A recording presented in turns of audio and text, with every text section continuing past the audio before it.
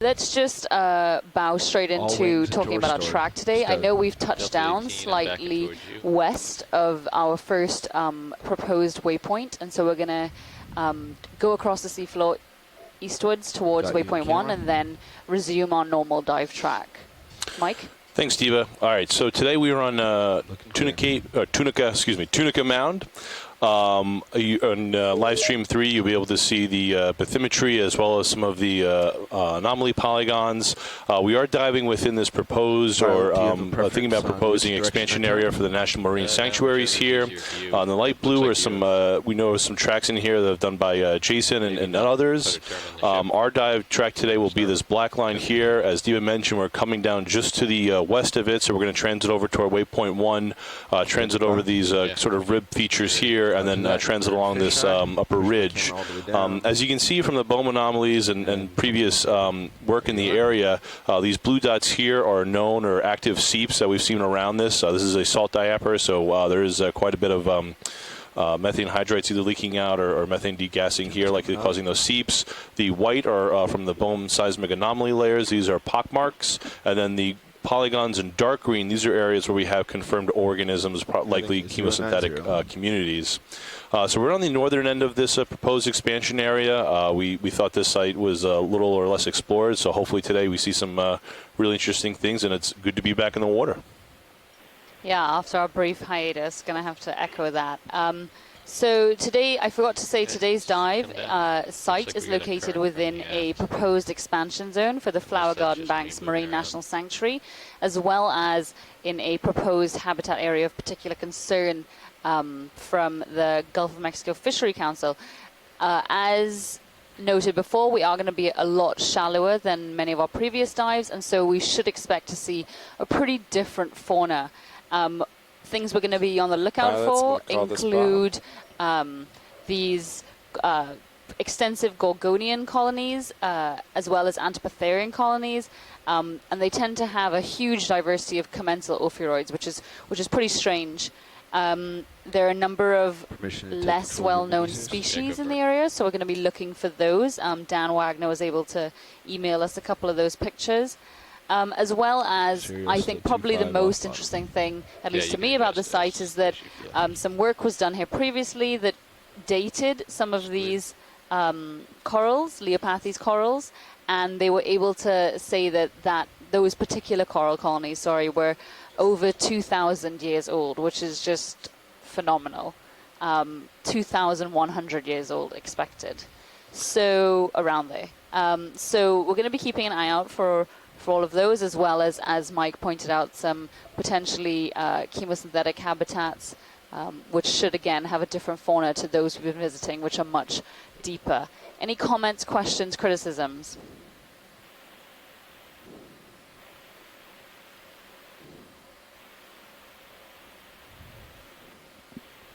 It outboard a little bit more. Good, that's what we like to hear. Well, if that's the case, we are on the seafloor at 395 meters depth, so let's get on with our dive today. Thank you for joining us, everyone, and please do stay on the call if you can, so that you can contribute during the dive. All right, if you need to cap the camera video, okay, thanks very much. You're clear to do that. Thank you.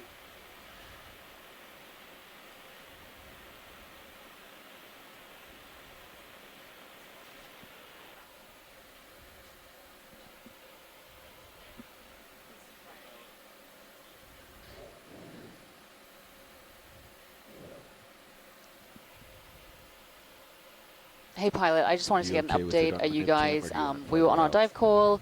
Are you happy to move on? Are you settled? What's the status? We are just getting settled here. We're adjusting the shilling arm, and then we'll be ready to go in a second. Sounds good. Thank you. You happy with that position? Yeah, that's fine. Okay.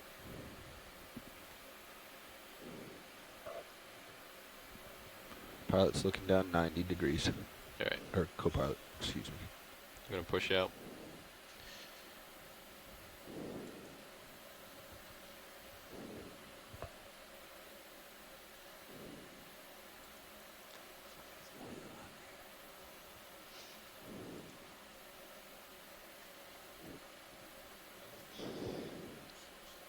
Yeah, you're good.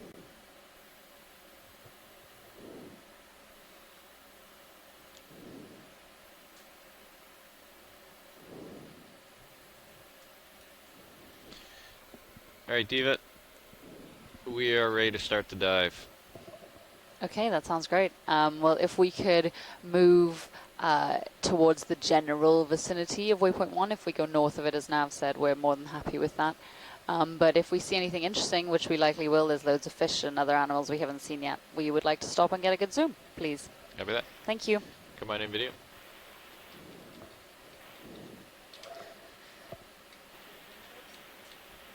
Okay, good morning, everyone.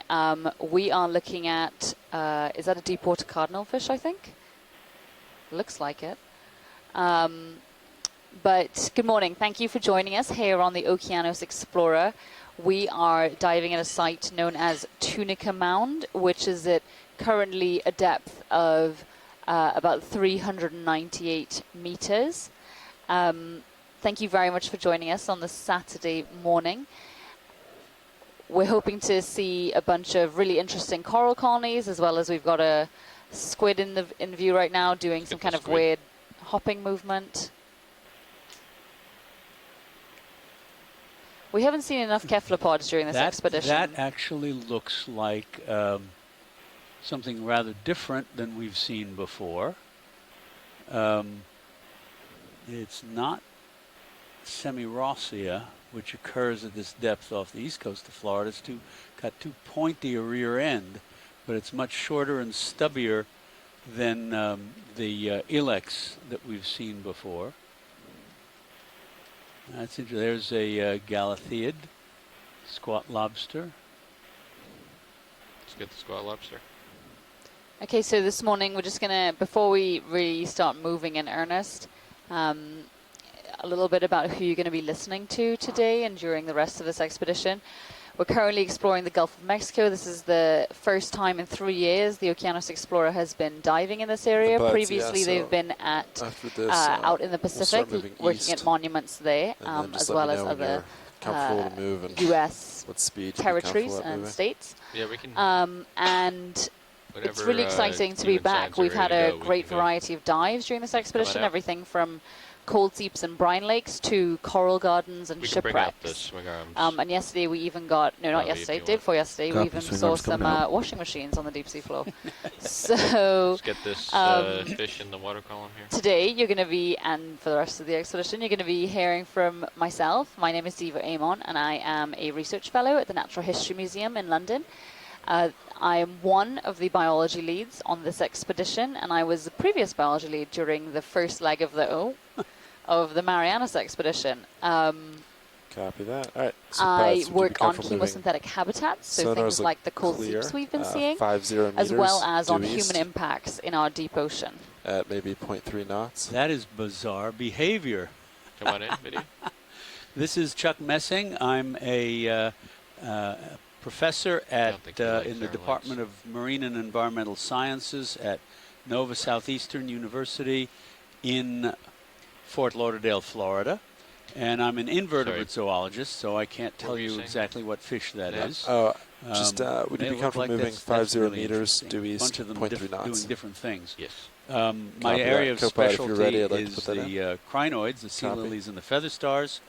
But I also work on deep-sea corals, and I just love the diversity of invertebrates. And that is some bizarre behavior that we're seeing. I mean, maybe normal, but we've got two different fishes here digging in the mud. I mean, seriously, digging in the mud. But I think I mean, again, I'm like Chuck, I am not a vertebrate specialist, but this could be a reaction to D2. Yes, it's got this, there's this huge light source, which is suddenly here in its habitat where there isn't much light, and it could be trying to block its eyes to get away from that. I do think it's a bit strange that we just saw two different species exhibiting pretty similar behavior. So additionally, in our control van, pilot, are you okay to do your intros? Absolutely. You're going to be hearing from our wonderful video and ROV engineers. Swing arms deployed. So this is Joshua Carlson in the pilot seat, and to my right. Bobby Moore and co-pilot. Sean Kennison sitting at the left in nav. Far right, Bob Knott on video. And sitting in the video clipping chair, I'm Emily Narrow. And we are all engineers and videographers working for the Global Foundation for Ocean Exploration.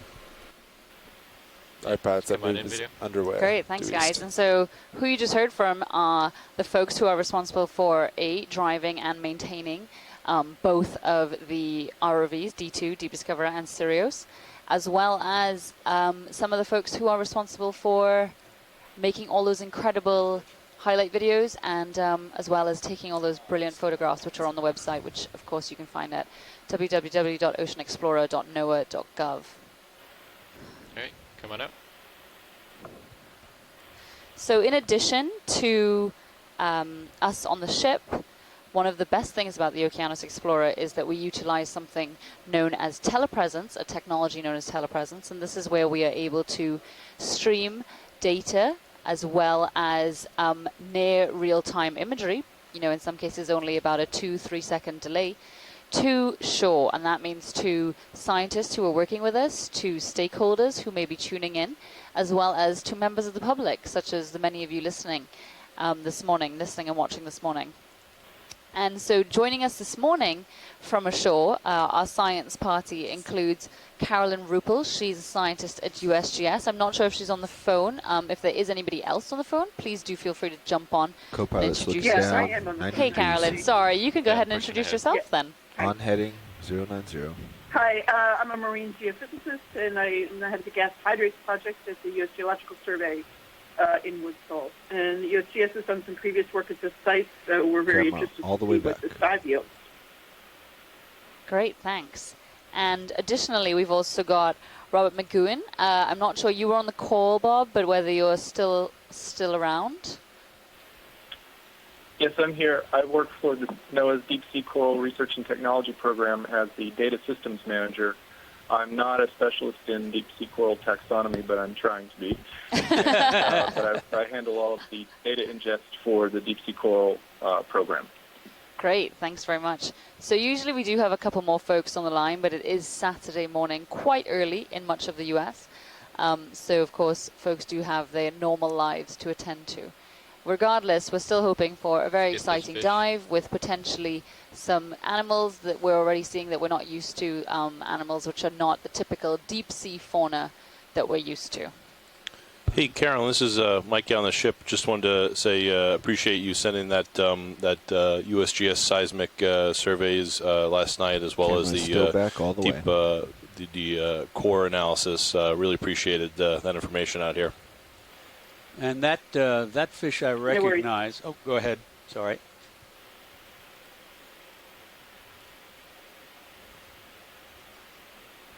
That fish I recognize. That's Polymixia, also called the beard fish, because it's got those two barbels that are very sensitive, and it's using them to feel its way along the seafloor looking for food.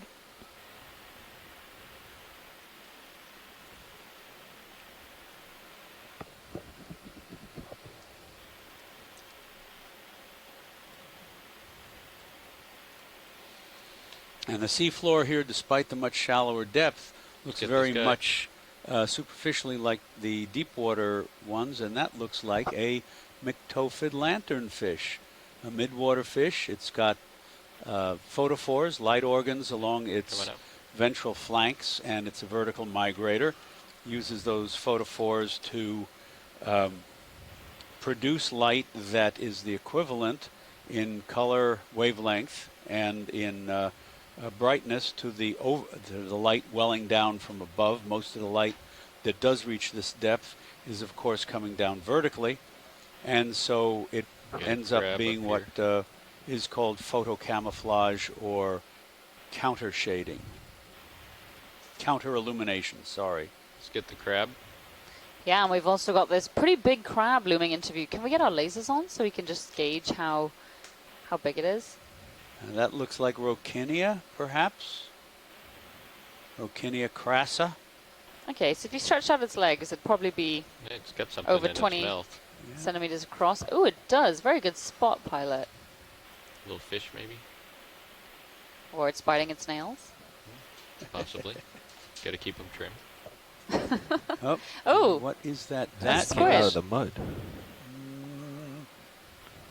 Can we? Squid? No. Take a quick look at that thing. It's just left, yeah, right there above the ahead. lasers. Can't see much now. Oh no, maybe a crab or a squat Nice. lobster. Looking back on you, Pilot. That was a tough one. Now That how looks much more in like the move? a crustacean, certainly. That's I about it. wonder if that is Copy. an albuniid, like the, I can never remember the name of them, the little oval guys that live in the surf zone. They're Oh, like the- hippids. What are they called? What we mole call them. crabs. Yeah. Mole crabs. This is a deeper water mole crab, I think, in a typical posture. Yes, almost certain, but I can't be sure. But it looks like a hippid or albuniid, hippoidea. It's in the same major group as the squat lobsters and the hermit crabs. And they have very long feathery antennae. That's cool. Okay, come on out.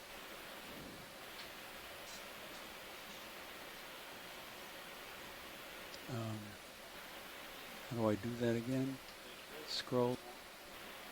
I think I'm fighting a bit of current. What do you want the nav screen? Let's get the fish.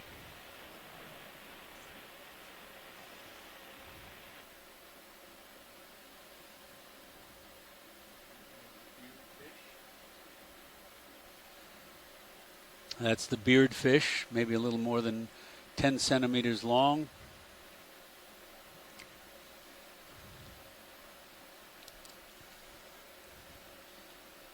Come on out. Earlier I'd said all those guys squatting on the seafloor were likely deepwater cardinalfish. That's totally wrong. Instead, I think they may be from the family Percophidae. We saw something similar in the Pacific. That was yes. from the genus Chironema. I don't think, yeah, it's probably a different, I mean, it's most likely a different species, but the same squatting behavior, the same hyperpigmentation in some places. And we can see there's quite a lot of mounds in this area, a lot more than when we touched down. Come on in, video. Yeah, lots of small mounds and hold a couple of larger ones. Yeah, there's definitely current. There's a burrow, it looks like. A tunnel burrow, maybe.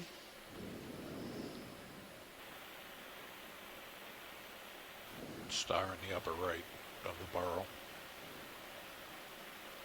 And in Sirius view, you can see there's a substantial amount of active plankton, mostly crustaceans, I expect.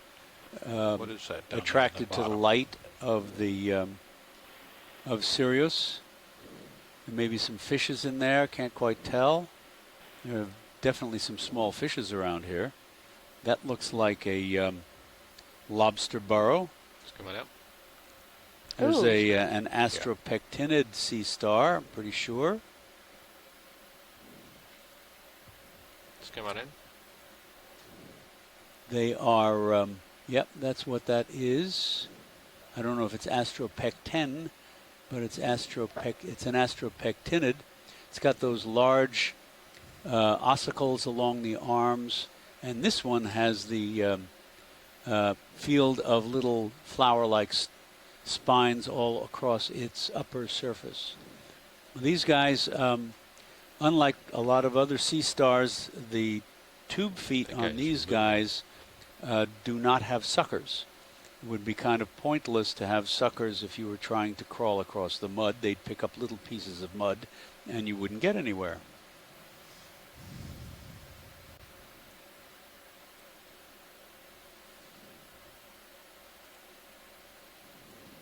Max. So we have members of this family in shallow water too. Max.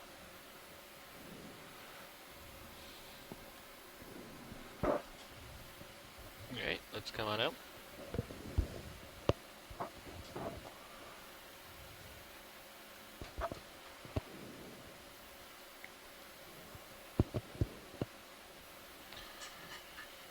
Definitely soft sediment, but there's enough current that it clears away pretty quick. Are these long fellows with sort of the alligator snout? Those are the ones you were referring to, yeah, Diva? Percophidae. Pilots, would you be okay with another move put in? Sure. Copy Maybe a that. little slower. Come on in, video. Do 50 meters at 0.2 instead of 0.3. Sure. Copy. It's going in.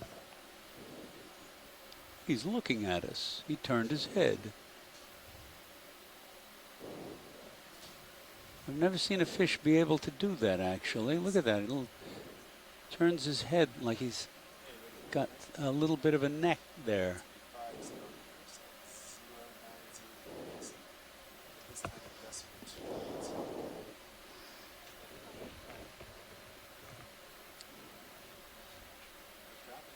All right, come on out.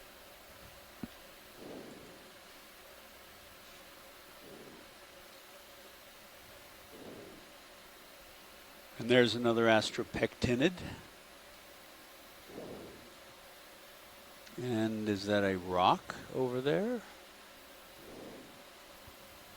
And maybe one beyond it. Let's see what's there. Oh, there's also a ray off to the right. Pilot, before we look at the rock, if we could just pan to the right, there's a ray Come on out, video. In the distance. There. Yep. Ah. That looks like, we'll see.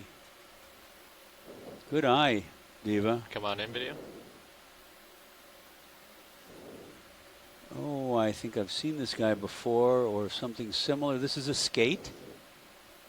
And it's, you can tell because it's got little fins along its the aft end of its tail there. I don't know what genus, something Raja, most likely.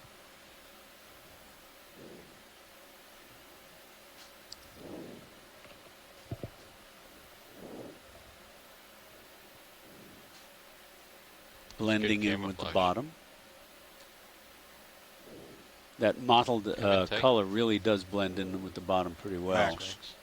And it almost looks like it has like little papillae projecting up off the body. Can't tell whether that's the pattern or not, but it certainly looks like that, yes. Yeah, come out just a little bit. I'm going to get closer. 4 inches.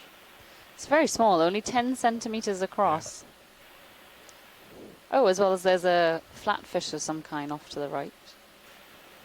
Camera's all the way back. A wrasse? Get the flatfish. I hesitate to suggest anything different from you, Diva, because you've got such great eyes. Look at that. That's so weird. Oh, it looks like a tonguefish, actually. Okay. Oh, it is a flatfish, right. Look at that. It's walking like a polychaete. It's using those fin rays like individual legs to walk along the sea floor, much like a segmented worm with its parapodia. That is amazing. I've never seen anything like that before. That is so cool. And it is a flatfish. You see its mouth is sideways. Flatfishes, whether they're soles or flounders or tonguefish, they start out life as larvae like every other fish with a dorsal surface and a ventral surface, and they swim dorsal side up, and they've got an eye on both sides of their body. But then during metamorphosis, one eye migrates over to the other side of the body, and the fish lies on its side on the sea floor, and so its mouth is sideways. And there are left eye flatfish and right eye flatfish. Now, I don't remember. There's, I think, 4 different families. And there's our skate. That's great, pilot. If we could go check out that rock, that'd be great. I don't know if I have time. Oh, that's okay. Yeah, I'm way behind. We can do a quick zoom as I come by. Go ahead in. So it appears to be laden with anemones, as well as a serpulid, which is a polychaete worm that has a calcareous tube, usually attached to... Oh, it's not a rock. That is anthropogenic trash. Indeed.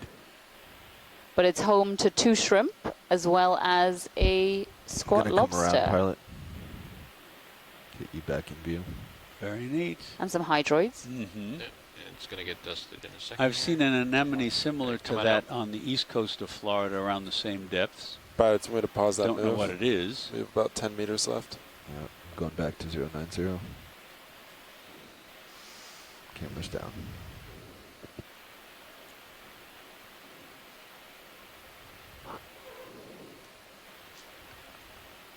So there are significantly more fish here than we've seen in most of our deep water dives, except for the concentrations around wrecks and rocks and things like that. But that's to be expected because we're in substantially shallow water where there's most likely to be a lot more food.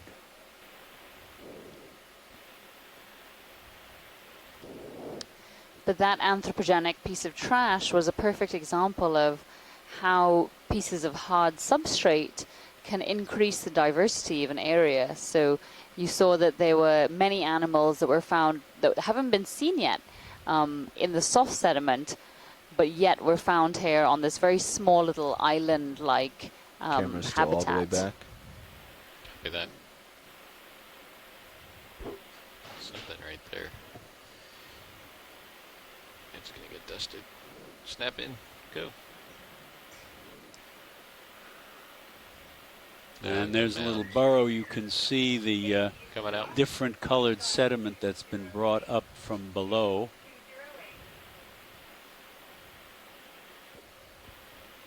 It's going to push ahead to get out in front of Sirius. Yep, that's okay. A lot of fishes here this morning, as well as a lot of sediment. I heard the pilots remarking earlier that there's a lot of sediment and it's being blown up, but luckily because there's some currents in the area, it's actually being taken away from the RV. So our view isn't being obstructed like we experienced during one of our earlier dives at the Cold Seeps, where it just seemed a dust cloud was... That's interesting. That looks like bang. Oops, there's the bottom. That, I wonder if that's a midwater fish. That looks like Cauleotis. Yeah, I believe so. It looks like the viper fish. Yep. As it was swimming fast, the first ray of its dorsal fin is much longer, and it was swept back behind it. But don't they use those as lures? Do they stick that really long dorsal fin ray forward? I don't think they use their dorsal fin, but some of the species in that order have the barbels. Oh, but okay, also how you right. can tell it's a viper fish is its dorsal fin is a lot farther forward than some of the other fish that have that same body shape. So that person you've been hearing, I think she needs to introduce herself, absolutely. and she's definitely going to come in handy today. Much more than she knows, much more than we do about fishes. So, Lauren, go for it. Hi, I'm Lauren Jackson. I'm from NOAA's NCEI, National Centers for Environmental Information. And you know an awful lot about fishes. Yes, and I have a background in fisheries.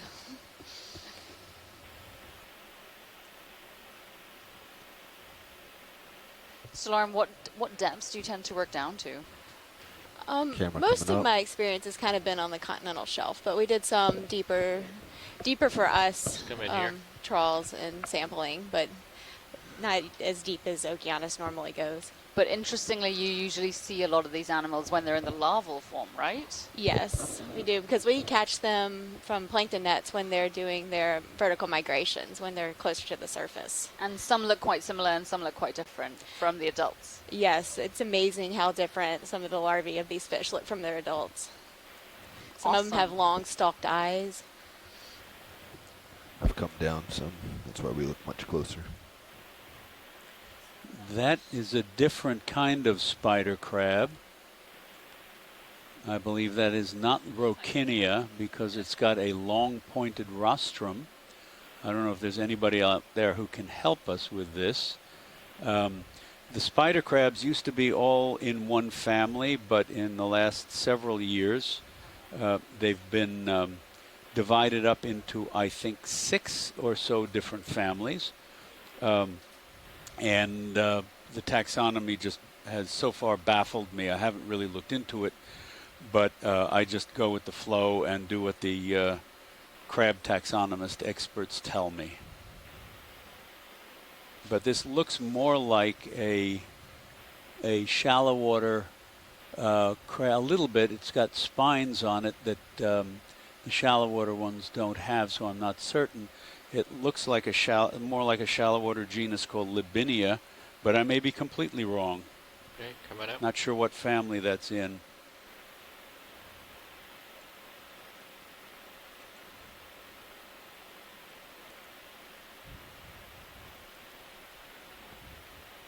Thank you, pilots. Thank you, video.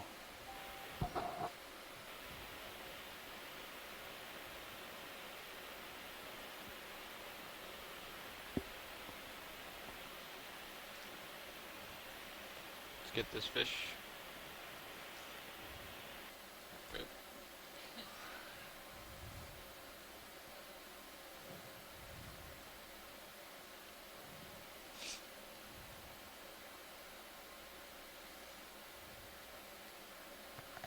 And there's somebody in the sediment digging around. Oh, there's that's another one of our. What is there a common name for that one, Diva? In there general? is, but I cannot remember it, but I will look it up now.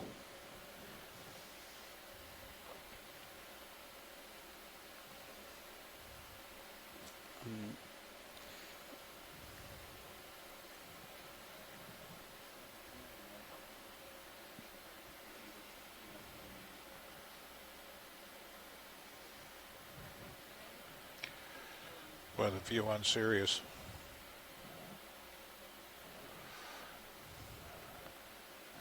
There's quite a bit of bioturbation here. All of these little cones and some depressions indicative of organisms living in the substrate, the infauna. Not just yet. Copy that. Stand by. There went another viper fish. Let's come in here, video. And what do we have here? A little something with a couple of anemones on it. 3 anemones, 4 anemones, and some, it looks like a small rock. There are a couple of zoanthids, I think, on the right-hand side, pale polyps. Yeah, I've seen an anemone very similar to this on the east coast of Florida at these depths. I have no idea what it is, but it has the same gray disc with the white tipped tentacles. And it's very abundant like this on when it occurs, and I'm expecting that at least some of the numbers may be produced asexually. Anemones can move along very slowly on their bases, which is called the base is called the pedal disc, P-E-D-A-L, and they're ciliated, and so they can glide slowly along and leave a little piece of tissue, of their own tissue behind, which will grow up into another anemone. It's got all the DNA to manufacture a new polyp, and there you see one smaller one out on that little branch that may be the result of that process. Lauren Jackson tells us, yes, the family of big-eyed fishes that were on the bottom that Diva mentioned are the Percophidae are called duckbills, which seems to be a perfectly legitimate name. There's a little shrimp hanging underneath that dead branch. This looks like a piece of dead plant branch. There are hydroids on it, those little bushy, well, maybe they're not hydroids. Those look more like agglutinating foraminiferans. And over on the right end of this little branch are some pale tan colonial anemones, zoanthids.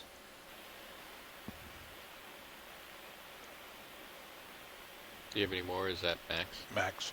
Okay. Right. Yeah, I'm going to have to investigate when I get back a bit more about these agglutinating foraminiferans because they are all over the place. All right, Pats, how do you feel about a move now? On pretty much every hard substrate we've seen, these little bushy trees, I'll do another 50 which meters are actually one-celled organisms. Point 2. And that's another percophid, yes? All right, stay in. Come out a little bit.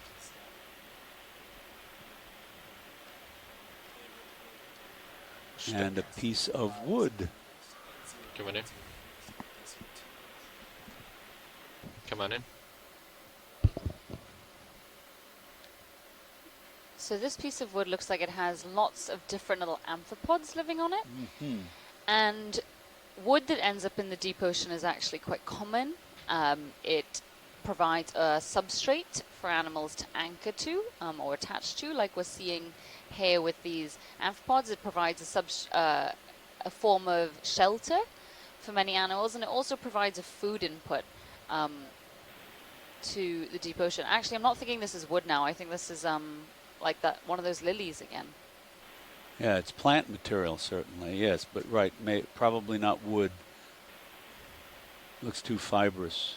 But it's likely these amphipods are benefiting from this meal as well as sheltering here from other organisms. And there's some animals that are perfectly adapted to living only in these types of habitats, woodfall habitats, so they're endemic to woodfalls, which is pretty amazing considering they just appear randomly in many places and don't tend to last for that long. Mud right now. A lot of mysteries still yet to be understood. Things like how do these larvae and other animals... Ooh, what is that? That's another viper fish. Oh, and look at that. There's something tall. Yeah, to the left. Yep, sorry. With a crab next to it. Let's see what that is. Come on in, video.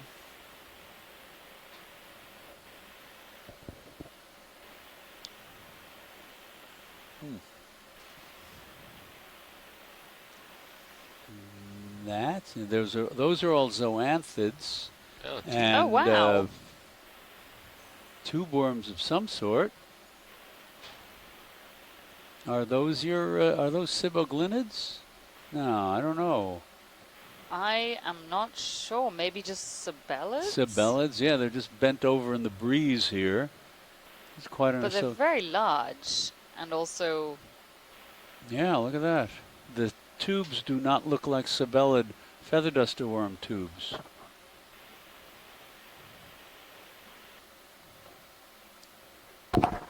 And I guess their crown of tentacles is bent over so much that if they had an operculum or obturaculum, we might not see it. But I have no idea. They don't look like, well, I'm not that familiar, but they don't look like sabellids. Their sabellid tubes tend to be sort of uniform and very fine sediment, and these look like they are accumulating some other material, maybe more chitinous or proteinaceous.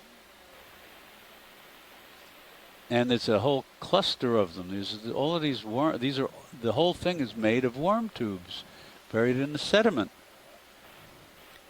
And that looks like Rochenia, the crab. You can see its forked rostrum there, and above it on the tubes are a couple of barnacles. And then you get the zoanthids. There's some little fuzzy hydroids as well. That is really strange. If anybody out there can help us, that would be great. Come on out, video. Diva, do you know what the shallowest that the chemosynthetic worms occur in the Gulf is? I am not sure, no. That was a terribly constructed sentence, by the way. Hold that. Want to kill the lasers? That's really weird.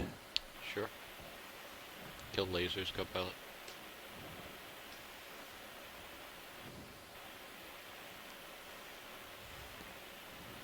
Fascinating. Now, Scott says at abyssal depth, Scott France, who is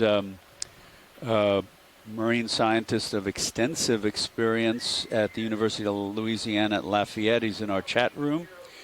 He specializes in the octocorals, but he has a great deal of experience in other areas. He says at abyssal depths, there's an anemone that builds chitinous tubes. I suppose that could have been an anemone. It certainly did not look like the headdress, as it were, of a polychaete. And here's another one. Maybe we can take another look.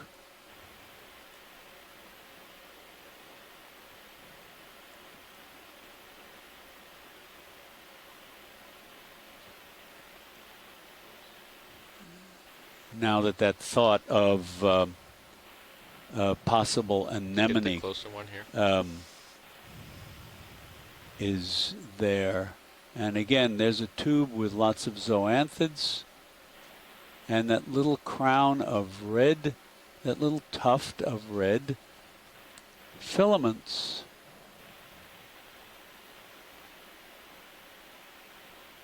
That's really weird.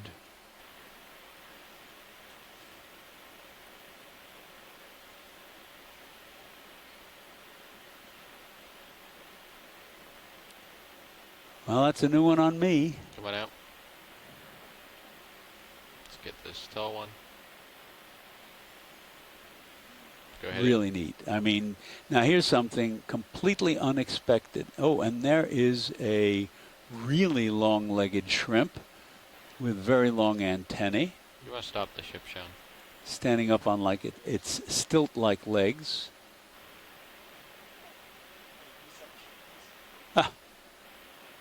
Fantastic.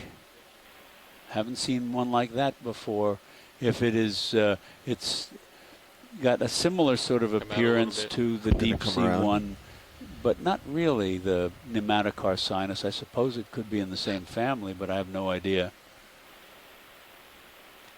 And Scott mentions the family of tube-building anemones, Galathyanthemidae, but it is thought to be restricted to abyssal or hadal depths of the deep sea trenches. I wonder, I don't want to go collecting this early in the dive. What do you think, Diva? Get that single one? I don't know if we could get the whole thing. I'd be worried to grab the entire thing. Right, of course. And I would be concerned that we wouldn't be able to just grab one. Right. No, I know that. We had there was a single one off to the left, though, but... I think we'd have to... Oh, with all the zoanthids on it, you mean? Come on out. I leave that decision up to you. I mean, people may know what it is, but I've never seen anything like it before. And what is down in that burrow? Come on in. There's another one of those scientists ashore. Crabs. Please do weigh in the chat room about a potential collection of this here. I don't know what that guy is.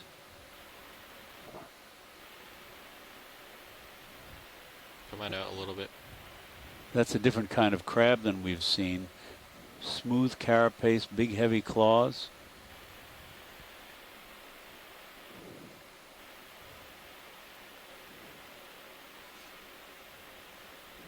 Right, and Scott suggests it looks more like a ciboglinid than an anemone. And chances are against our getting it, I guess, if we how successful are you when you try to collect siboglinids? I mean, very. Why would you? Yeah. Well, I didn't know if they'd pull all the way down very rapidly. No, you just have to take the whole tube. Okay. Yeah, they can't. They don't. Yeah, they don't contract that much. Okay. Chances are, yeah, we definitely. So I don't get know. It. I'd agree with Scott and say that I'm leaning towards siboglinid on this, but I don't see any obturaculum, which is throwing me.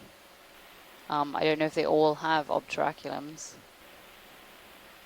And part of me says, well, here we are in 405 meters on a sandy muddy bottom, perfect for trawling. I almost can't imagine that this has never been collected before. Oh, I think this is probably known. We just don't know it. All right. Well, we've got good enough video then, perhaps not bother to collect. Okay. Anything else you want to see here?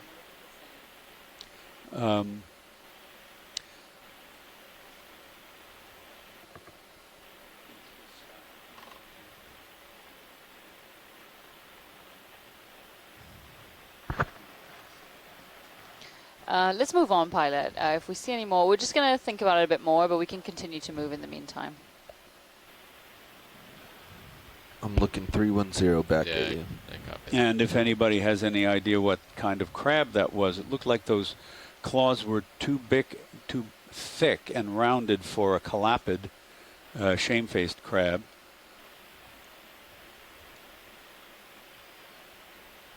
Use this opportunity to shake off a little bit. Oh, that's an interesting idea. Scott suggested that those might be some kind of large colonial hydroid. Coming up. Again, that's something outside my area. I've never seen anything like that before. Snap in video.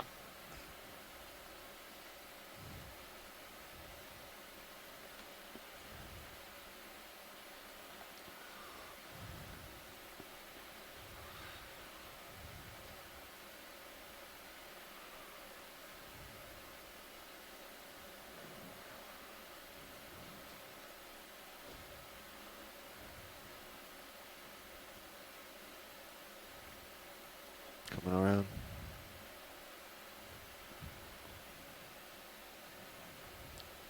Come on out.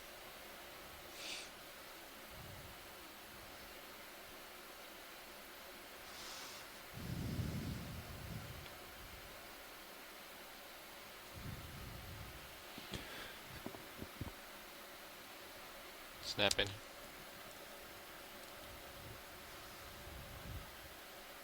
Ooh, what is that? It's a little tube with, I think, hydroids. There's a little white anemone again. Hydroids, Okay, maybe an empty tube this time. I'm pointing 130. Yeah. So the flatfish. Yep. Yeah.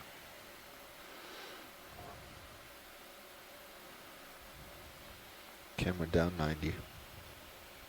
What are those curves?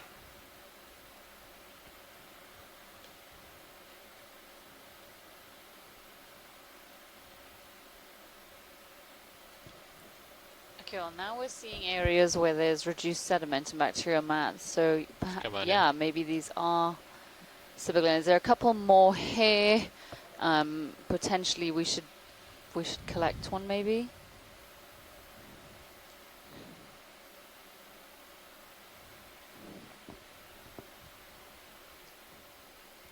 Pilot, just to the left of here, there appear to be a couple single individuals.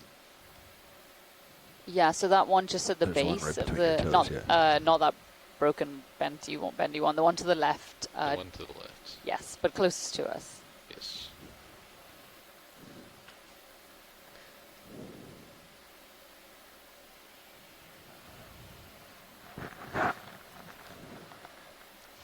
So I'm just reading a paper. It says in the Gulf of Mexico there are 6 species of siboglinid tube worms. It's definitely not Lamellar, Brachia, Lumezi, or Sepiophilia. Come on in. Phila. Well, that one's alive. Would you feel comfortable grabbing this, Pilot? Sure. And those are little... let's go ahead and do it. Those look like little overgrown hydroids, perhaps, not sure if they are that or the agglutinating foraminiferans.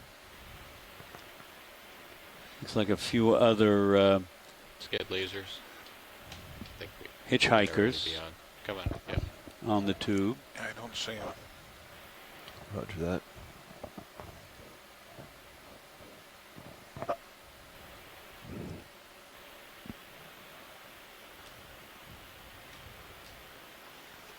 Workshop co-pilot.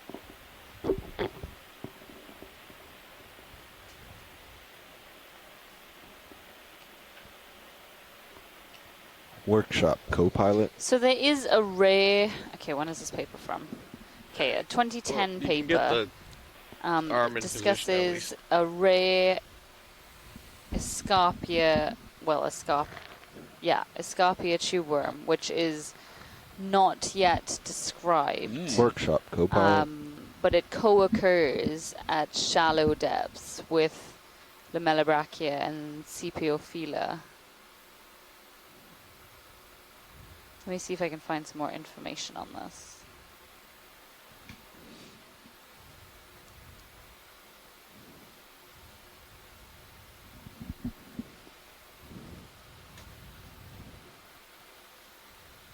And for those of you who are joining us perhaps for the first time, let me mention something about these tube worms. There was a major group of... Okay, how long do you think this thing we is say going to a be? phylum, a major branch of the animal kingdom, like the vertebrates and their immediate relatives, the mollusks, the arthropods, and so on, that was described over 100 years ago. Is the tube brittle, or is it pretty tough? And they were unique, and nobody knew quite what to do with them. Their anatomy was a bit confusing, and they were called pogonophores, which means beard worm, because they had this crown of tentacles. Well, more were discovered in the deep sea, and then in 1977, the first hot vents were discovered, and around the hot vents were those giant tube worms with their great big plume of red tentacles. And for a while, they were placed in their own separate phylum, the Vestimentifera. And there was debate back and forth about what these things were related to, but when complete specimens were finally discovered, it was clear that they were at least closely related to the segmented worms. And most recently, its molecular data, DNA data primarily, but also some anatomical data, has indicated that, yes, indeed, they are just segmented worms. They are not placed in a separate phylum any longer. They're actually been, they've come down in the taxonomic world in one respect. They are now considered members of a single family of segmented worms called the Ciboglinidae, named in part after the Dutch research vessel Ciboga, which I guess probably discovered them in the Dutch East Indies right after the beginning of the 20th century, or right at the beginning of the 20th century.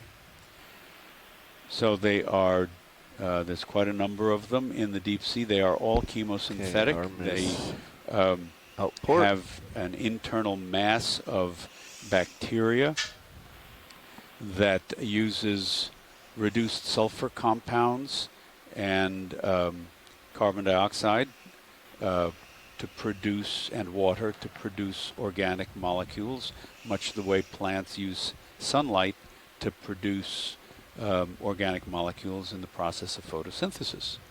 And so we're going to try to grab this one. We will grab this one. Of course we'll try to. We'll grab this one. We'll try to grab this one. Shut up, Chuck. Do you want mini Susan? No, it should be okay.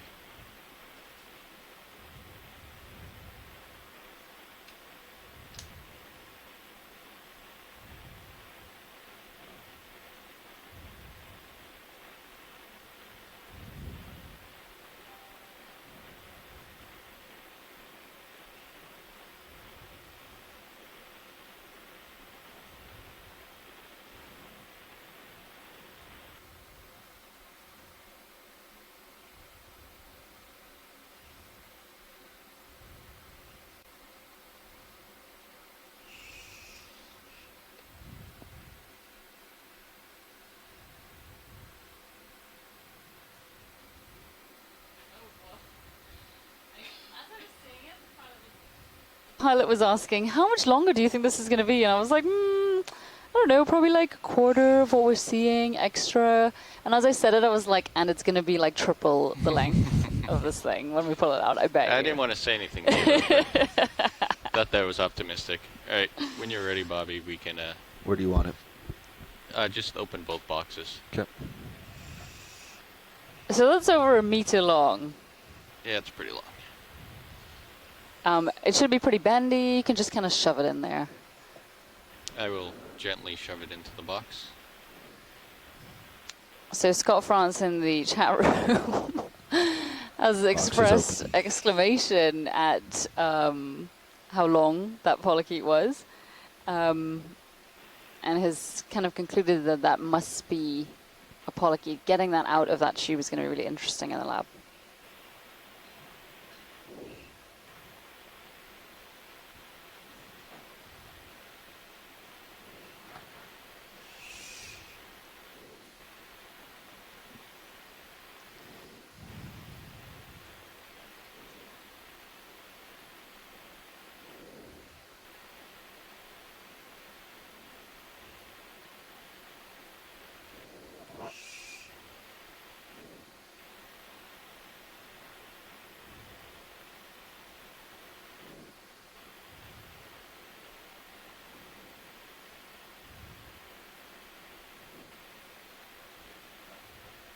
Retracting.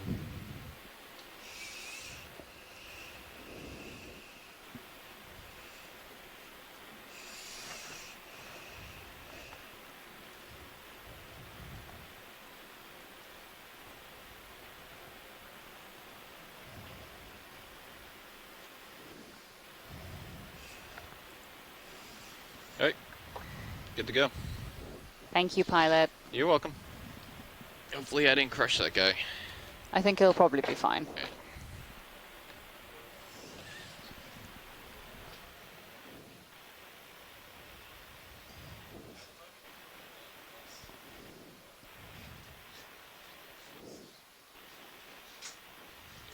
Scott France on shore reminds us that when those pogonophores were first collected, they were trawled up, of course, and they were missing their hind ends.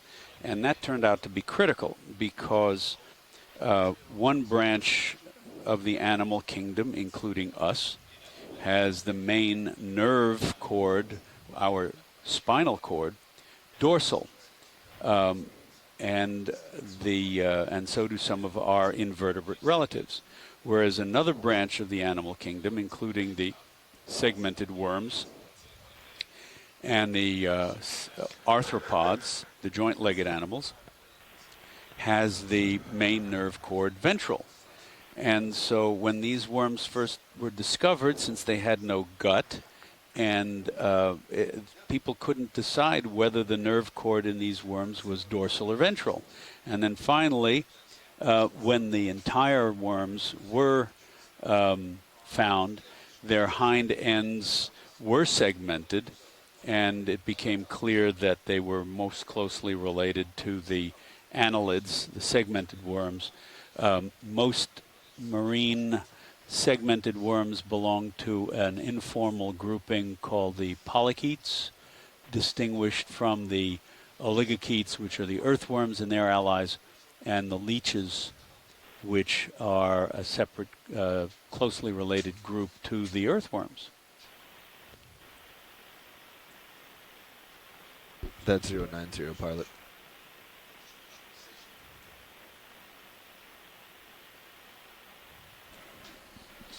Let's snap in here video.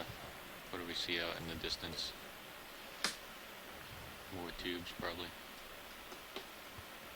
There's another one off in the distance. This is, this has got some sponges growing on it as well. There's a big clump of sargassum that's caught up against it, and those are little stalked sponges with an anemone growing on that tube worm.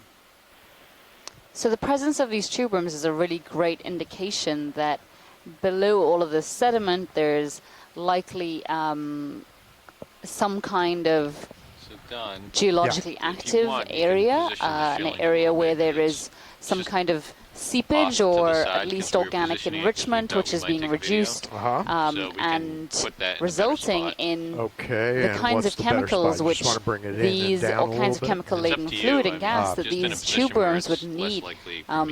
In most cases of tube worms, it would be a sulfide-rich liquid or gas, and so somewhere below here, and you saw how long that tube was.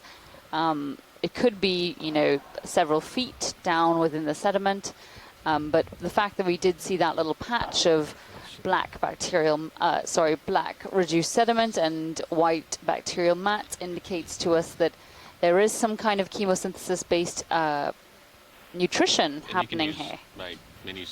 And if you take a look at Sirius camera looking down on D2, you can see the tremendous number of planktonic organisms swarming around the light. Looks like it might be mostly small fish and crustaceans. While you do that, I'm going to bring you down a little bit. Okay. Copy that.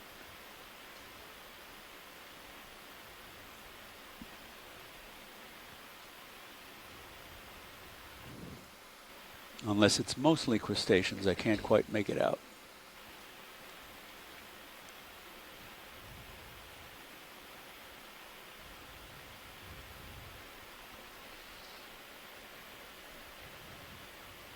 Okay, come on out. And our depth here is 407 meters.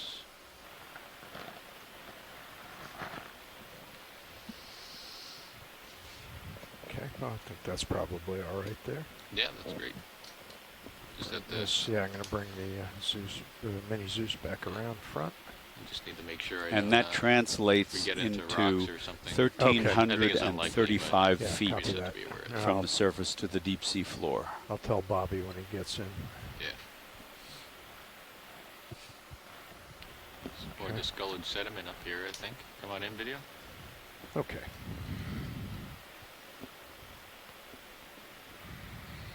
Another little bacterial mat.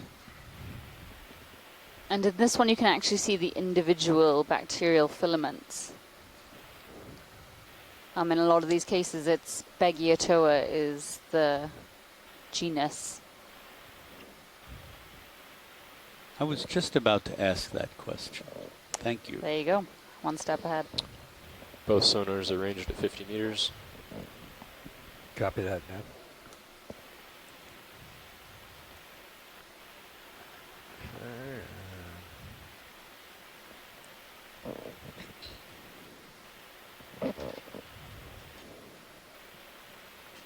Wow. A lot of shrimp in the water. Okay, that's today, great, pilot. We can move it along when you and video are ready. Looks good. There, come on out. Did have a big loop in it at one point. It did, yeah. Today? Yeah, like a big thing. I don't see it now. But it's fine now. Yeah.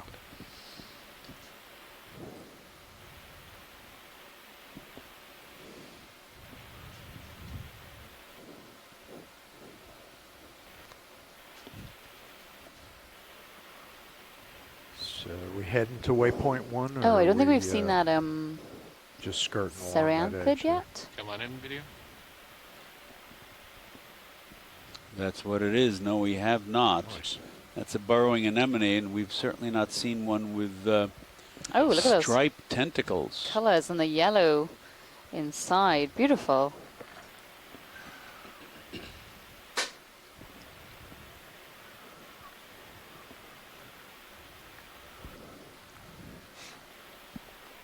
So this is a burrowing anemone. It builds a tube of mucus and threads and sediment. And it's characterized, burrowing anemones, cereanthids are characterized by 2 rings of tentacles. And here you can see the outer banded ring of tentacles, and tucked in the middle is a ring of smaller yellow tentacles.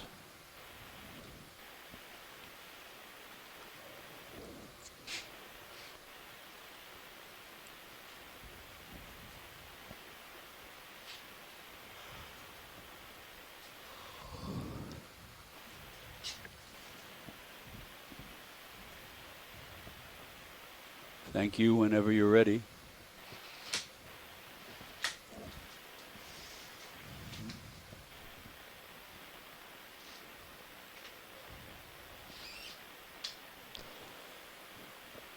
New introductions. And again, the white anemones on that worm tube. All right, watch lead. You may have just seen we did a pilot change, and about 10 minutes ago we did a full shift change. So if it's okay with you, we'd like to introduce ourselves. Well, sitting here in pilot, we have Bobby Moore to my left. Dan Rogers is on nav. Don Liberatore is co-pilot. Over on the right, Bob Nunn on video. And in the back, I'm Emily Narrow in the video clipping chair. And we're all engineers and videographers from the Global Foundation for Ocean Exploration, which is a nonprofit supporting ocean engineering and exploration. Thanks very much, guys. And our team of pilots and navigators, Bob, videographers are just the, extraordinary. 3D We've been camera getting some down amazing a little bit, so footage Yeah, during I these think dives. where you are. It actually, Their dexterity in handling the it. ROV is just maybe just like I know the other day they had it in front of the we can port get box in and up a little so and close above it. So like and forward the box wherever you want it. organisms. I don't know if so you want to play with it close and get it adjusted personal. there. That's where wherever you want it. that's where Josh wanted it, was out front. Yeah. And but I we should moved not it way up for the sample, and also Right. at one point I should we not got a little bit of slope, and it was no, getting did you? close to the mud. Okay. So You that's want it why out front? I'll bring it out front. Wherever you and Dan want it. I need to mention the ship's crew as well, because Dan, out front. maintaining this vessel and keeping it on station is I think really at this point I'll keep an eye on it. But honestly, if you just wanted to wrist the ship's crew, the up a bit, officers and crew, wrist pitch up a have bit to done get it an a little bit above the magnificent box. job, and I want to make sure we thank them Hey, so video. much, because Hey, without them, Does our this would not even get does our picture look a little blue away to from you? the dock. That's more Or trash. Does it look blue to I have anyone been- else? Anthropogenic Yeah, that looks good, trash Don. with All right. anemones Copy on it. that. Then we'll keep an eye on it, Those Bobby. look those taller white anemones. It was look like leaning they to might green. be Sigardia Okay, well, blue, anemones. yeah, green. And another spider crab. I added some red, Okay. pulled some blue out. All right, we heading 090, so we need And to come back with around. reference Yeah, we're to going that due east. burrowing anemone with the striped just for another 100 banded or meters banded 110 meters.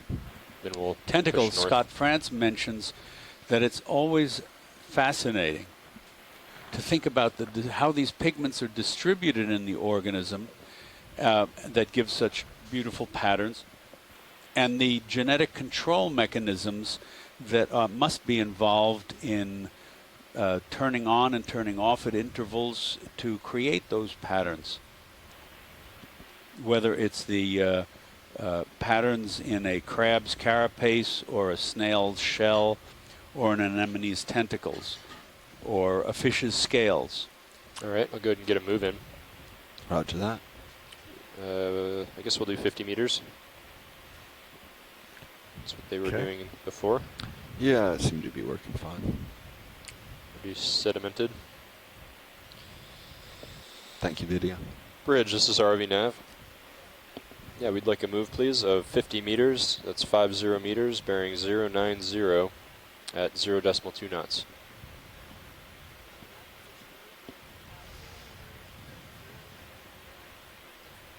It's a good copy. Looks like that tether wants to do a loop there again, but Yeah, we had a loop at one point. yeah. Huh.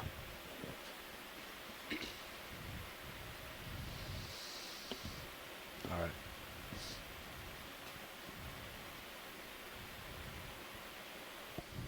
Yeah, slope is definitely on our port side. Thanks, Bridge. Video, you seeing anything? No.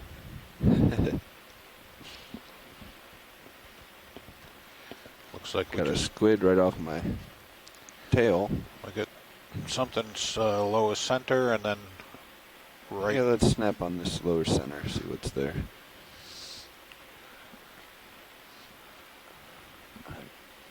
It's more of these stalks. Yeah. Our pilots have and videographers have amazing eyes. There's a tiny little tube with an anemone on it.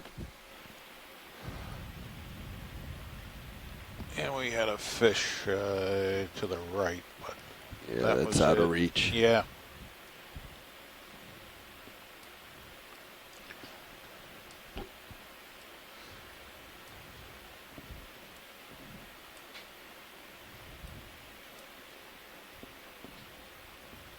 There's a fish up a left. Yeah, I think we've gotten a good imaging of him. Yeah. A few more stalks upper center.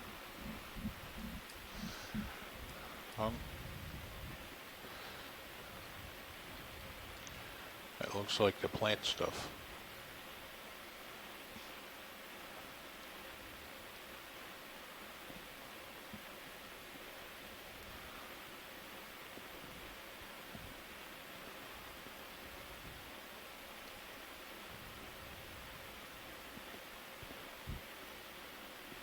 Got a flatfish center just to the right of the lasers. Yeah, looks like we got two of them. The one by the lasers looks different than the tonguefish we saw earlier. So we got some time set up for this. And you get something right center. So today's dive is at Tunica Mound, which is south of western Louisiana. As you can tell, we're pretty shallow, so we've moved up north. Oh, look at these eye movements. Brilliant. Nice. Can't tell if that's different than the one. 360-degree wraparound vision. vision. Has the two eyes on this one. I love that they move independently of each other.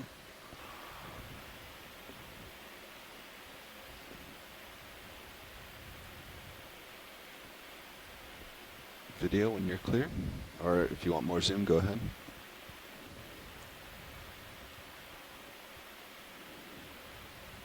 Come left.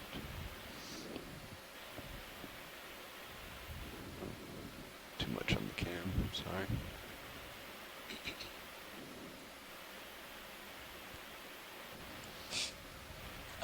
That's amazing. Almost it's blended in almost perfectly with the sea floor. All right, let me come out just a little bit. So, Lauren, I'm not sure if this is a tonguefish or some other kind of flatfish, but it says that tonguefish are distinguished by the presence of a long hook on the snout overhanging the mouth. I'm not sure if we saw that. And so, as well as by the absence of pectoral fins. Yep, you want to... Let's snap on this to upper me, it one looks just like to a confirm different type if it's of different, flatfish, not so much a tonguefish. Okay. But this guy up here looks looks more like a tonguefish to me. Okay. And we only have one genus, is Symphyris. Something just photobombed us. Says for tonguefishes, their eyes are both on the left side of their body, which also lacks a pelvic fin. And that looks characteristic of this species here. And the upper jaw, which is, you see the mouth is sideways. The upper jaw is on the left. And when you've got it, let's move on. On the right, sorry. And it looks like it does come to a little bit of a hook, but I can't tell if that's what's required here. But that was that weird zoom issue, huh? How these flatfishes, as they develop from larvae, it's more focus. The eye migrates over to one side to the other side of the body, so they're both on the same side.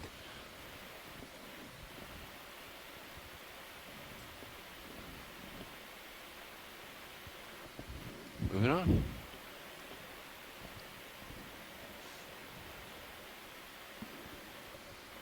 Let's go see what this object is. Studying their larvae, one time I saw a specimen that its eye was still transitioning, so it was kind of like in the middle of its head, right in the middle of that transition. Give me a quick it was snap very right bizarre here. Oh, that's to see. awesome. Yes. There's a little scorpion fish. Okay. Just going for ID on this guy. Okay, the mud's taking him. Let's come wide. I'll have to clean out that nest. This is definitely a fish dive today. That's likely because we are much shallower depths. Pushing so out. it's more productive, and so we're seeing a higher number of of animals, as well, compared to normal sedimented areas in the deep sea, as well as fish tend to prefer sedimented areas. And I'm not quite sure why that is. Perhaps because their food source is more abundant. They eat macrofauna, lots of small animals that may live within the sediment.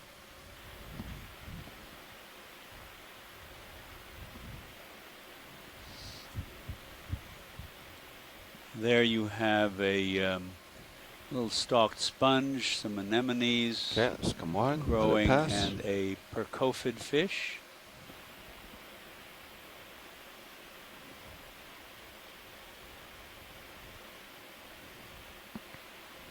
And feel free to remove the skids as you need. Yep.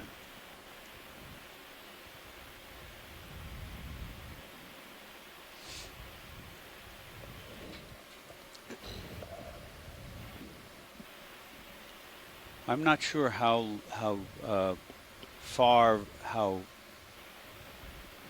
wide the depth range of daily vertical migration is of those viper fish, but I'm guessing that one of the reasons we're seeing them here close to the bottom is that normally they migrate from shallower waters at night down to greater depths during the day.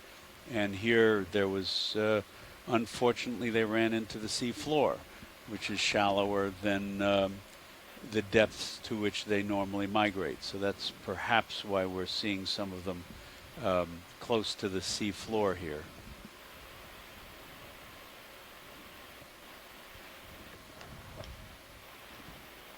Stalk center. Yeah, we'll go take a look at that.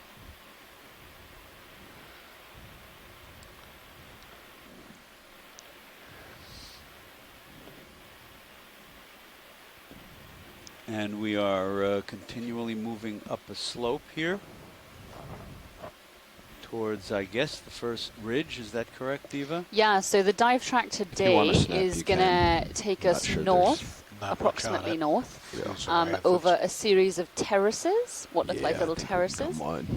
And then we're going to climb to the tippy top of a ridge, which we're going to run west along. Flat. And we are hoping that some of the terrain is probably about done.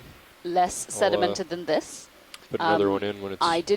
There are some reports from previous expeditions which show that in many of these areas, probably not where we are right now, but further up there are areas which are lightly covered in sediment, and as a result, you get many corals, some of which are quite large, some of which are quite old. And they appear to be growing in sediment, but instead are attached to pavement of animals. Pavement of animals? Pavement of carbonate or hard substrate. That's an interesting shrimp. We've not seen that one before. Good eye video. No, but it appears to be moving away slowly. Look at that big bullseye on the side of it. Lauren, what did you suggest? I mean, it's got those overlapping spines on its abdomen. I do 60 meters. Go for full video when you want it. That'll put us if anybody on shore can help us. Right on the waypoint.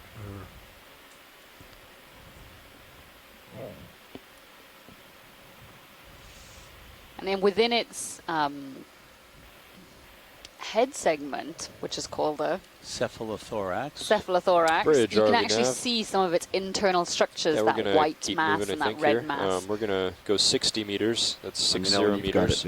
Bearing 090 at 0.2. Scott France says that his wife, Patricia Roselle, who's a marine biologist, marine mammal biologist, says we're in what they think may be the perfect habitat for Bride's whale. Too bad we can't be listening for them. Maybe they'll visit us. One will visit us. That was a gorgeous shrimp. Scott asked, I couldn't tell whether it had a parasite under its carapace, under that shrimp carapace or not. Thank you, Rich. Didn't get a good Thankfully, enough all the we'll see it in the video. Water column life seems to be sticking on you. We've had it before that it's just swarms. Swarms around the lights. D2. But I don't see any on us right now. That's good. I'll keep them away. Yeah. So what the pilots are currently talking about is if you switch to camera 2, you'll see that attracted to the lights of Sirius, our second vehicle, you can see lots of tiny animals within the water column, sort of swimming around. Those are likely little crustaceans and other animals. And the reason we may be seeing so many of them here is that this depth corresponds perhaps with the deep scattering layer. And so this will be an area where in the daytime these animals migrate towards the seafloor in what is the biggest migration on the planet, actually.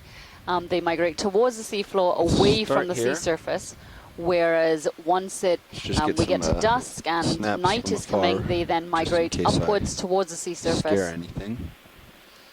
So this is a Lamellar Brachia tube worm, I think. I've not seen that Opteraculum before with a little point on the top. That it definitely has lamellae. Yes. And the V-shaped pale thing above the red lamellae is the Opteraculum, which acts like an operculum closing the opening of the tube when the worm withdraws. But then there's that little straight white. Oh, there it goes. There it goes. See that?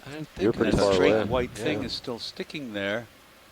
And it looks like part of the... My port toe just caught, barely. You can see some sediment stirring up, yeah. Part of the animal, but it looks like it has something growing on it. I'm not convinced it is part of the animal. No, probably not. Because it's got very pale branched hydroids, it appears, growing on it. So what's the story there? I'm not sure. That's interesting. So, but this is another indication that, again, this area is chemosynthetically active. These tube worms likely extend their roots, so the end of their tube, which we cannot see, deep down into the sediment, where they are then able to tap in and almost mine that sulfide-rich fluid.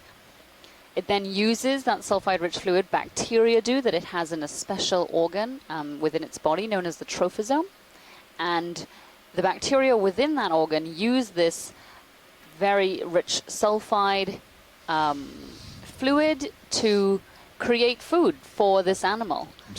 So it operates with a type of nutrition that is very rare in the deep ocean and very rare in our worlds. We do see chemosynthesis-based ecosystems in some shallow environments, such as the muddy bottoms of mangrove areas or the muddy bottoms of seagrass beds and so on, where there are types of chemosynthetic animals such as like leucinid bivalves and so on. But here in the deep sea, these tube worms, sibiglinids, don't tend to be found, don't tend to be that common. Sort of reminds me of a... Well, it's certainly got stuff growing on it. It's just poking his head out and then gets startled easily.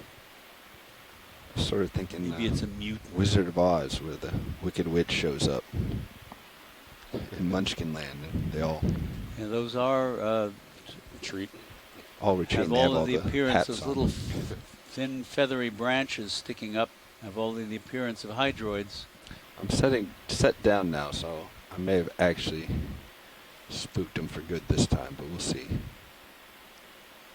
And Mark Benfield in the chat room suggested that the shrimp we saw was Cicionia, which I believe is called the rock shrimp. And Scott, thank you, Scott, for correcting me. What I call bride's whale is pronounced Brudis whale. It's a Norwegian. Yeah, I'm not sure he's coming out anymore for his video. So I think we can... That's great, Pilot. Thank you. We're happy to move on when you are. All right, moving on. So we can see that was a different tube worm to the one which we just collected. The tube was wider. Same striped anemone. Yep. And there was also a crab just to the right. Yep, we'll grab that next. Watch, Lee. Yeah, so the tube worm was a little wider. The tube was a different color, appeared to be a different texture, but most importantly, its head. Whereas the last tube worm was this sort of red, like plume, like a little pom-pom. This one appeared to have much more structure to it, as well as a very obvious obturaculum. Ooh, look at this crab. So again, another example here of the hard substrate providing a settling area as well as shelter and increasing the biodiversity of this area. Sorry.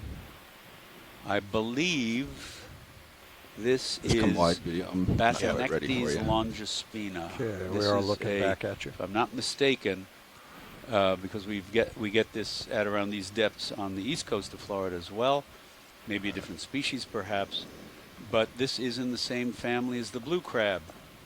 All right, go ahead. It has, let's see if we can spot them here.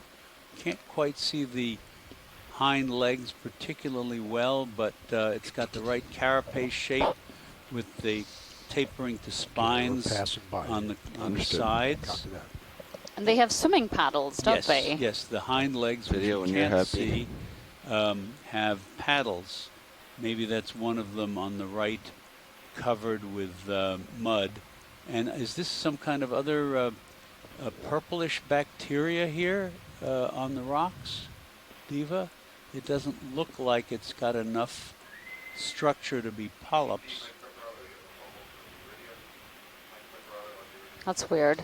And what are those little discs?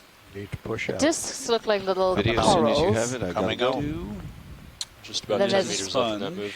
But the hairiness, I mean, given that we're in an area where there is this rich fluid that the bacteria would use as a form of fuel, I'm going to have to go with that. But they were very defined. Mm-hmm. Sorry, watch these. I had to push out again. That's okay.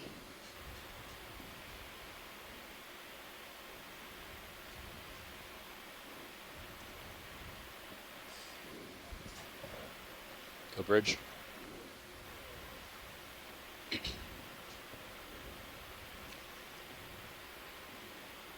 That's a good copy. Let's go see what this shiny thing is. It's funny, coming I never towards us, guessed actually. The pronunciation of that whale as Brudis rather than Brides from the spelling B-R-Y-D-E. Go ahead. Apostrophe S. Ooh. Oh, what is that? Is that in the look-down family? No, what is that? Lauren, tell us. I believe it's a dory. Okay. That's a zeid? I think so. I'm not as familiar with those fishes. It's very shiny. Yes. And has an amazing dorsal fin. Mm-hmm. And the second dorsal and the anal fins are just vibrating away there, maintaining its position. A very flamboyant fish. I like it. Yeah. Beautiful pectoral fins and yes, pelvic too. fins, all of them. Yes. Coming down. I'm going to turn my heading to keep you in view. Copy. Okay. That move's almost done. Okay, copy that.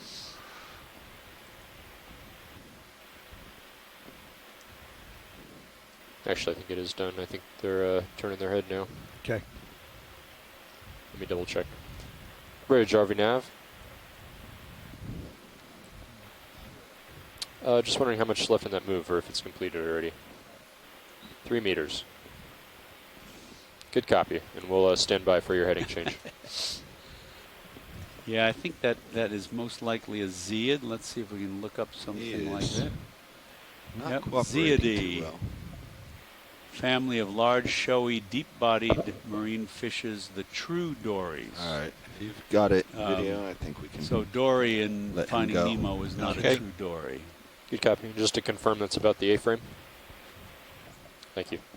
Yeah, that's what I thought. You want to push ahead, I'll come back around. Dory in Finding Nemo was so actually, at this point, we're going to start heading north. North, copy that. So that's a deliberately misleading name. Very much. But it's a cute name. I think she's an Atlantic blue tang, if I'm not mistaken. And she lives on the Great Barrier Reef. No, I think she's a Pacific species. We don't have a... Well, the common name, or the... Yeah, it's a Pacific species. Yes. Or like a 3, I think we could do 355. 355, copy. Those Hollywood types play so fast and loose with our beloved taxonomy. Thanks, Bridge.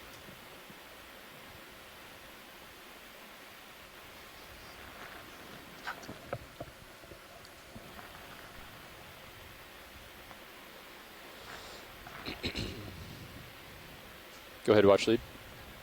Okay, Sirius on 355. I'm sorry, can you repeat? I believe about 500 meters. Let me measure here. Actually, a little less, 450.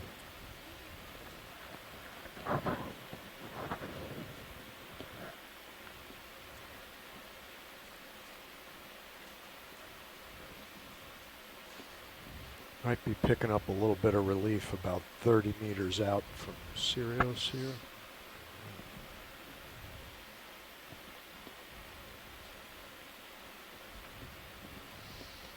Should I go ahead and get a move in? I'm going to do 30 meters. Sure.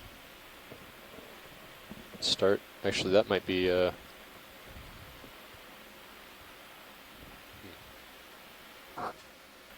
sure what that is. Sometimes you get a reflection line there, from the vehicle, but we weren't seeing that earlier.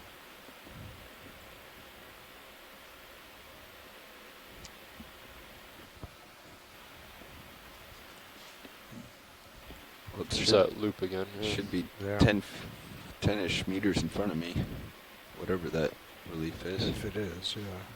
Not seeing anything.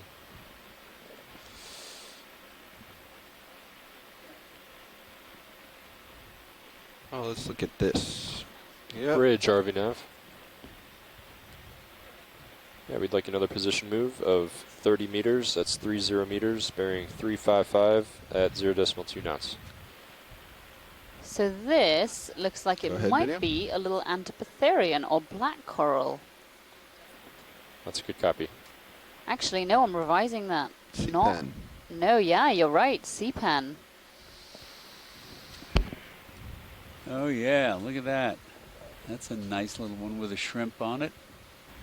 And you can see at the base the A little bit swelling. of dust coming through. It should pass shortly. Sorry, Seapens video. have a bulbous or sometimes elongated sausage-like muscular swelling at the base that allows them to anchor in the sediments.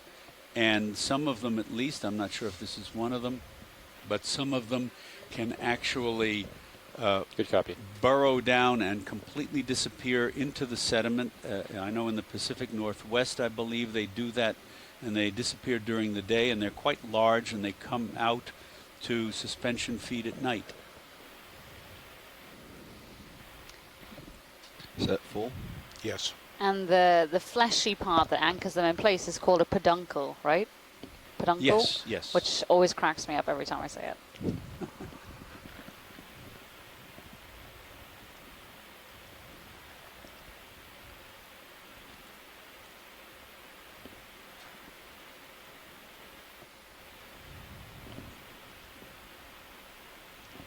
So Daniel Wagner tells us that the that dory, that deep-bodied silvery fish, looks like Cytopsis, which is common at this depth.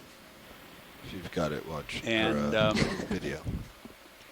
Yeah, right. Mark Benfield suggested that the elongated banded fish might be Bembrops. We'll look up that too. Yeah, so that is in the family Percophidae, so related to those ones we were seeing in the Pacific as well. They were quite common. And there's another Astropectin or Astropectinid. Do you want a closer look, watch lead? No, we've seen this already. You Roger can that. continue on. Thank you. Moving on.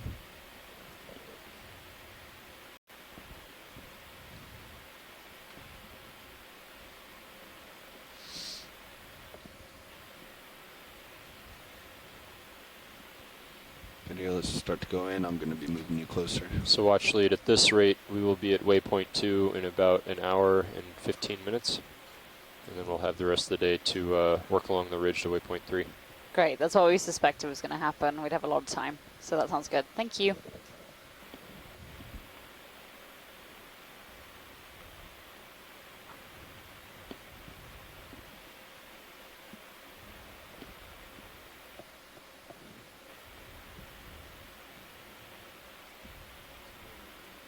I'm double checking, but I believe this is the fish that Mark Benfield suggested is Bembrops. Wow, that was a big. Several did species. you see that? I'm not serious? sure which one is found here. Something Let's swim by? up one. No, it just took off see. by itself. One way over port and then starboard, starboard then port back. Oh. I've seen it do little changes, but that was a big And as you can see, they've got very large eyes, and some of which they appear to be sort of pointing upwards to a great extent, and that is because obviously the light is coming from the surface, and they are still living in an area at 400 meters where you do tend to get light at these depths in some places. So it allows them to be able to be on the lookout for animals that may be above them, as well as potential prey. And if I'm not mistaken, this is most likely Bembrops anaterostris, which some other fish common is kicking name a lot is of the dirt duckbill flathead. Anaterostris means basically duckbill. Making a mess.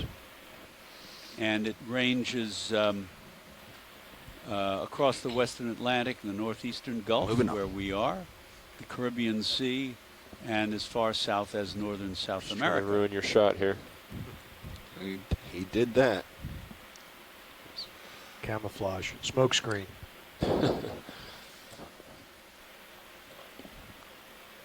What is that? Oh, that's the fish. Okay. Yep. He's the troublemaker. Quite a number of them here.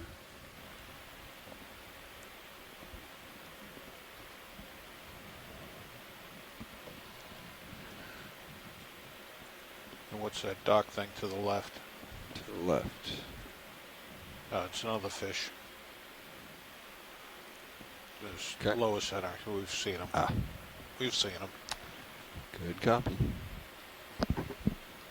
Scott suggested that the that little sea pen we saw may be pteroides, beginning with silent P, P-T-E-R, oides.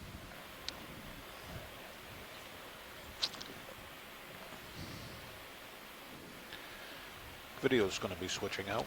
Roger that. Thanks, video. Do either of you have shifts later on? Do you, Dan? I do not, but I'll have time tomorrow. Okay. I don't have any shift. You mean in the control room? Yeah. No. Yeah. Okay. Well, then you and I will switch then. Okay. Or we can all three do musical chairs. Either way. But when we get a little further into this one. Okay. And there are quite a number of them here. They're clearly the dominant half hour fish in our area. Get you in here. This will be good for you. All right, video. We got another burrowing anemone. We got some time. And there's that looked like a squat try to get a lobster really good look at this back anemone. into its burrow. Sounds good. Even though we've seen it already. If that moves stop, I'm going to get another one in. Just Roger that. 50 meters. I'm going to see if I can get So nice we have and an close idea and try who to makes get some of these little a tunnel real burrows good here footage then. for you. Well, that sounds awesome. And lots of little pock marks in the sediment. Little clusters of holes. Not sure what it's making those. Bridge, RV Nav. Whether it's a Looks single like that last move is organism, complete. Hopefully he doesn't or burrow. I would like to go ahead and put another one in. But 50 that's the meters, same 50 banded, meters, bearing 355 at 0 decimal 2. Burrowing anemone that we've seen. And burrowing anemones, like stony corals and black corals. That's a good copy. And true anemones all belong to the same go ahead, major video. branch of the Cnidarian family tree called the Hexacoralia, because their internal partitions and their tentacles are arranged in multiples of 6. That's beautiful. Yeah, we're just taking a few seconds here, watch lead, to get some really good footage for video. I know we've seen these already, but we're waiting on Sirius for a little tether anyway, so we're just going to take the opportunity to do some real nice video work.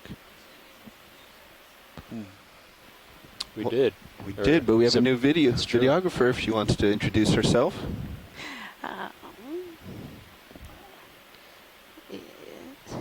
So over in the video chair is Annie White with GFOE. Welcome, Annie.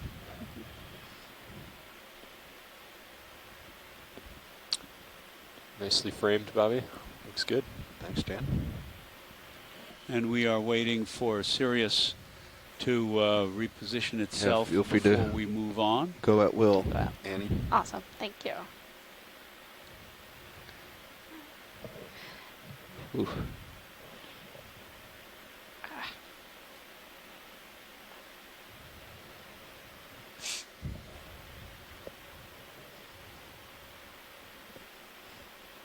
Could we tilt up just a little bit? Yes, we can. Awesome. Tilting up. Thank you. A little more? I think that's good. Roger. If the camera will stop. I'll give you just a hair more. And nice. Let's see if I can't turn you a hair.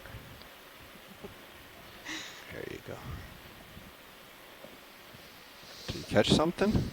Oh, nice. Like it.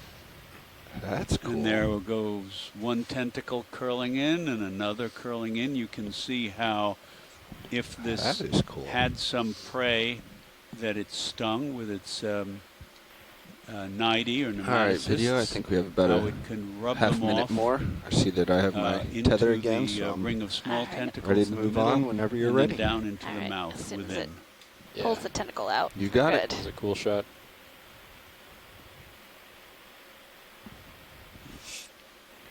All right, I think we're clear. All right, watch leads. Thank you for your patience there. We're pushing out and continuing on. And here we go. Is it all right to zoom past the skids? Yes, you can zoom anytime you need to get the you. skids out. The slope is undulating today, so my camera's going to be down. Yep. A lot more than usual. Sounds good. All right, I'm coming back to port. Copy that. It's really kicking up a lot of dust. I'm wondering if... Super soft down here. Every time I set down, I go 4 inches in. Yeah. I mean, the whole bottom like a bumper gets buried. Powder. More I of need the to keep coming more. percophids. Sorry, go ahead. So at this site, we are seeing a lot more sediment than we do at many of our other sites, and that's likely because we have moved a lot closer to land. We are closer to mouths of rivers, as well as any other areas where flow from shore will bring large amounts of sediment, as well as Is this the same thing, just darker? things which will enhance productivity. So we are probably seeing a result, an increase in marine snow as a result of this increase to go in a little further? Yeah, go ahead. Plankton and so on closer to our seashores. Do we think this is a different species or a different color morph? I would say a different color morph. Certainly don't know anything about the taxonomy I'm just of going these. to turn my head a little bit again. Keep you in view. Anemones. We won't be able to stay too long. But it has the bands. It may Once we just get be an a idea darker and enough for variety. you. All right, And they are extremely difficult to collect because they can burrow down. All right, come back here very hard. rapidly. Copy that and get back on heading. I'm going to try to shake off a lot of dust here. Come up high, push hard. Okay, copy that.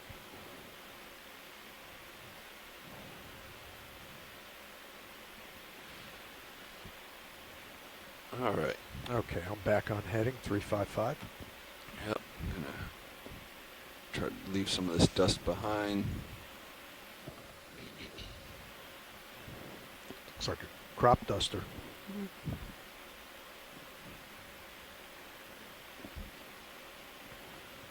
All right. And those bembrops are again the most common fish. We've seen sometimes 3 or even 4 in a single field of view at the same time. Okay.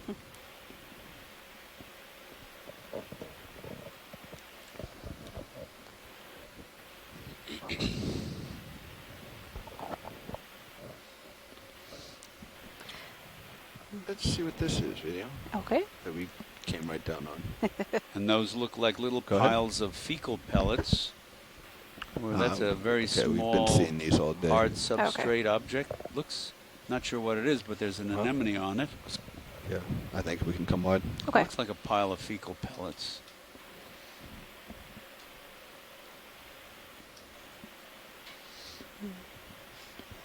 I'm going to zoom past the skids.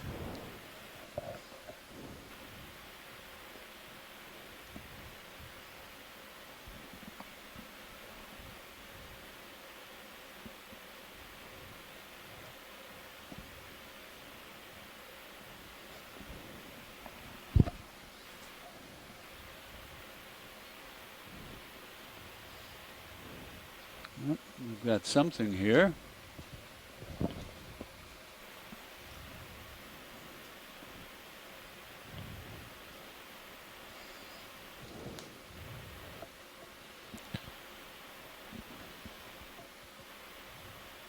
We'll just go partial here. Okay. This looks like more of the tube worms we sampled. Yep. So go ahead, partial. Okay. So it looks like we've got another of the first batch of tube worms here that we came across during this dive. Pirouette around. Can we get the lasers The off? same species of anemones and zoanthids growing on their tubes.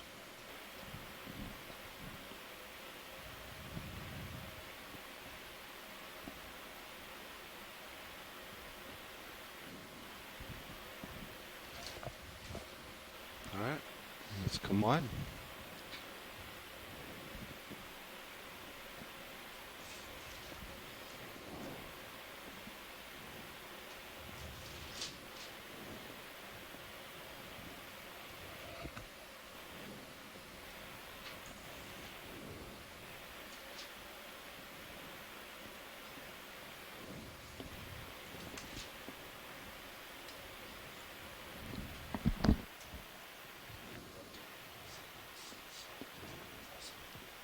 Oh no, I was just thinking maybe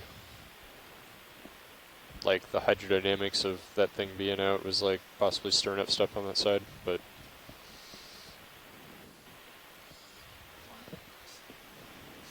yeah. I just noticed it, you know, I think maybe just the tip of your toe on the port side was touching when we were lateraling the slope, you know. Yep.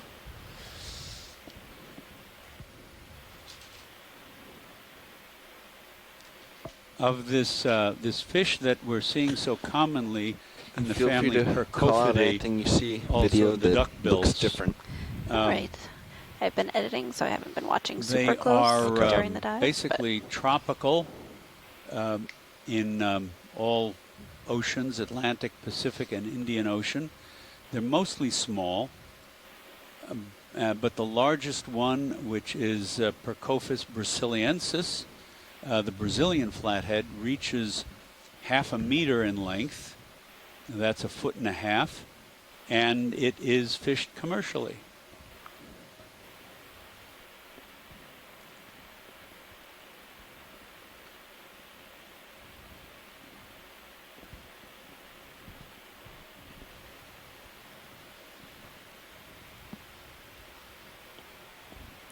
Getting out there, some guy mow the lawn a little more, co-pilot. Okay.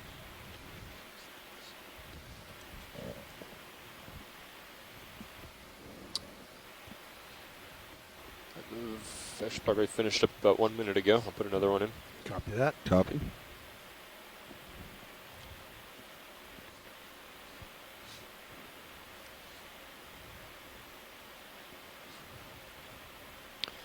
Bridge, And there are something Looks in like the that last move is neighborhood complete. of We'd like to put another one in. 45 different 50 species meters, 50 in meters, that family. 355. One of these things that most of us don't know about. unless we specialize in Snap deeper here water, real quick, just for an ID, and then we'll go to that. I guess purple mostly thing up deeper there. water marine fishes. Good copy.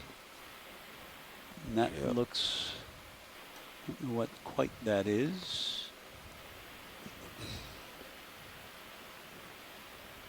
It's very tiny. Looks like it could be a cluster of agglutinating forams on something. Just hold it here. I'm going to push you up. All right. I think. Maybe you should come wide. I think I'm close. There it is. Thank you, Rich. Batfish. Oh, there's a different fish we haven't seen yet today. Going to come around to its side. Sounds good.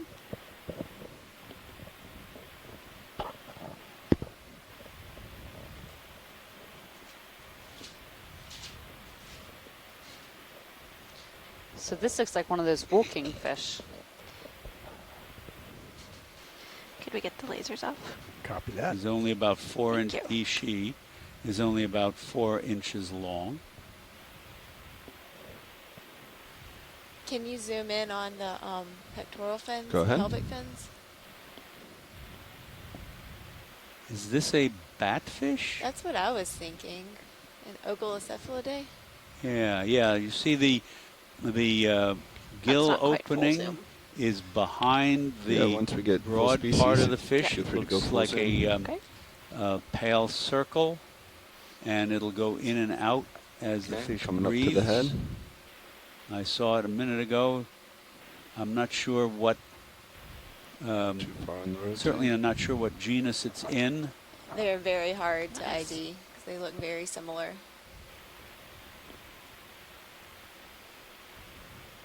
That's funny.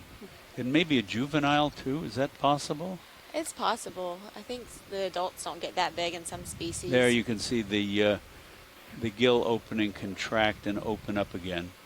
I think you have to look at the horns or knobs on the forehead of the fish, if you will, to ID some of the species. I think video's clear whenever science Okay. is. Some of the Sounds batfish like we would are need to look at extremely the horns broad, on the front. Let's go ahead. and come they wide. have little Or leg-like hold there, actually. pelvic and pectoral Let's see fins if that they walk along the can bottom, get- used to walk along the bottom.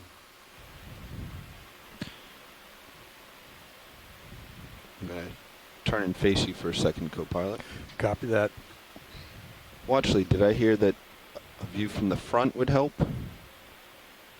Sorry, what was that? Did I hear correctly that a view from the front, the horns, would help identify? Yeah, I mean, if we have time, that'd be great. Yes, we do. Go ahead, video. Okay.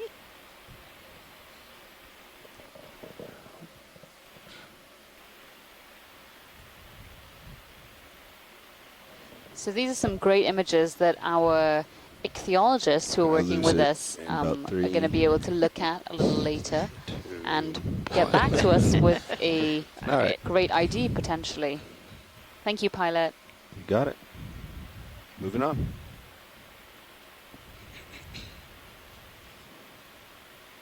Coming up with the camera. I'm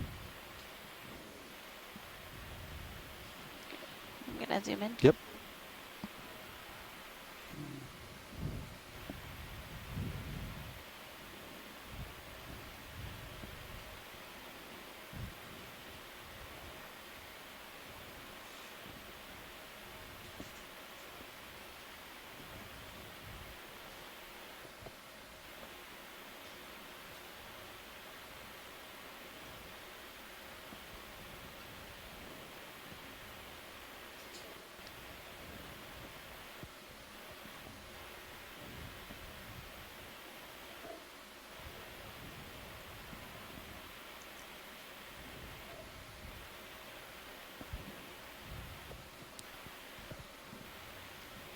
Yeah, but they would.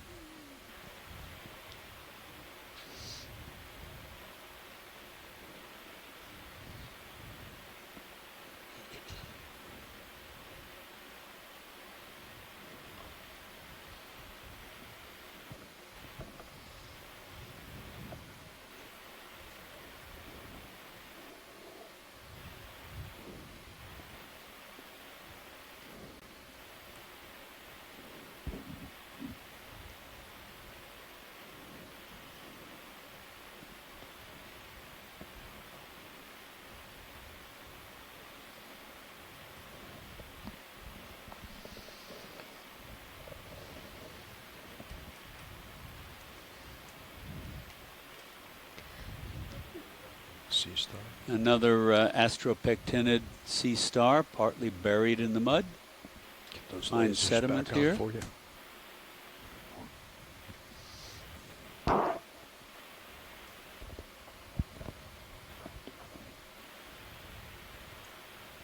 Looks like another one of these.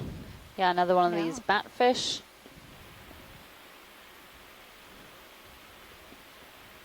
As well as a lot of the bembrops. My guess, and it's a long shot, that batfish is in the genus Haleuticthes. There are 4 species, and one of them, let's see, I'm not sure. There's one called the Louisiana pancake batfish, Haleuticthes intermedius, that's native to the Gulf of Mexico.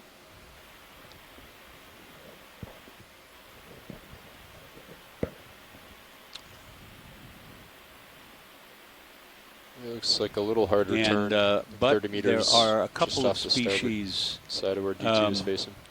Aculeatus Good and spot. bispinosus, Let's go find which out what are it also is. found in the Gulf of Mexico all the way up to North Carolina.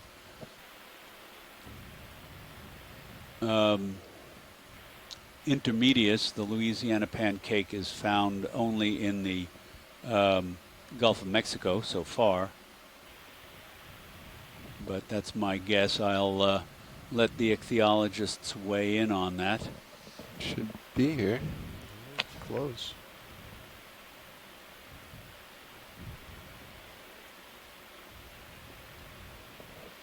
A little bit to your port. Maybe 15, 20 meters. Oh, 15 meters, okay. There it is. Dead ahead.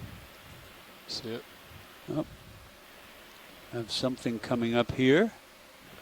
I'm way off. Yeah. Probably dogging. All right. Like Let's it zoom might from be here. trash. If you can Again. come to port, I'm coming to port. Stay Yep. away. Cable of some Yep. sort. Yeah. Rope. Looks like All right. steel cable. Well, moving on. Steel rope. We don't need to stay around that. Diving in the Gulf of Mexico has provided a sharp contrast to a lot of the dives that were done in the Pacific. Good spot nav on the Many sonar. of the areas that were explored during the Capstone last 3 years project back on heading. were pretty remote locations, places that people don't really go that often, whereas the Gulf of Mexico is one of the most trafficked as well as used areas of our world's oceans. It's used extensively for fishing as well as oil and gas, shipping, recreationally, and so on. And so we've seen a large increase in the number of pieces of marine debris that we've come across during this expedition compared to many of our expeditions last year or even prior to that. So, good position coming back down. Okay. It's just a reminder that we are in a very heavily used area, and Tuesday right to turn my puppy the dog things we off. use don't necessarily end up in the right place. The deep sea dog. most certainly is not like the there's right a place for crab many of just these items. right above Though lasers. some of them, as we just saw, Take do a form look. I think we've homes seen- for animals. I'm not actually sure. Can we we've get a seen look at that? this Yeah, fish. exactly. Thank you. So yeah, they can form a site of attachment for many animals, like Go those ahead. anemones we were just looking at, Start to as zoom. well as shelter in some places.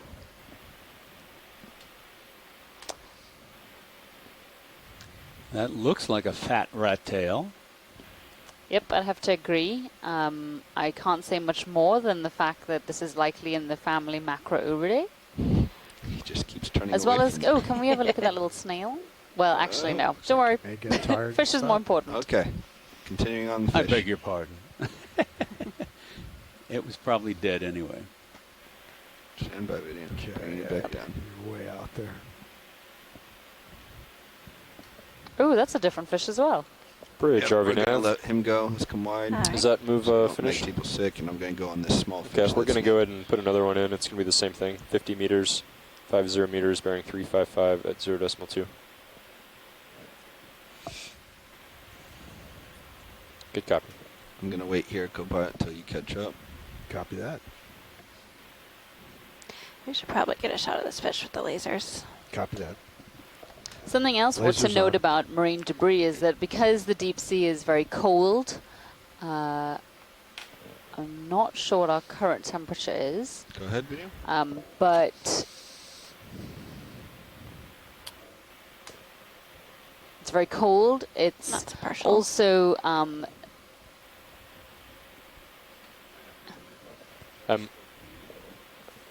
that's what I would guess. Thanks, Bridge. That's what I would think also. It's definitely a different species than what we saw earlier. So that is possibly a scorpaenid or scorpaeniform fish in the same neck of the woods as the scorpion fishes. Look at all the spines on its head. It's beautiful. On its dorsal fin, very large pectoral fins. He's small. Yeah, he's lovely tiny. yellow rimmed eyes. Can't really get any closer. Look at that. Without looking down on him. Spines on the operculum. All right, I think video's good. All right, let's hold. Thank you, pilot. Actually, you can come out a little. Just gonna get that guy from here. Go ahead.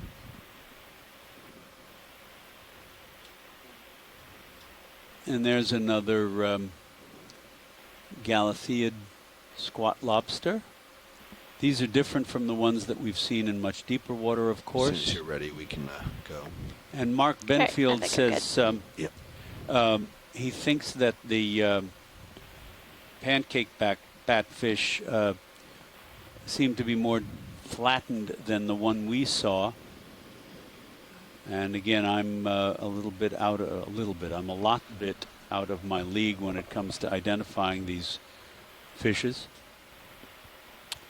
Swatch lead, I've got the ROV CTD up on the SAS computer now.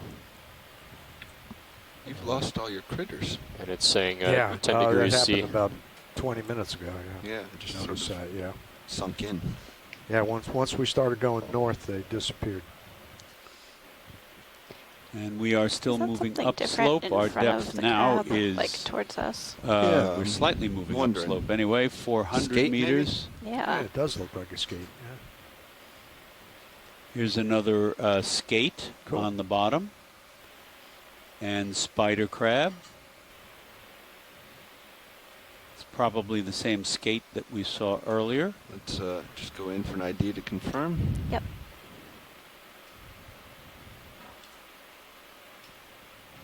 You can tell, one way you can tell skates from rays is the skates have small fins on their tail. This one has a pair of them, dorsal fin and caudal fin just near the tip of the tail. Watch lead, I just put the ROV CTD up on the Although SCS the color display. pattern's a little different from ROV this CTD one is reading about 10 degrees than Celsius. the one we saw Great, before. thank you. With those two little double dark spots on the wings. All right. Let's go ahead and let him go.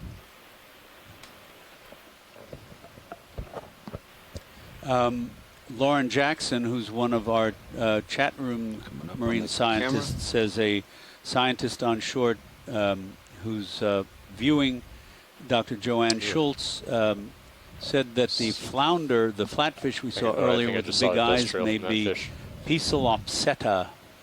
They're known to have deep water species, and their common name is there's a squid. That's what I big saw. eye flounder. Oh yeah, look at that. Good. Thanks very much for that. Look at it in the rail cam. Both of you, Dr. Schultz and Lauren, for conveying that information. And it's awesome. There is a short fin squid. Look at that. Get rid of the lasers. And so you can see it's obviously just been spooked by us and inked us. That's what all that green matter is floating around it. Yeah, go ahead. Video. And this was likely a defensive strategy. It's meant to distract any predators or perhaps even blind them and give them a cover to run under. And that was likely done in response to us, D2. And that appears to be the same, if you want it. very similar species to what we saw very early on this expedition, short fin squid in the genus Ilex.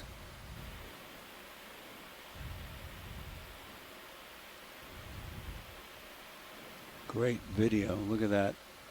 I wonder why it's holding itself in such a weird way. I've seen other deep water squids do that, but I don't know why. They haven't read why. All right, I'm going to pirouette around them because I can't keep coming to port.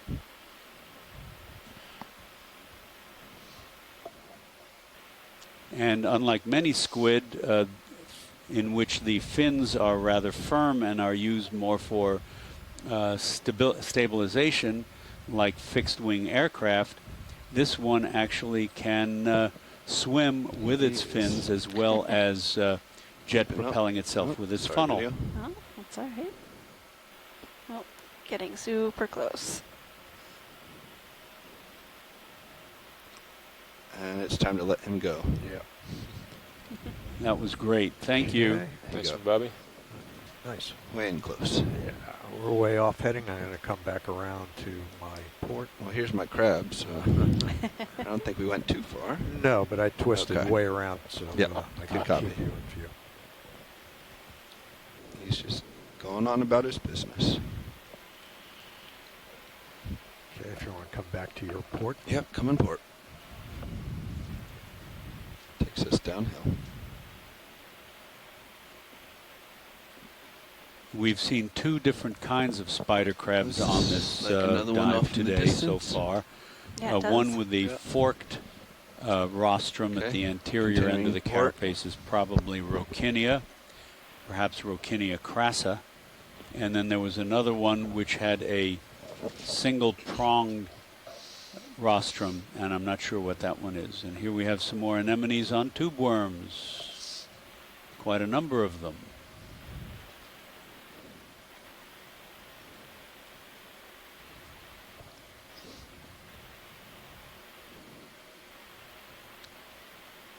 Does that work for you, co-pilot? Yeah. Okay. I think this anemone is maybe new for this dive. We'll take a look. Looks bigger. Yeah, that's... Now this is I think I've seen one of these anemones earlier. This is a bit different than the typical small white-tipped one. This looks like a member of the family Sagartiidae. And the only reason I suggest that is because it is very similar to one we get on the east coast of Florida at similar depths. Shuffle one? White with the orange mouth and cylindrical column like that. Just keeping an eye on this thing. And we've had some anemone experts weigh in on that identification. Good video? So that's what I'm guessing this is. Okay, let's come wide. I'm going to snap real quick. And that is a little dead snail shell, and it looks like it's got a resident. Oh, it is, okay. A very tiny squat lobster. All right, we can come wide when you're ready. Don, I'm going to just get a center. Dead gastropod shell. Okay, copy that.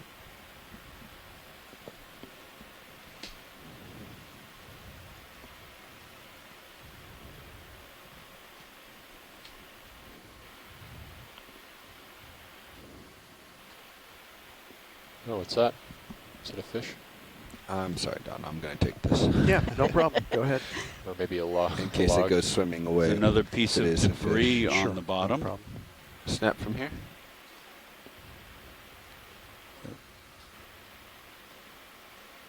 So could we get a closer look at this Yes, pilot? we can. Let's come on. This looks like wood. Don, that's going to be you. This looks like what? Wood. Oh.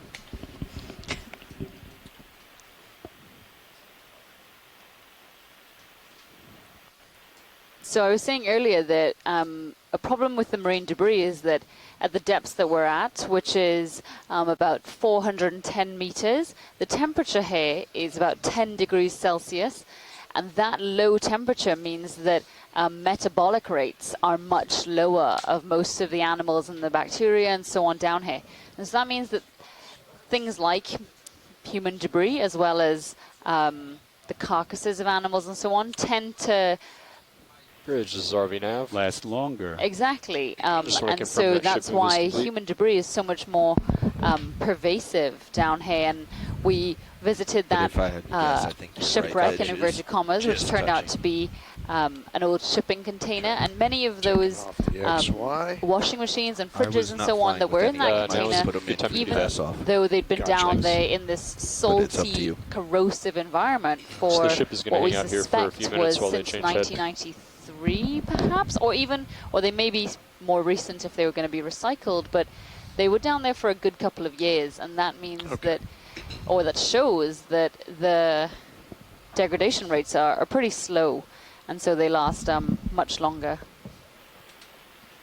Okay, that video, looks you're good. at full wide, right? That's full Oh, wide. that's full wide. Okay, Yep. now I see where I'm at. Okay.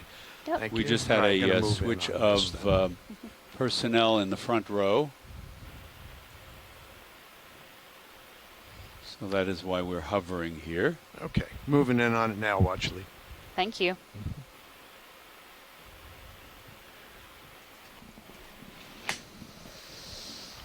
Yeah, watch leads. Just want to touch base on that a little bit. Part of our purpose and program here is also to train the next generation or the current generation of engineers. And so we're constantly swapping in the front row to make sure we get all our guys at the various stations. Great, thank you. Okay, video, you want to go ahead and give me a partial on that? Sounds good. And you want to lose So the, this is lasers? Is that wood or metal? It's definitely wood. If we were to Okay. get a better zoom on that Yeah, end, I'm still moving in. we would be able to see that it's inhabited by many different boring organisms that have made a home here. So woodfalls are, as I was saying earlier, much more common than we realize. A tree, a plant, a piece of wood from someone's house may wash into a river, if you're not be getting washed down out to your sea, right toe, float I for a think while, might and then be eventually sink, become waterlogged and sink your into the right deep ocean. outside toe. There it Might provides be food as preventing well you. as a substrate for attachment, and also shelter for Good many copy. different Why don't we animals. go ahead and put And in woodfalls 50 actually meters. can That's go 50 through meters, stages bearing of 355 degradation. at 0.2. So this one is likely in one of the earlier stages. So what will happen is it will get to the sea floor. copy. There may be some boring organisms. So there are many animals, such as the wood-boring family, Xylophaginae, or the shallow water relatives are the pteridinids or pteridinidae. And those will somehow locate this very small area of seafloor with this piece of wood, settle on it, Get rid of the and lasers, please. and then begin Go, to Bridge. And you can go for bore full into it and zoom. eat that wood, and that is their sole form of diet. Oh, look at this, how brilliant. So you can actually see the boreholes Try here. to center it up. And this is 24 this is knots of wind. probably an Looks example like it's been of slowly increasing over the last half an hour or so. or where the actually, piece of it's wood been would have scaled for the floated last for a few while, hours. and when it was floating, an it would have awful been lot down, inhabited so it by might the slide you down. pteridinidae, Okay, so those yeah, are the that might shallow be water part of what families, you're and those fighting tend to right have Yeah, I think you're right. calcareous tube linings, which we can see some in a of. case like this where the slope But is then coming once it on your side, Okay. put a little touched down lateral on the and sea hold your floor, toe perhaps slope. it became Can you, go ahead inhabited and by check the out my sample Xylophaginae, data? and so those Talk about do it. not have that Yep. calcareous lining. Well, one of the genera does, but most do not, and so we should see I am if sliding there are downhill, some I can here, see that. You're also pulling some backward on siphons your thrusters. protruding from the It's actually trying to top push of this ahead a little wood bit. structure, but then around it we can Coming up. see the beginnings of what is a halo around the wood, and that's because these boring organisms Okay, tilting down. release all these wood chips into the area surrounding this piece Down of again. wood, and that's likely from their feeding actions. And those wood chips then enrich the There you area go. around this piece of wood, So now and you're that results pivoting on your in front right corner. a great habitat for a Imagine completely different set of keeping that animals. So guy here we into can the see what mud. look like So a little some kind of lateral, a little polychaete forward, tubes, a little maybe down. amphoretids, You'd be right there on that corner. surrounding this wood feature. Gonna come down on And sometimes, if there's enough wood chips to Very nice. organically enrich the sediment, which will then be consumed by bacteria. The sediment can become anoxic, so deprived of oxygen, I believe so. and Well, no. another type of bacteria will move in, which will actually exploit these reduced areas and create their own chemosynthetic habitat. So this can also have a similar nutritional pathway for some animals to many of the animals that we're seeing at coal seeps. And in fact, the Lamellar Brachia tuberums have been found growing on these woodfalls, but it would have to be a much bigger piece. But the animals which bore into these pieces of wood are just incredible. They can create burrows which completely avoid each other. So myself and some colleagues scanned some of these using a CT scanner, and the burrows actually they look almost smooth, sort of like a Prince Rupert strop, if you know what that is. It's like a teardrop shape, and they can actually avoid each other. How that animal is able to do that, I have no idea. But they can burrow and completely miss all the, 10 other individuals that may be surrounding them. But this piece of wood will likely provide food for a whole, not just food and shelter and substrate for a whole different set of fauna. We can see shrimp, we can see amphirettids, we can see anemones, we can see boring bivalves, and so that will likely provide all those things for some time. What is that? Perhaps years or even decades in some cases. That was great. Thank you, Pilot. You're welcome. We need to push ahead here. Yeah, sure. Go ahead. Yeah. You have time to do a snap on that if you wanted to. On the anemone in the background. Well, yeah, video, go ahead and snap. That was an excellent explanation. Thanks, Diva. Thanks, Chuck. There's a different kind of anemone there. White one with a pale oral disc.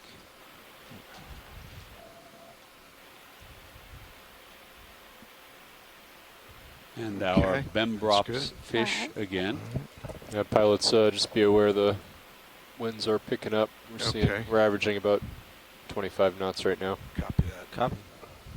But we're on pretty benign terrain, so. Yeah. All right, I'm still looking down 90. Okay, yep. Come to port and ahead. Pilot, is it all right to zoom past the skids? Yes, please. Okay. Yeah, you can. Go ahead. If you ever want to see them for reference, just let me know. Okay, thanks.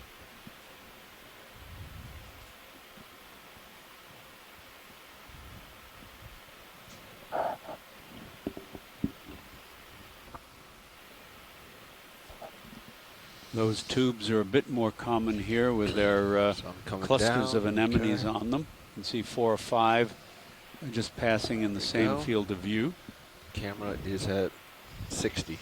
Copy that.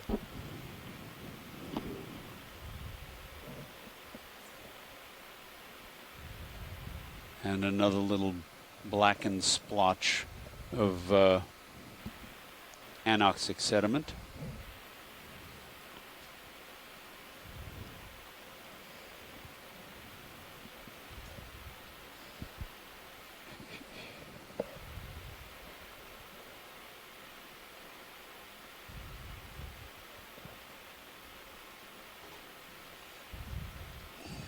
Is that an urchin there?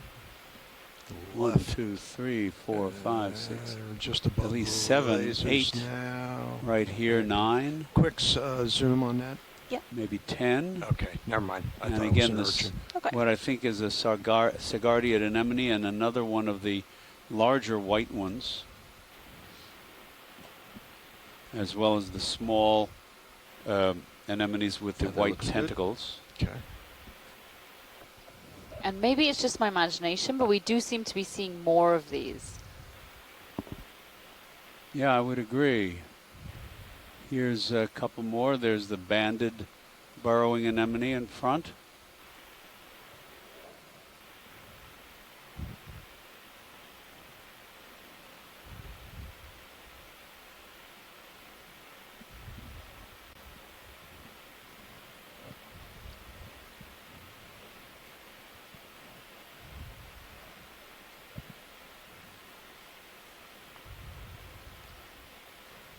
Coming down some more. Copy that. Robert McGuinn on our chat room asks Diva whether wood could be used in a restoration context. Camera 45. Copy that. I'm not sure. I think he's referring to if there's some kind of environmental damage. Could wood be used as a temporary source for repopulating an area that was damaged either naturally or by human interference? I'd have to go with, first of all, I think that's a bizarre question, but second of all, I'd have to go with no, because woodfalls tend to have a completely different or a mostly different subset of fauna that colonize them. So we could see there were some of the more generalist fauna, such as those shrimp that were sheltering, but mostly they would be animals which are found only in woodfall habitats and benefit greatly for them. That means that something different? Give a snap zoom. While they may be biodiversity hotspots, they are not necessarily the fish or the normal contingent that would inhabit that Same area. stuff. Okay. Now the fish, I think we've seen also. Thanks, Diva. I think so, but I'm not sure. What's he doing? Yeah, go ahead and snap on that. Okay. Just quick. Yeah, that's the same yeah, one. Same one. Okay, copy that. Back out.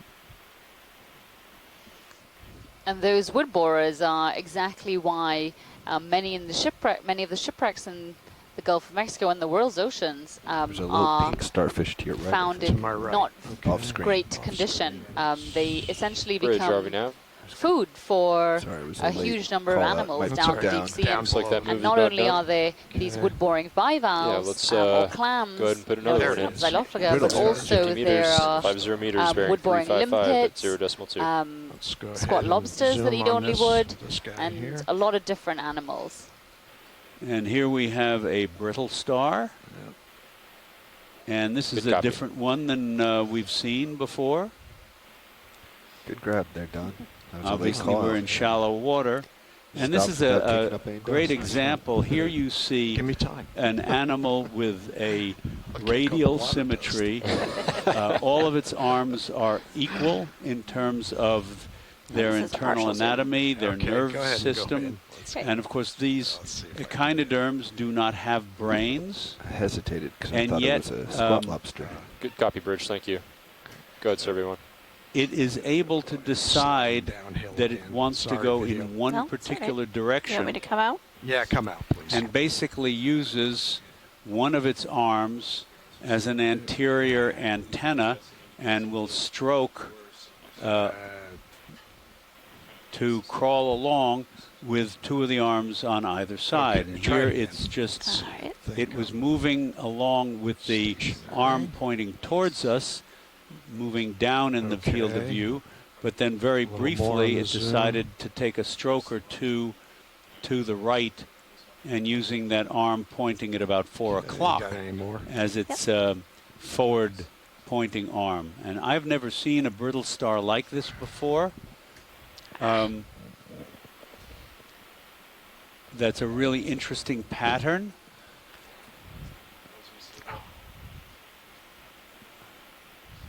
I don't even know what family this belongs to. Nice job, Don. It's certainly different from Still sliding down. the But you're getting it. common families that I'm used to seeing in shallow water. So if anybody can chime in, that would be very cool. Oh, a little one right next to it. Okay. Go back wide video, please. Yep. Thank you. All right, I'm looking down Okay. at 80 right now. Copy that. That's 70. There are areas of the deep sea floor that are literally covered with brittle stars, but we have not seen that Okay. here on our expedition yet. And here you can see a bit of the sediment that's been pushed aside by the ROV. It shows how cohesive, and sticky this this muddy sediment is. Very fine mud. All right, now I'm Okay. looking down 80. Copy that. Going to push ahead. Chuck, we've actually seen ophiuroids reach their arms out and grab a squid and capture it and consume it. We've caught that on video. Seeing that. That was in the Pacific last year, yes? Yeah, that was pretty remarkable. Yes. There were a bunch of brittle stars on the seafloor. It wasn't a continuous muddy bottom. There were it was a shallower water environment, and this little squid came too close, and literally one of the sea cucumbers grabbed it. Brittle stars grabbed it. Thank you. And I think they were seeing them earlier. It was fought over, and another brittle star grabbed it away, and that looks like a Cauleotis viperfish again. Okay, so I'm and that's a midwater fish, even though it's hanging so close to the bottom. They are midwater water column fishes, and they migrate vertically. And this one and the ones we've seen just had the unfortunate circumstance of trying to migrate down to a place where the seafloor was shallower than they normally would go. And so they're close, they find themselves close to the seafloor. I don't think that's the be-all and end-all of their existence. They'll probably migrate up again come dusk, and maybe the next time they migrate down, the currents will have brought them over much deeper water. Coming up. All right. 70.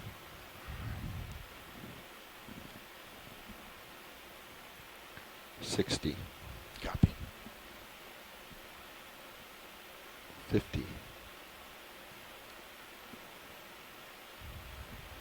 And there he goes. There he goes. Oh, it's a big crab up here. We've seen that already too, haven't we? Yeah. Yep. Oh, but there's some coral behind there or something. Let's see. Oh, yes. Let's go look. Enfin. So there is a coral that we're keeping an eye out for. It is a white-ish, unidentified gorgonian.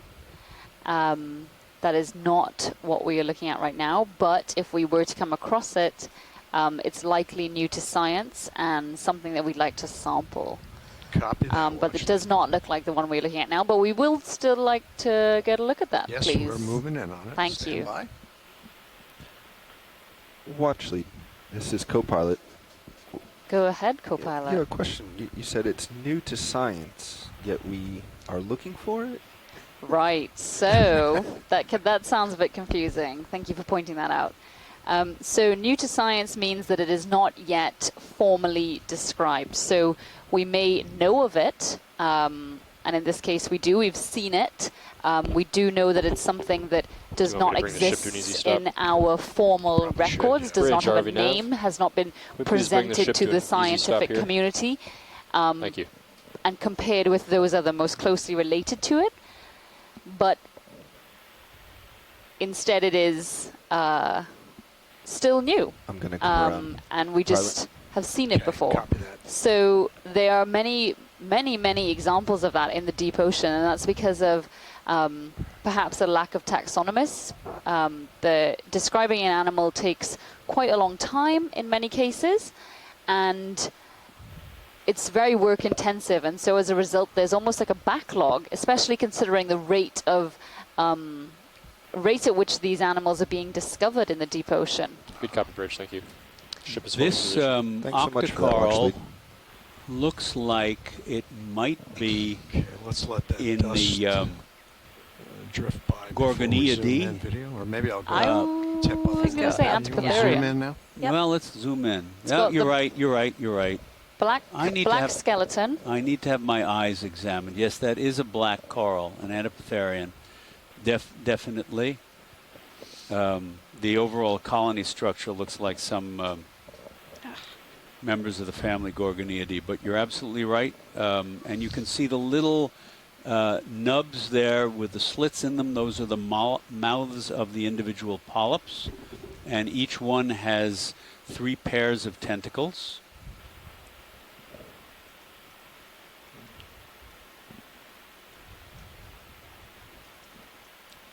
This is the first coral we've seen during the dive. Okay, I'm going to tip down. Let's see. Okay.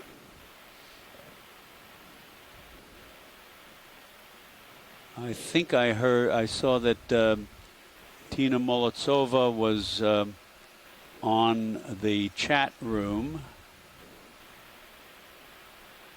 So perhaps she can tell us. There is a gooseneck barnacle, a couple of them. No, those are, wait, what are those attached there? Those,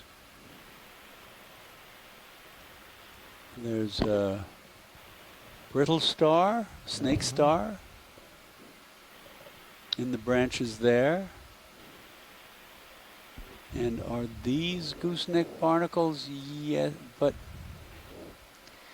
they're covered. What? That's weird. So Tina's saying this is likely from the genus Antipathes.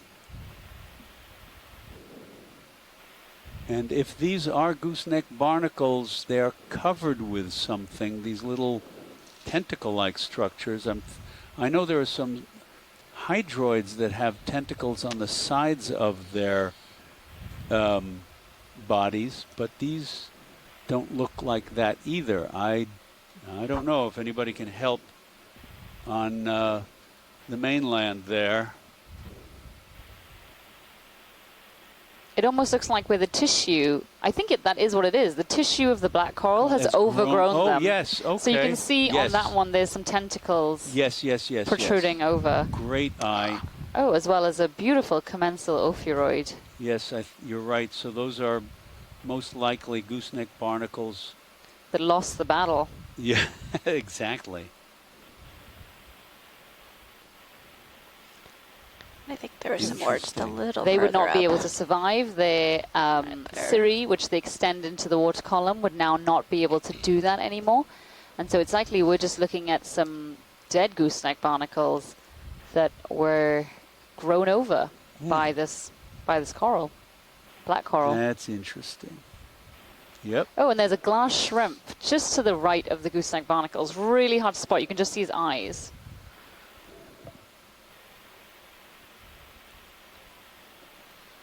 Boy, you're better at that than I am. The only reason I spotted it was because of the movement. The branch point on the right. Okay. Super hard to see. Yeah, right at the fork there. It's right at the fork. I see it. I see his eye there, yeah. Yeah, I can't do any more to bring him out. Yeah, okay. Excellent, excellent, You can see the barnacle. So here we can see there are at least 3 species of animals living within the branches of this black coral. And it shows that these corals tend to provide habitat, create these 3D structures that can then be homes to a variety of different vertebrates. And Tina, invertebrates. And Tina, who's our black coral expert, says that it is normal for the black coral tissue to cover these gooseneck barnacles, and in fact, the gooseneck barnacles can remain alive. Huh. Okay. Are those so they do have the plates, the mobile plates that open and close that form an operculum, but none of these appear to be extending their cirri now. How interesting. And she suggests the genus of gooseneck barnacle is Oxynaspis, or something similar to that. Okay, you want to look around this some more? No, I think we can continue on, pilot. That's great. Thank you. All right. And again, this just brings up the incredible opportunity we have here for viewing something at a depth of over 400 meters in the deep sea and having someone on the opposite side of the Earth in the bearing for late at night. Arbitrary point. 350. Watching what we're watching. 350I. Seeing the same thing that we're seeing and being able to apply their expertise to help us understand what we're seeing. Thank you, Tina.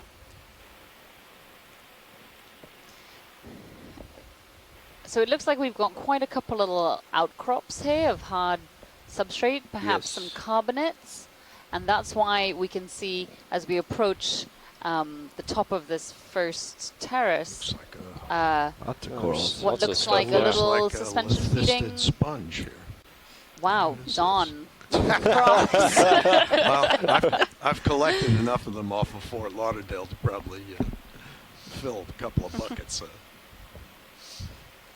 So Don's wife is actually Shirley Pomponi. Yes. She is a sponge expert who works pretty extensively on lithocysts as well as demisponges. Yeah. And so that is why, and Don also was previously a submersible pilot on the Johnson Sea Links. And so as a result, they've worked a lot together. And as Don just said, he has collected a lot of these sponges 5 meters for Shirley, and that he just put us both to shame.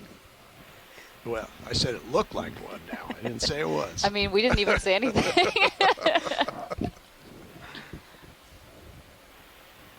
Okay, well, there's quite a lot in this area. Yeah, so there's quite a lot to look at. We'd like to stick here for a little bit and sort of have a look at the community. Wow, look at this diversity.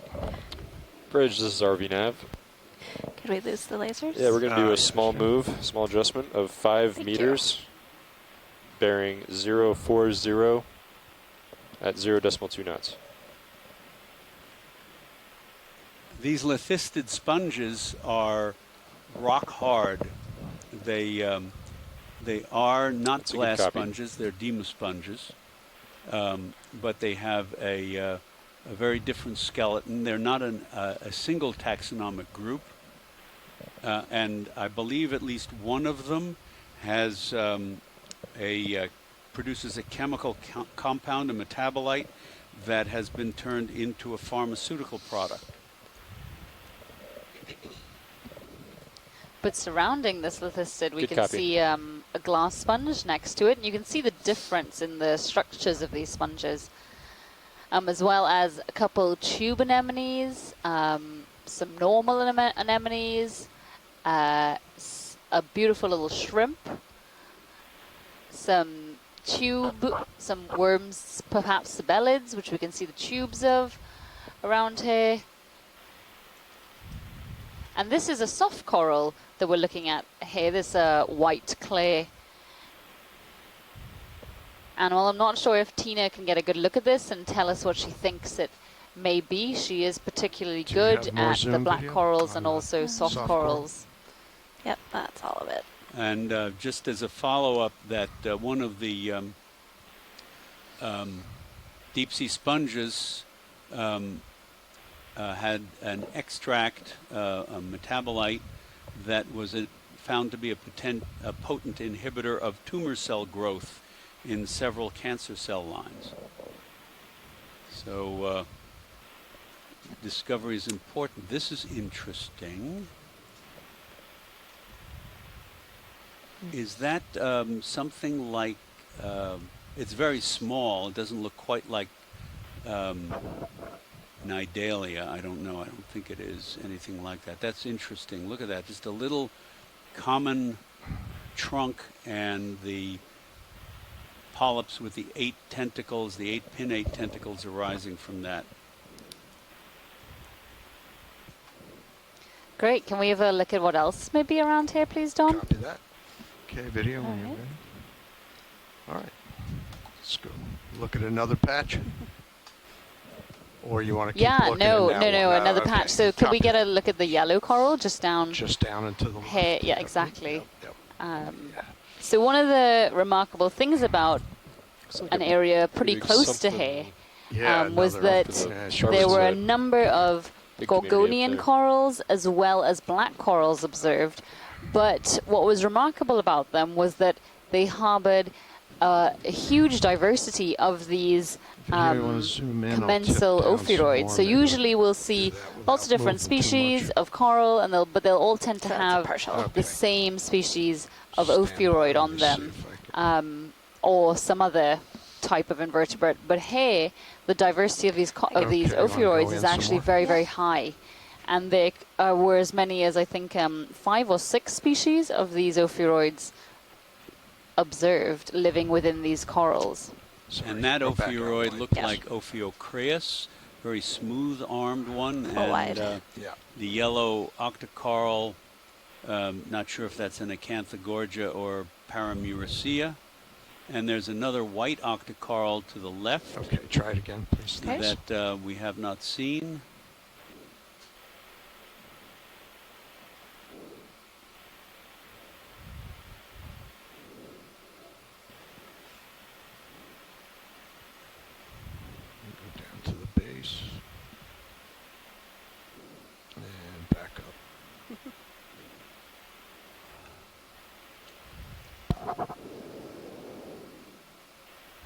So Asako's saying this yellow coral we're looking at right now belongs in the family Plexauridae.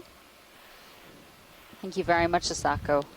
Okay, is that good then? You want to move yes, on? Yes, so just to the left there was another tiny white coral a little bit further left. Okay. But there's also one ahead. So I'm not, yeah, it may be easier to zoom on the one that's, I'll just let you do what you're doing. Okay. So you want the one that's laying down or the one to the upper left? If we could have the one to the upper left as you switch positions, that would be great. Thank you. Once you're done here watching it, if you look in the as we move in, if you on the side, look at Sirius camera 2, you can see the side. enormous number of planktonic organisms in the water.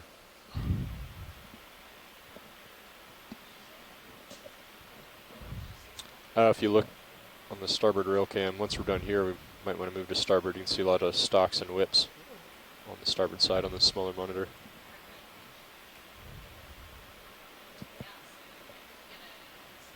Yep.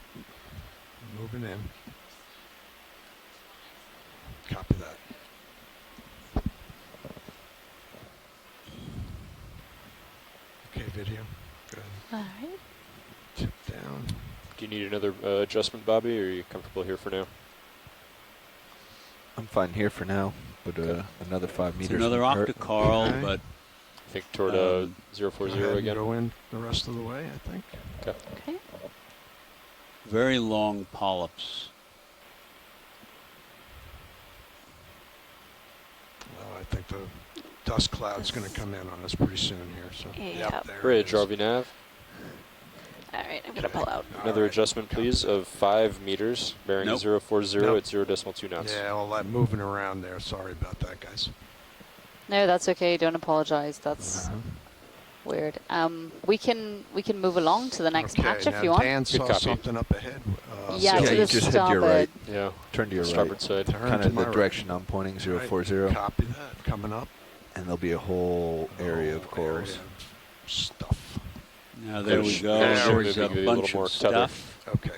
Just starting with that white one there. First and one going into the distance with the snake star in it, and a I'm guessing is a primnoid. Yeah, it looks like Plumarella or something. Yeah, Caligorgia delta. But also just be mindful of the corals. Is a common one in the Gulf. Yeah, come down, crunching them. Copy, Bridge. Thank you. Unless it's still a subspecies. I can't remember if it was elevated or not. It was originally described, if this is what it is, as Caligorgia americana delta, and I cannot remember. That is one of the ones that's recorded from this area, so perhaps that is what we're looking at. But I can't remember if it's been elevated to species status or not. Okay, zoom in. All right. As well as a beautiful tubed anemone next to it.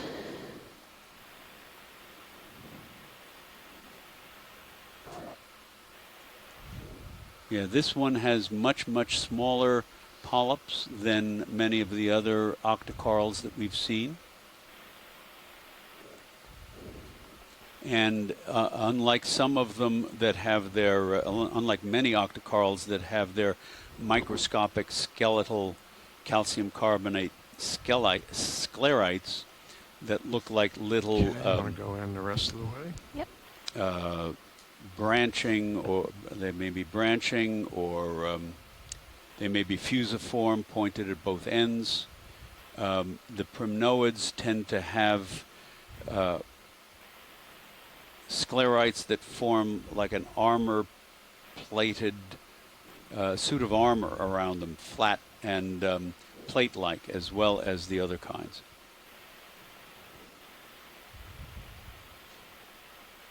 And in this brittle star, you can see you can see the individual segments of the arms, but they're covered in a thicker tissue than is the case in most brittle stars. Okay. Beautiful imagery, though. Thank you, pilot. You're welcome. Okay. All right, video when you're clear. Yep. All right. I'm gonna pick up, move on.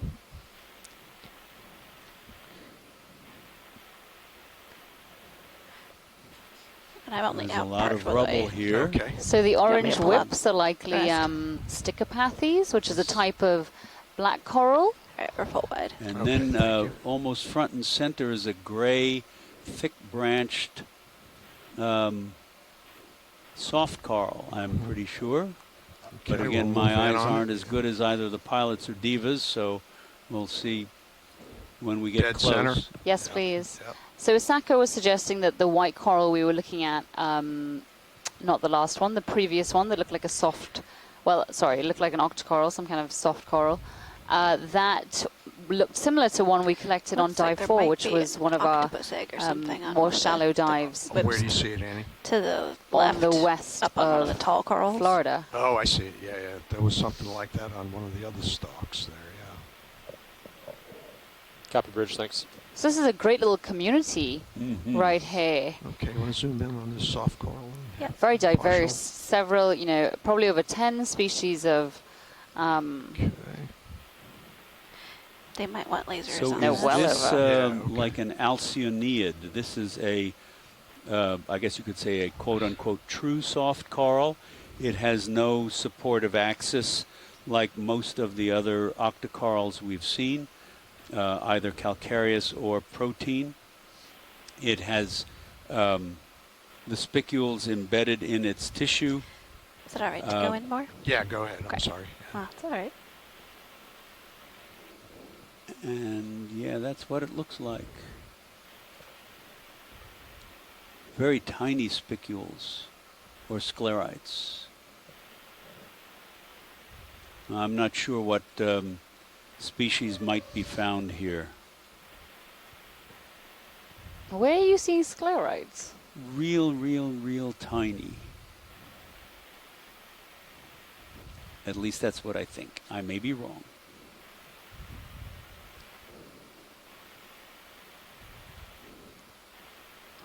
It's like powder. But I don't know if those are indeed sclerites or not.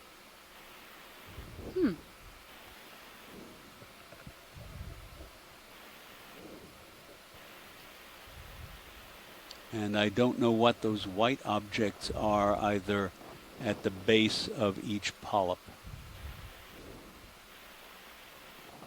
Okay, I'm going to tip down.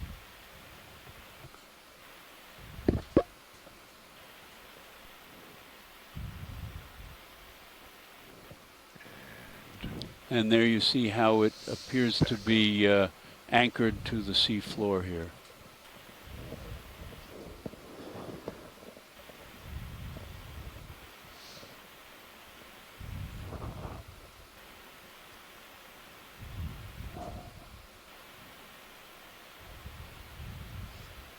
Okay. All right. That video's clear. So it's I think. likely in Thank some you. of the reading I'm doing from the Lophelia reports. So those Just let me know are when you want me to pull Yeah, out. go reports ahead, go from back previous wide. expeditions in That's this good, area. thank you. It says that there were more than one Let's species get of this Calagorgia orange here. whip that's lower right here, right in front of us. But they did observe thousands of colonies of them. So far Okay, we have go in one. a little bit. So who knows what's further upslope. Can we please take a look to the left? Okay. There was a, I think a bottle brush black coral, perhaps, right there, gray. Okay, I see it. All right.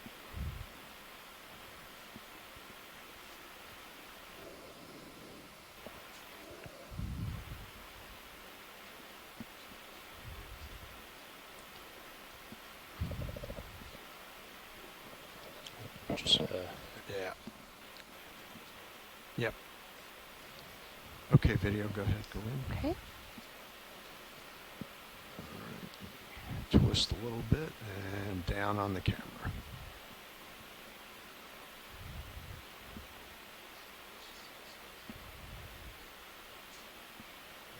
All right, coming down.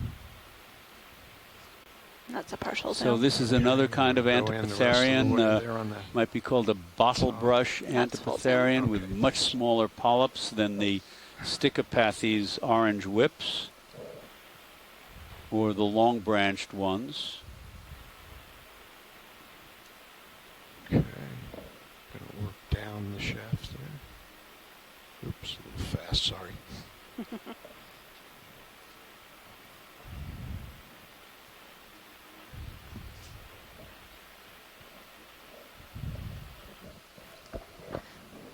looks like the shrimp are back in Sirio's view. I'm sorry, Annie, that was quick.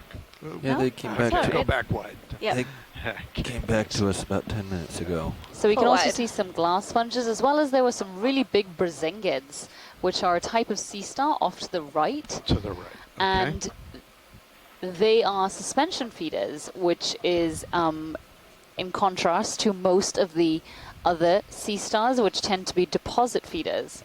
And you'll see that they almost look like a kind of coral in some ways. They have these arms which they extend up into the water column, and on those arms are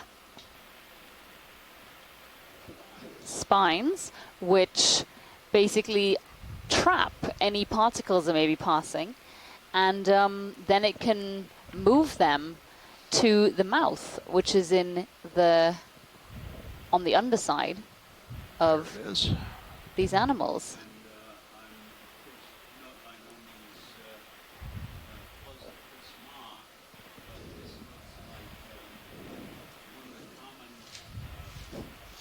I think Chuck might be muted. Yeah. You can hear him, though. I think Chuck might be muted. Oh, yeah. You're muted. Start again. Okay, sorry. Yes, I was muted. So this Brisingid looks like one that I've seen on a number of dives elsewhere, but we are in a bit shallower water, so I don't know if it's the same thing. The one that's been common is Novidinia antilensis, which I think has got a fair distribution. And Tina has mentioned that bottle brush black coral Antipatherian is Parantipathes, more likely. Oh, and there's a fish inside of it. Yep. Do we know if that's a known association, a fish which may hang out in the center of the arms, which perhaps could provide it with some shelter, as well as, I mean, food particles? I have no idea. A trap for food particles? There is a smaller Brisingid down lower to the left, and that's something that I've only very rarely seen. Almost all of the Brisingids I've seen like this are the big ones, and obviously they have to start small, but I'm not familiar with either how fast they grow, if anybody does know, or how frequently the smaller ones are found. That looks sort of like I don't know, I want to say, what do you think, Lauren? Yeah, it's weird. Like a razorfish or something like that? I am not sure at all. I'm looking at all the fins. I don't know what that is. Long dorsal, long anal fin. It's shy. It is.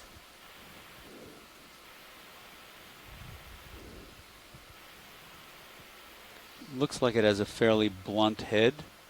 There we go. Better view. No, certainly I don't think it's a razorfish.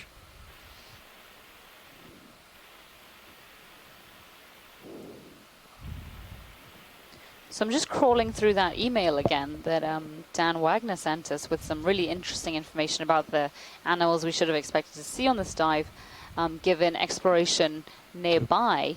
And some of the corals he names are Caligorgia americana, Keratoicinidae, many pinaculids, Paramuriciids, Muriciids, as well as Nidalia dissidens, which I think may be that white soft coral that we were just looking at some time ago. Also Leopathes, and but very few of our stony corals, surprisingly. So we won't be seeing things like Madrepora or Lophelia. They have seen like one tiny colony of Lophelia in one area, they said, and the occasional cup coral, but not much else in terms of those so whenever you're done in this area, you have a large boulder or something. And that big white shelf is a edema sponge. So as you work your way that direction. Copy that. We clear here, watch lead? Do you need we to see are. anything We else? can move along. No, thank you. You're welcome. Go ahead.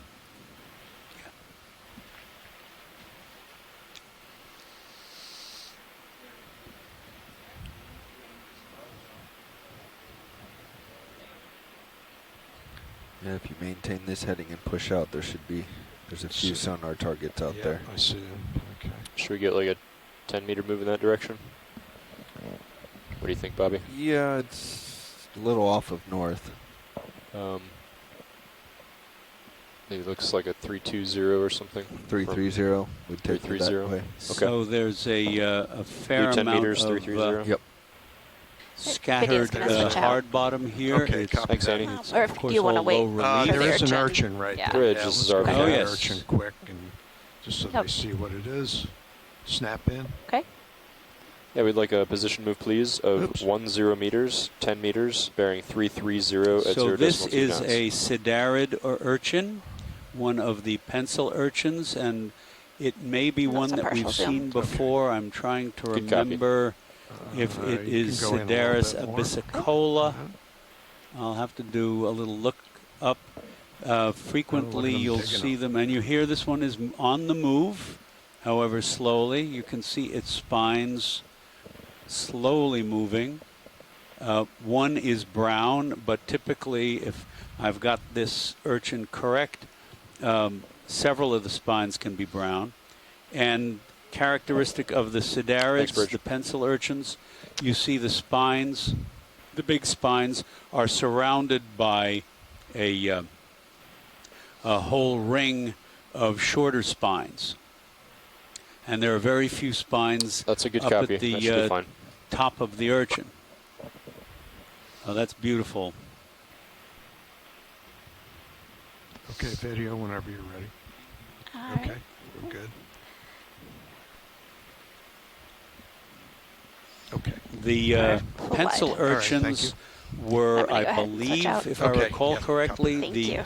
only sea urchin group, or the group they belonged to, was the only sea urchin group that survived the mass extinction at the end of the Paleozoic era, what's called the Permo-Triassic extinction between the Permian period and the beginning of the Mesozoic Triassic period. And their derivatives gave us the urchins that we see today. Pretty the decent diversity divot. of urchins and sand dollars. It's really hard and, to turn down, yeah? sea biscuits. Yeah, we just got our. And there is another grove up ahead. Also got some small some objects hard off bottom. to the right.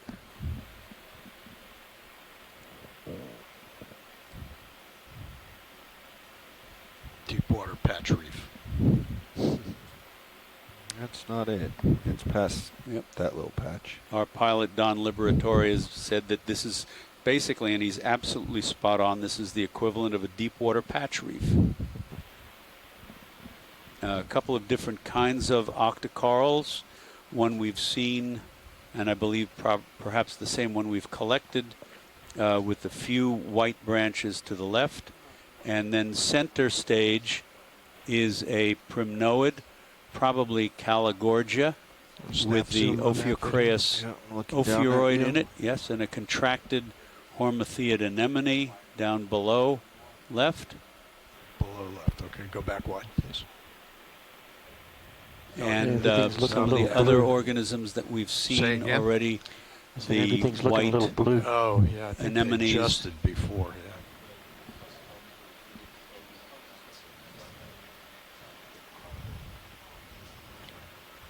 There's another contracted Hormathiid. There's one of the.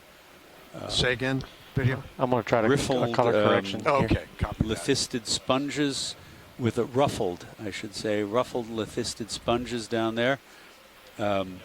Possibly Liodermatium. And of course the anemones, both the white Sagartiid and the small white anemone. So where's our target? Let's see it up there. Straight ahead. Yeah. Just a little bit to starboard. To starboard. Copy that. What's that distance? 15? 12 meters. 12 meters. Copy that. There it is, off in the. And it's past this little patch. You have to keep going. It's a boulder or something. And our depth is still just over 400 meters. It looks like a larger aggregation, perhaps ahead. and slightly to port. Yep. Ooh, ooh, ooh. What is that? That may be and then after one you of get the that off to enormous port black side. coral trees. Let's see. No, that looks like geology with stuff that's growing on it. interesting. Yeah. Or So there is some relief here, very rubbly, although still, well, we're getting, this is a mound. Looks like a mound covered with rubble. And it is not a big fan. It is Copy. We're gonna hold here for a bit, I think. column of some sort.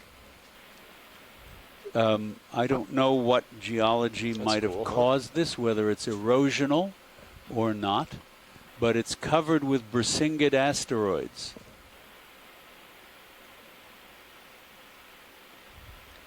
That's quite remarkable.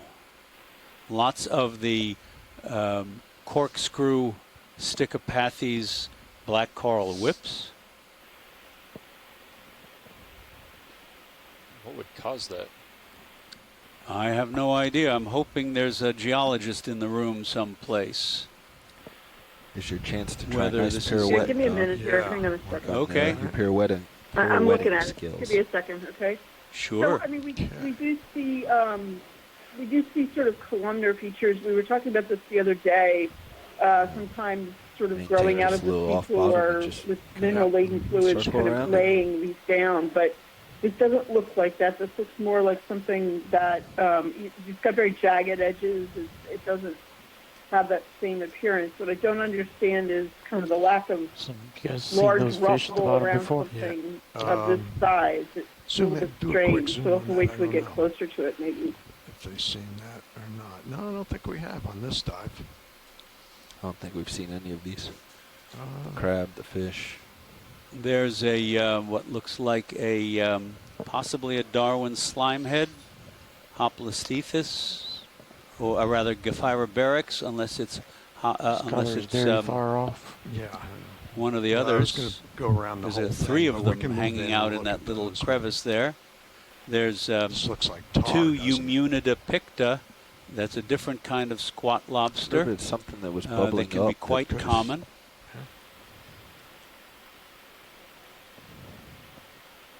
I suppose. It would be nice to get a full Carolyn, what do you think of this as a possible erosional feature? What's left over of something that was much larger, and all of this rubble around it has fallen off? They're not.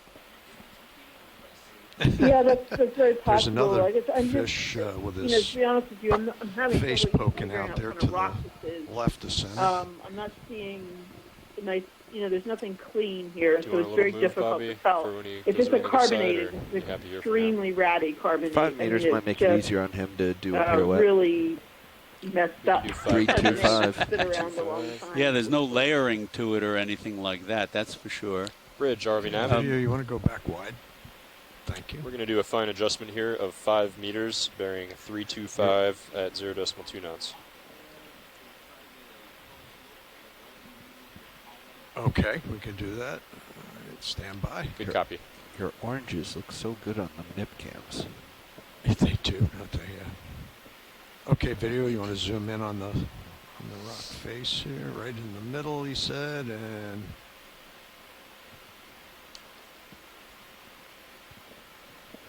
So this is covered with old worm tubes. There's small sponge there.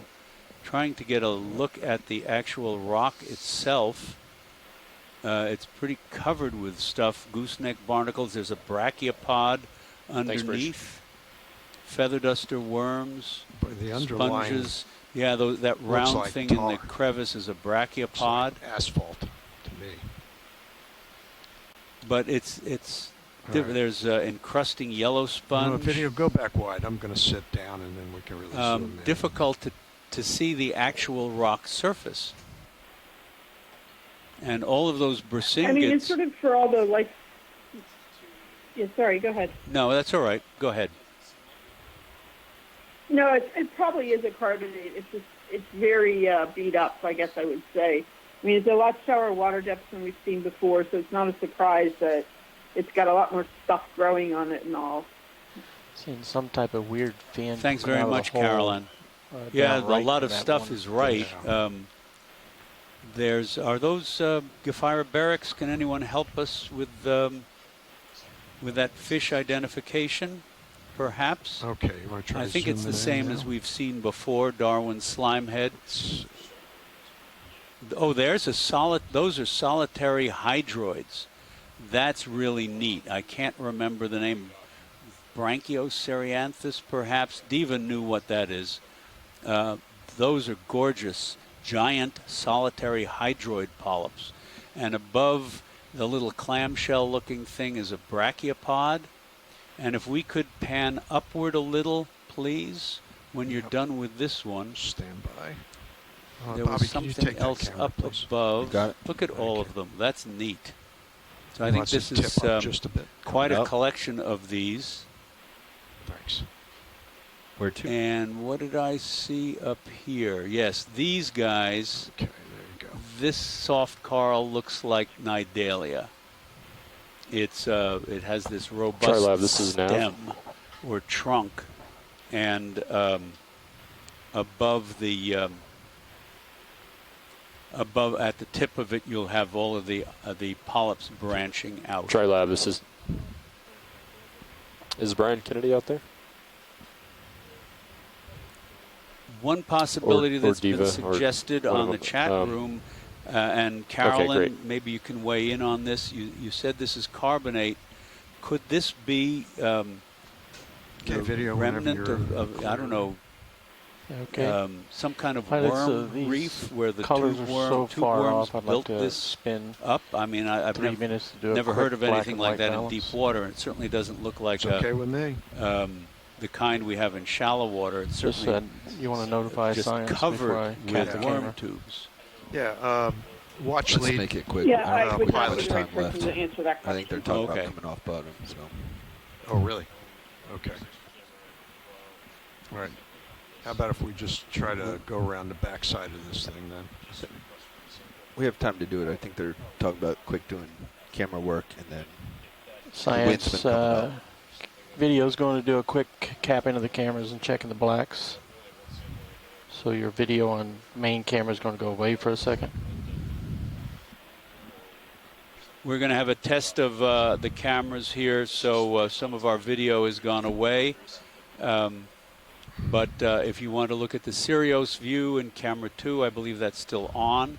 And you can see D2 right in front of this mound. And we should be coming back in business shortly.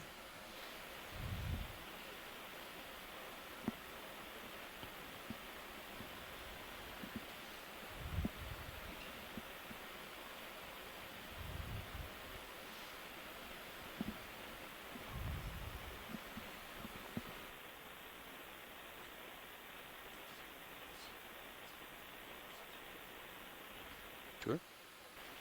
That's better. Video's okay with this. You're full wide.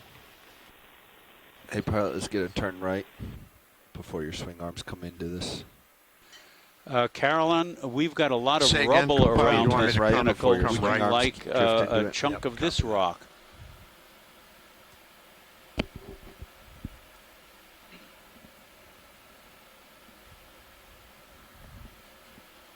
Are you there? Video, you're good? No? Better. Okay, better. So these are all probably Novidinia antilensis. If we could come down Thanks, a Rich. bit Ship is holding position. and take a look at what's out around here, I think it would be worthwhile picking up a chunk of the Chunk there over to the left of your rubble here. It should be lasers. pretty easy. As soon as I get them on. left I don't of know if we could lasers, make a little, Kinda in that before same we patch, that do, looks like it might be a make loose a one. little tour around this to see if there's anything else of interest. And then when we pick up a That's piece some of rubble, ink that may perhaps be floating in front of the camera here there'll be something momentarily. growing on it that will be of some interest as well. Okay. Yeah, all right. I could do a pirouette around the backside here. I wanted to I'm gonna point go out off to the starboard right then this side time. of the outcrop we're looking at now. Do you It's see like this that sort was of squid spiral that had feature flown near the by there seafloor? coming at us up top. This columnar spiral features. Yes, I see it. Yeah, it's very strange. Hang on a second. Sure. Yeah, not a problem. Yeah. In fact, if you want to swap now, that's fine too. Whatever you want to do. Sorry, I had to step away for a second. Want to go ahead and do that right now? Why don't you get this zoom here? Well, we were starting to work around as a pirouette around. Hey, Watchley wants you to zoom in on the column coming into the red of the lasers. I think you were muted again, Chuck. Okay. Okay, Watchley, now tell me again, what is it you wanted to see?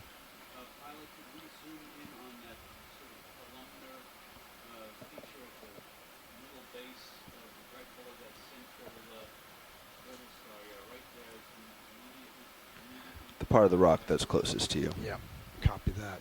But right now we've got that C-whip right in the way. Let me come around a little bit.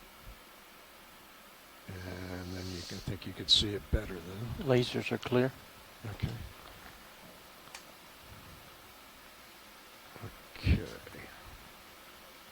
All right, video, go ahead. Zoom in. This is what you're talking about, watch lead? Partial. Okay.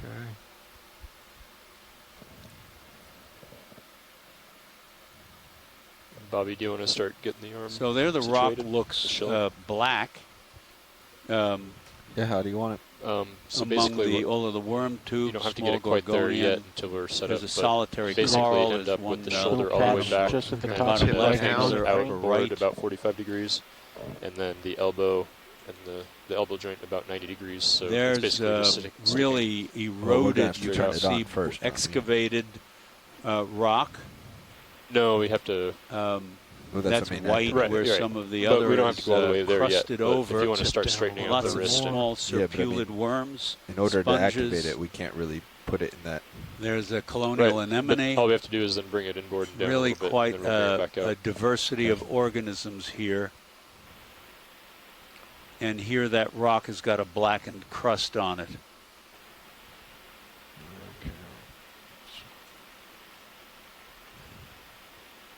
Going back up. Encrusting, agglutinating forams, those little brown trees, hydroids, white sponges, ball sponges on a little stalk. There's an anemone on the left, on the right. And just a really remarkable diversity of organisms taking advantage of this substrate. Cup coral,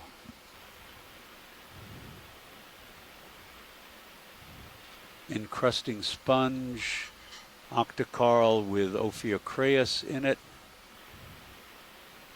And there's the close-up on the Brachia asteroid. You can see those tissue-covered spines. Looks like the wrist is still a little bit bent.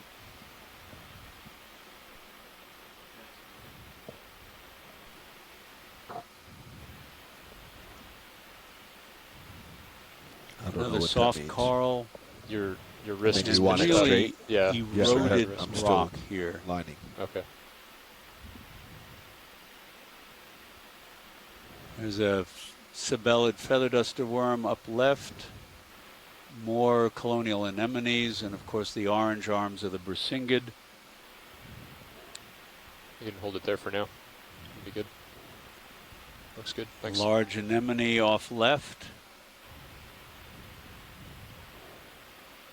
This may be one of the Segartiid anemones with its raised orange mouth. Looks like pale peach lipstick.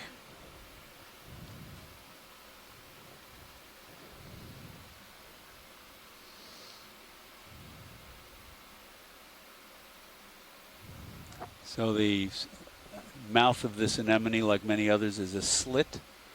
And there'll be a ciliated groove at one, or I can't remember if it's both ends, that drives water down into the interior gastrovascular cavity to inflate the anemone. Some of them feed that way too. or bring some kind of particles into the interior. That's magnificent. Okay. I'm going to tip up some more.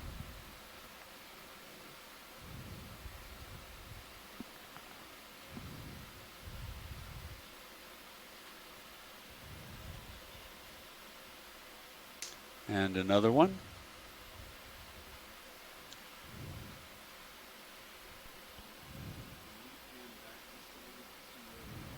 Sure. Go back wide video. Right near the top. Close to it anyway. Okay. All right. Video, you want to go in?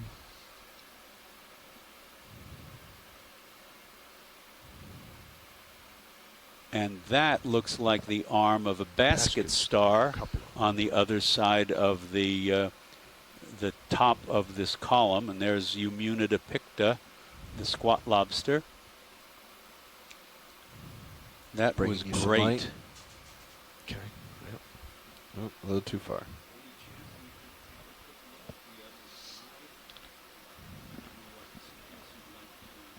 Sure. Well, I think we're going to swap out here first. Sure. And yeah. Yeah. Okay. And then they can take a look at the other side. Okay.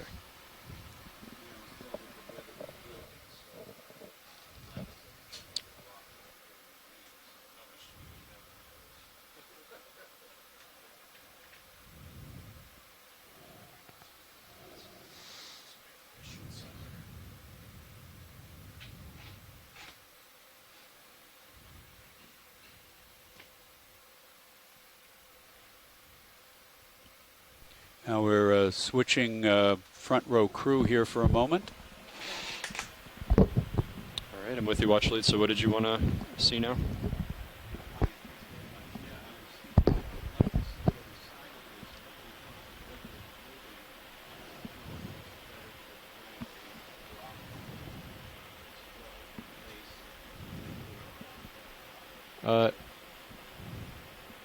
Yeah, I think if you see a rock you like, we could do it now, or we could, if you don't see one you like, we could move around the other side.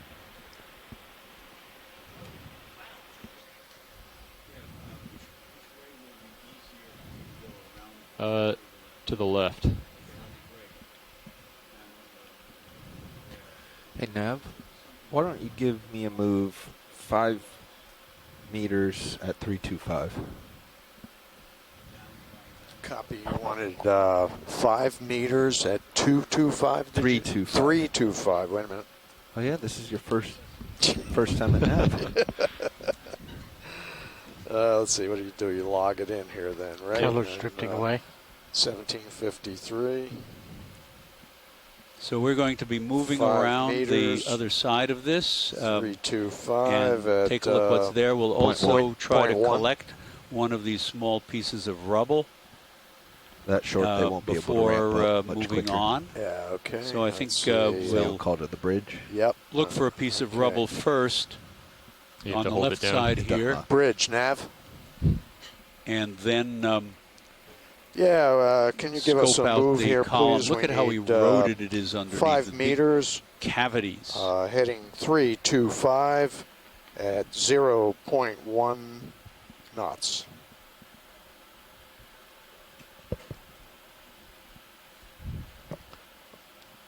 Good copy, Bridge. There's probably in the neighborhood of 12.5 Brasingids so on going to this bring you column. More on top of this, light up the top for you a bit better. Cool.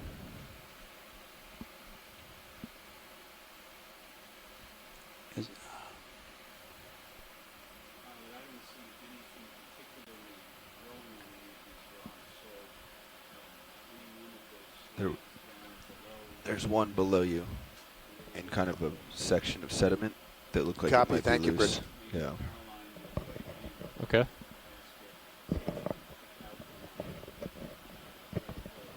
I'm pushing back in, rolling. So Carolyn, we're going to zoom in near the base here. If you can select, especially we're going a little to left. If you can pick out a preferential we can get lasers on piece of rubble that you'd like. Please say so. Okay, well, none of it looks very fresh, so I'm Right. not sure how I'm going to advise you on this. But. Well, then we'll just grab anything. There's a nice, is that a, Diva, is that a black coral there coming into view, that gray branched one? Yeah, it does look like it, but let's see if we can just grab one of these pieces of rubble, please. Yes. And looks like some good pieces. Then we can do a switch out of our right pilots. now. Okay.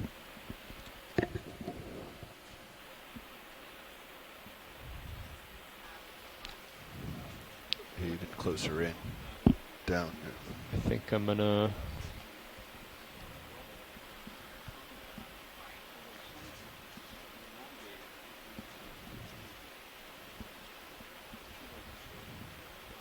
Going for one closer at the base.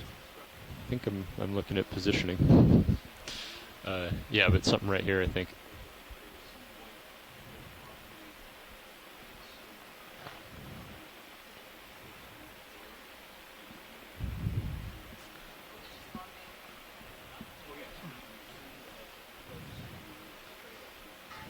I'm gonna back up just a little bit.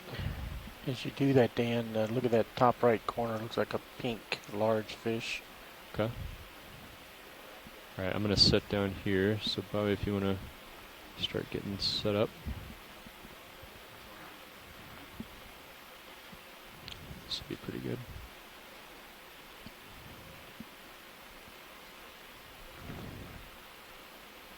Maybe one of these pieces here between the toes. That rock on the lower left looks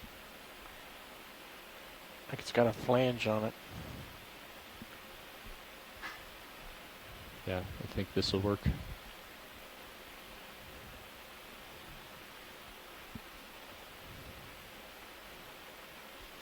Where do you want these swing arms? So the upper port is going to be all the way deployed and then turned back so it's lighting up the side of the vehicle. Okay.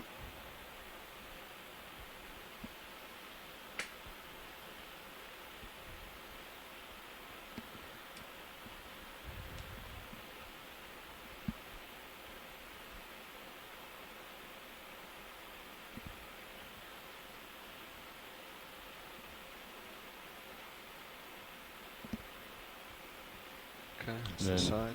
Yep. I brought the starboard upper in a little. Okay. Give us a little more light, but I might move it back out, depending on where you set up.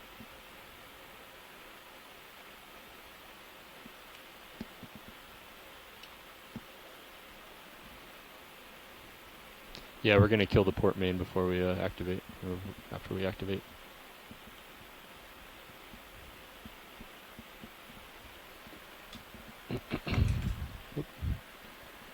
I just lost your pen, Don. Port main is out. Okay. This isn't a big deal. Should be fine. Okay, Bobby, if you want to try to get us Port main back on. Rotated or shoulder inboard.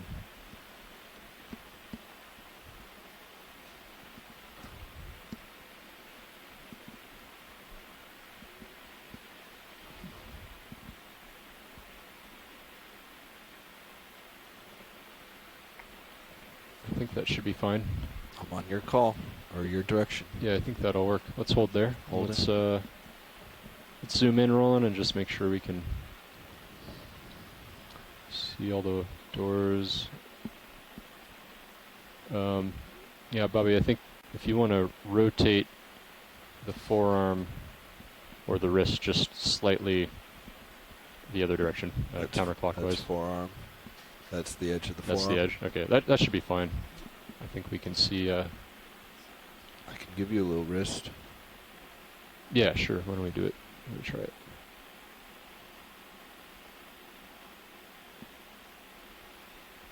A little more. Wrist doesn't seem real responsive. Yeah, it's okay. I think that's fine. I just wanted to be able to see the LCD display on the left, so that's perfect right there. Okay, holding there. I'm off. Okay, let's come out a little bit, Roland. Where do you want your lower port swing arm? The lowers, I think we were turning the lowers off actually when we actually... Starboard I don't think's bothering you, but the port definitely is going to. Yeah, we're going to kill the port main and turn off the lower swing arms. Okay, that... which we don't have to do now, but when we you lose quite a bit of light on that tower. That's okay. The starboard. Okay, so ports are out, or lowers are out. Okay, that's fine. All right, I'm going to put up Mini Zeus. And yeah, I'll take it. Yep.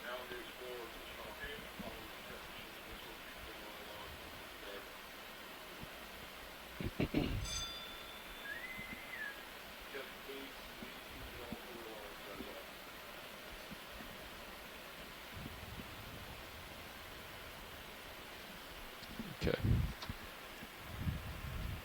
Force feedback is on. Pots look stable. Do you want us to stay here, or is Nav and Copilot okay to swap out? You guys can swap. Okay. That's fine. Hydraulics are up. Okay. Hydraulics are full up. Okay. I still have control of the arm.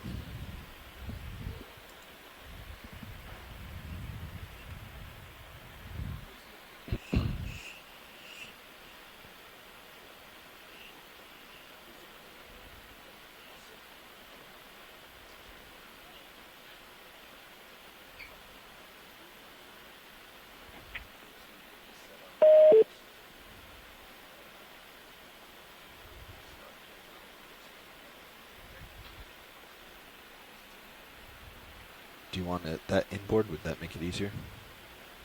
I think I can get it. Okay. You have good view on minute cam too. You're a little high on the ball. Looks pretty good. Now you're in the grips.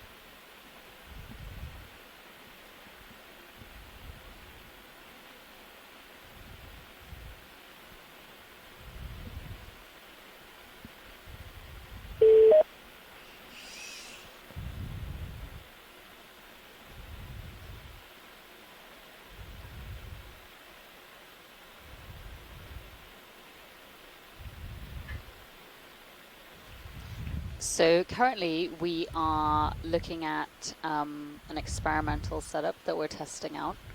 I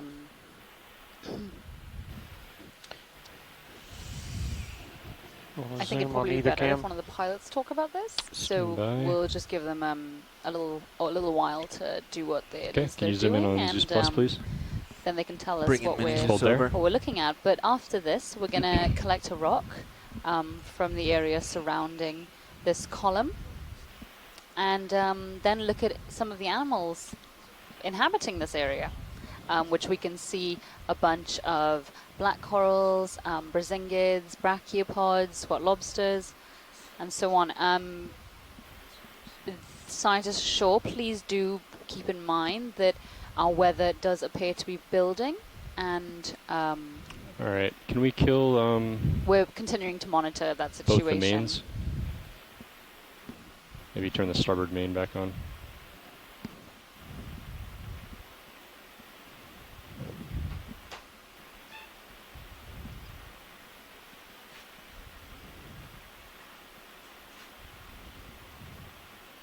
There we go. Saw the red flash.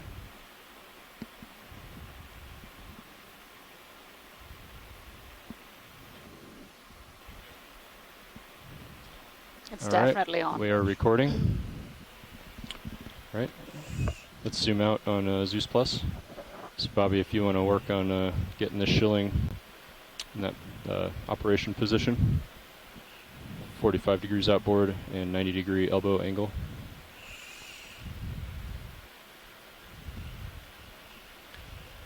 I'm going to take Mini Zeus for a second. Go for it.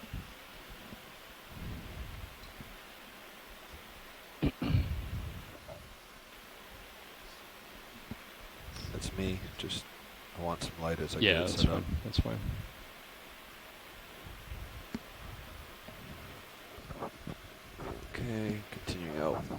port. Yeah, hold there. Hold in there and elbow up. And then maybe shoulder up as well, just in case it's Shoulders sagged. all the way. Okay. Okay. And up a little more on the elbow, Up. just so that's in the top corner of the manip cam. That'll be perfect. Right there. Okay, port main is off. Great. Bring in Mini Zeus back over for you. And if you could do one more thing for me. Yep. And that is just rotate the forearm a few times, kind of at a medium speed, not too fast. Here comes one forearm. Let me try the other direction. Yep, there's... Yep, that's perfect, and just keep going all the way. Just got to calibrate. Yeah, it's just... Yeah, it gets sticky in the middle. Yeah. All right, I'm hard over on the If you let go of the control, then give it another command, it'll go. Yeah. Okay, and then bring it fast. And then bring it back.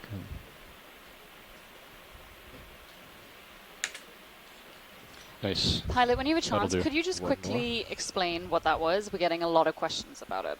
Okay, and coming back to very port. briefly. Yeah, we have an experimental camera that we can only run at certain depths, and today happens to be within that depth.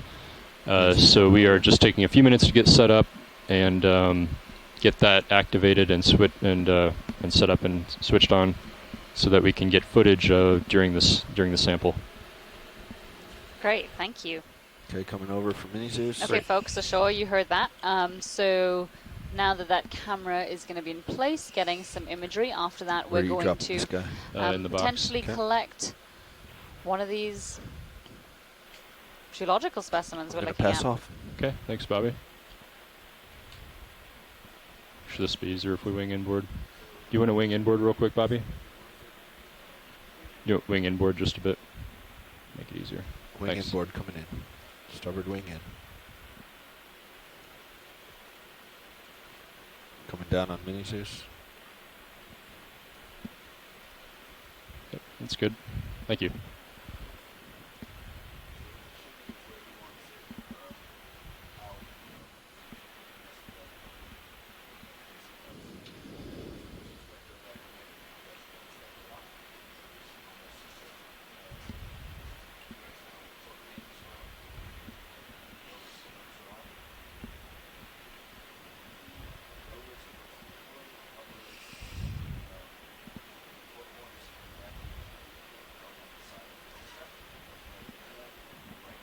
Okay, rolling. I'm going to get the camera set up and we'll go in for the sample.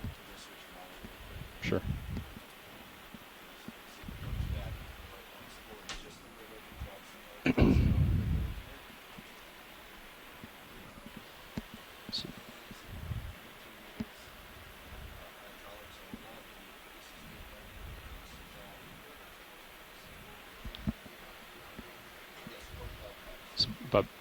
Bobby, can I just confirm something real quick?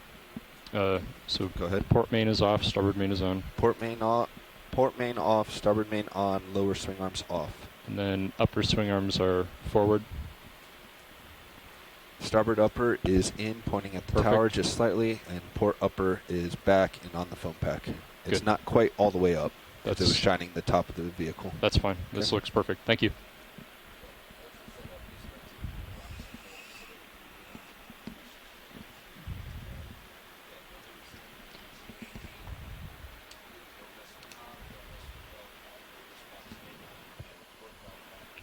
Okay.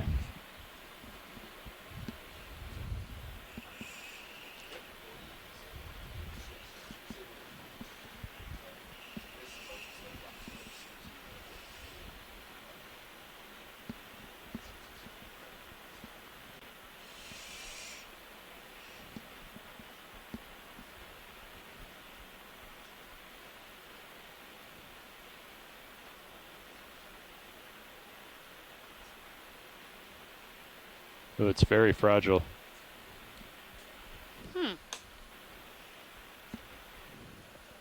I will need to change my grip force. Well, that's interesting. That did not break like carbonate. What about that large one next to the fish? Carolyn, care to hazard a guess then? No. Can we starboard wing outboard a bit? Starboard wing going out. Thank you.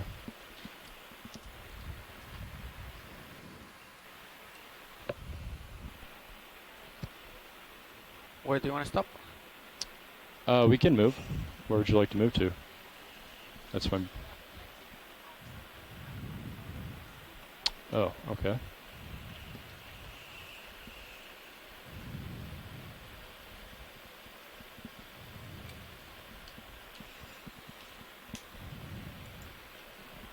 Let me, so which one is it? Okay, I see it. Sure, we can do that.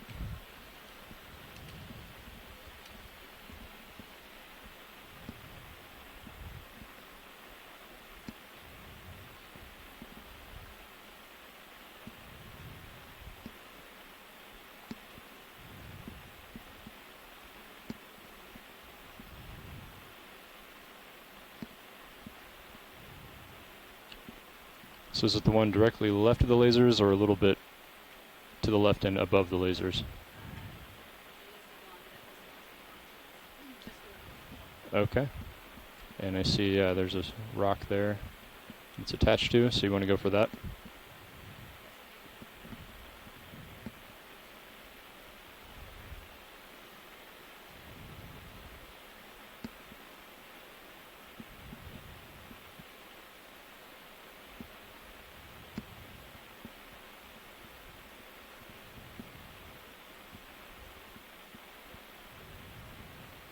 Fernando, I think we'll go for the port bio box. Okay.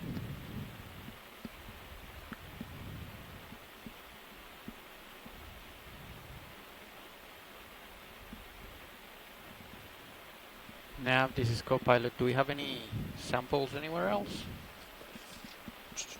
Yeah, we got a port outer. Okay.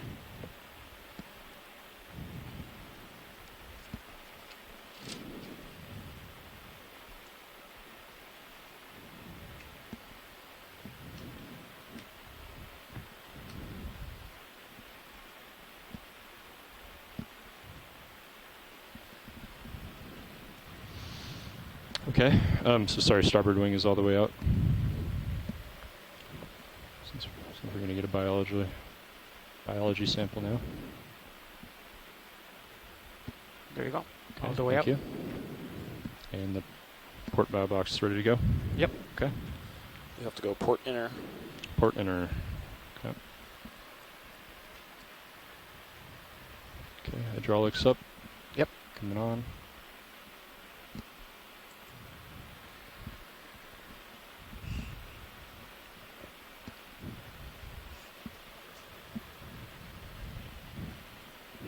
The ship hasn't moved in a while, so everything should be stable. Okay. Copy. Permission to push in tight on Sirius? Talk to Copilot. I am. Should be fine. Yeah, go ahead.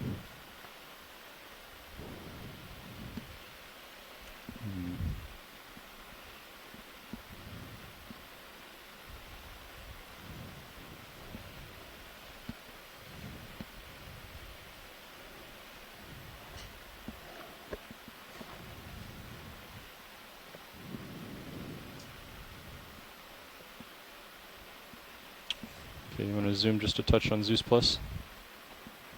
Hold there.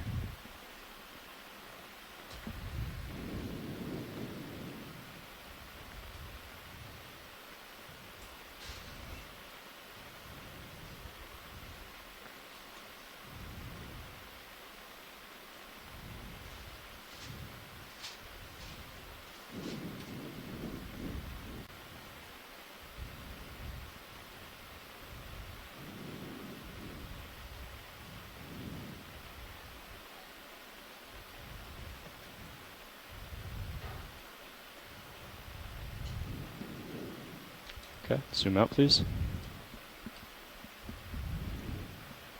Full wide.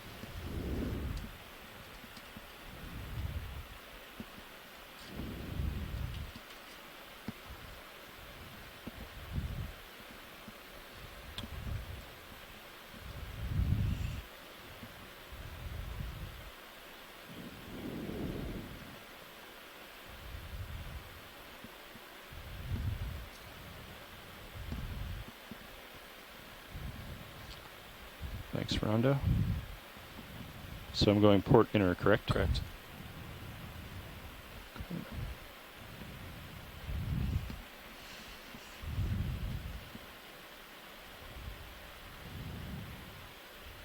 Can we tilt up on Sirius?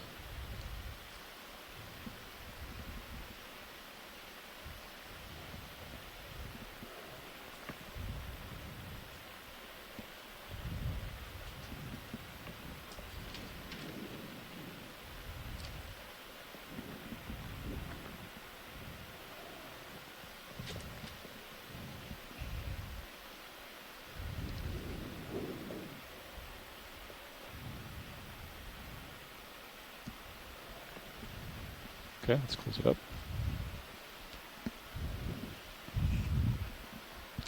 Thanks, Fernando. Would you mind framing it back up on the craft? That's stowed. That was a great collection. Thank you, pilot. Yeah, thanks for your patience for the camera setup. No, that's okay.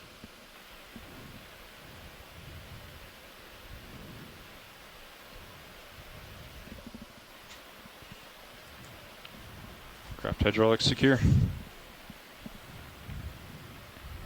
Shove down. Absolutely. And Sean's coming in, I believe. Dan, do you see a problem leaving the HPU on? You could leave it on a low RPM. Okay. Or so just in view as well, we can see one of Darwin's slime heads, turn it disabled, as well as but leave the box on. So when you do turn on hydraulics, it gives it a little bump. 2 black corals to the That's left fine. of the screen, as well as an Anthothellidae, potentially octocoral attached to that rock, just above the Darwin slime head. So Sean, we can also see an eel that's made a home just at the top of the screen next to the Darwin slime head.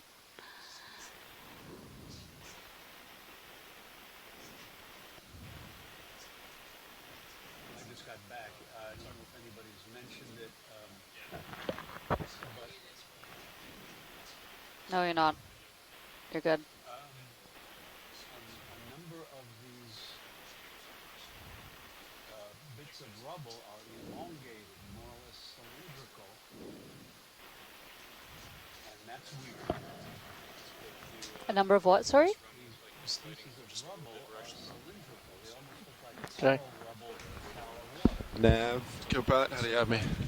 Comms check. Nav is pilot, loud clear. Loud and clear, pilot. Great. Okay. I have you both loud and clear too. So I'm not sure if they explored all around this chimney or not, this stack. Oh, but could it not be some kind of like extrusion here? Some kind of asphalt extrusion that has left this protruding feature, and then bits of it have broken off over time. We saw these kinds of like ropey structures on some of our previous dives. Pilots, so before we take this off, may be can we very examine degraded this rock near the areas right of that, skid? perhaps. Again, you're listening to 2 biologists trying to what talk happened? geology right now. Look at the rock. The one that has the anemone and the coral on it, the white one. Carolyn, Yeah. I guess I would say... Let me just rotate to it real quick. It just looks like a pillar. On the ship, because it doesn't have the sort of characteristic look of carbonate, nor does the rubble kind of look like carbonate. I know that sounds, That was the rock I was hoping they were going to listening collect. who are not earth scientists, that sounds ridiculous, but I'm just telling you based on 30 years Might of need to back experience, up that's what I a would little bit. say. But we won't know, I don't think, until we really see the rock. And of course, before you got a carbonate that started oozing asphalt when you get it on the ship. So who knows what's going to happen with this one. Thanks very much, Carolyn. Lasers are clear. Co-pilot, get lasers. Chuck, I think you're muted. Nav, this is co-pilot. What Up a little bit of are dirt. bearing to the next target? Okay. Select it for you here. All right, Sirius to next target bearing. I think so. It's too dusty now, never. All right. Copy, thank you. Copy that. Let's get out of here. The last moves have been 350? No, we were going 325 to acquire this sonar target. Hey, so pilot, once you're settled, we'd like to keep looking around this area for a little bit. Yeah, do you want me to just go around this rock wash lead, or? Yeah, as well as the community like around on the floor. Yeah, copy that. Surrounding it. There's a couple things we haven't had a good look at yet. Copy that. The hole to the right, even with lasers, there's a red fish in there polka dotted out. I don't think we've seen or anybody's noticed but me.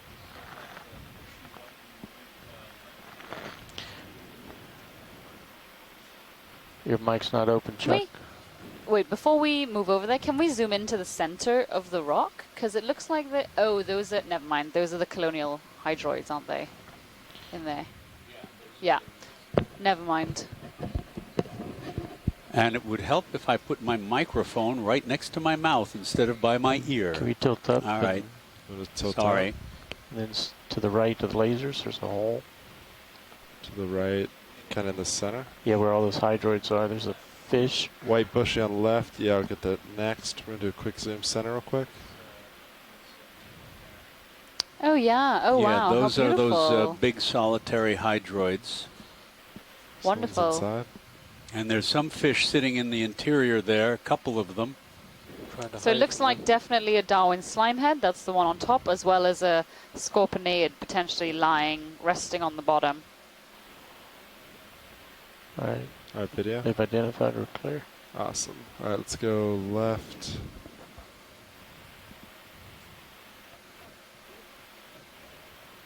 Yeah, and I'm guessing this is an Antipatharian here with the long white branches.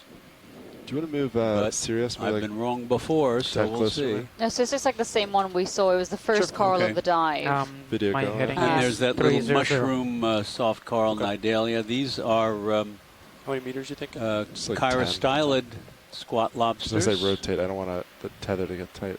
Absolutely. And this is a black coral. Bridge, this is RV nav.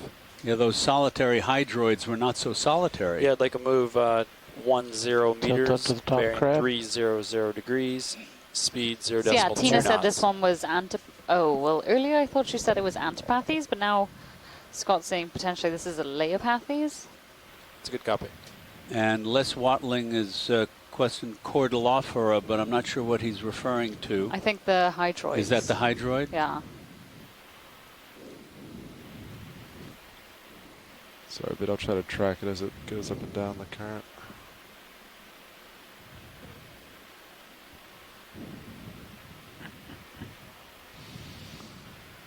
We're going to have to go medium. All right, sounds good. Copilot, you want to get lasers? There's a bit of a breeze going here. Move initiative. Thanks, Bridge. The Tilt down this to the column, second crab. which you can really see in the camera 2 view looking down from Sirius, the water undoubtedly accelerates as it has to go around this column. So that's taken advantage of by all of these suspension feeding organisms. Video's clear. Copy that. And there's a wide variety of forms of rubble here, round and elongated, very interesting. A little right of center is one of the mushroom soft corals, Nidalia. Video, is my camera full wide? Yes. Copy. All cameras are full wide. You know, look at the top of this rock looking down on it. It's got a couple go to the top. Basket stars that we've seen only from down below. And that's a different kind of fish just above the lasers among the asteroids, just left of the Interestingly, lasers. that looks like the same one we saw before that was in the central portion. Yes, it Or does. Brazingid. So perhaps it does have some kind of association with these Brazingids. And there's a feather star. As well as a corallimorph just peeking Yes. out.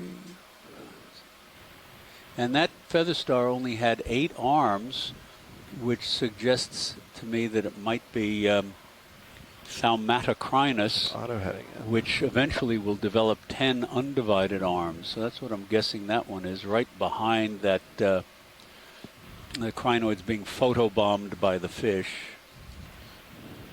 We'll continue to the top. Copy that. I don't know what kind of fish that is. There's another one of those fish at the top. Tina says that bushy black coral we looked at is probably an Antipathes. And here's that basket stars. We come up, boy, there's got to be at least 20 or so Brissingids on this outcrop. A little pirouette. And there's another one of those slender fishes hanging down below. Is this a good height? The outcrop. I'm not sure what. You want more of it in view. Yeah, a little bit more in view. Basket star this is. There are several species. Gorgonocephalus is one. This is the shot. You got Actually, it. one genus. It's taking the high point. And you can see that fish is working against the current here that is moving around the this outcrop.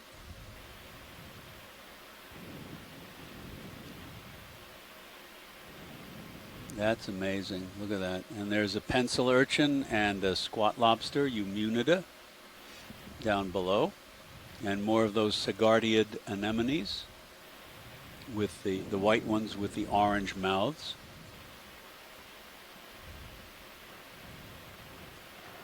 Continue as far around as you can go. Copy. If I'm not mistaken, the Brissingids, a Brisingid, when it was first discovered back in the middle of the 19th century, was also thought to be a living fossil.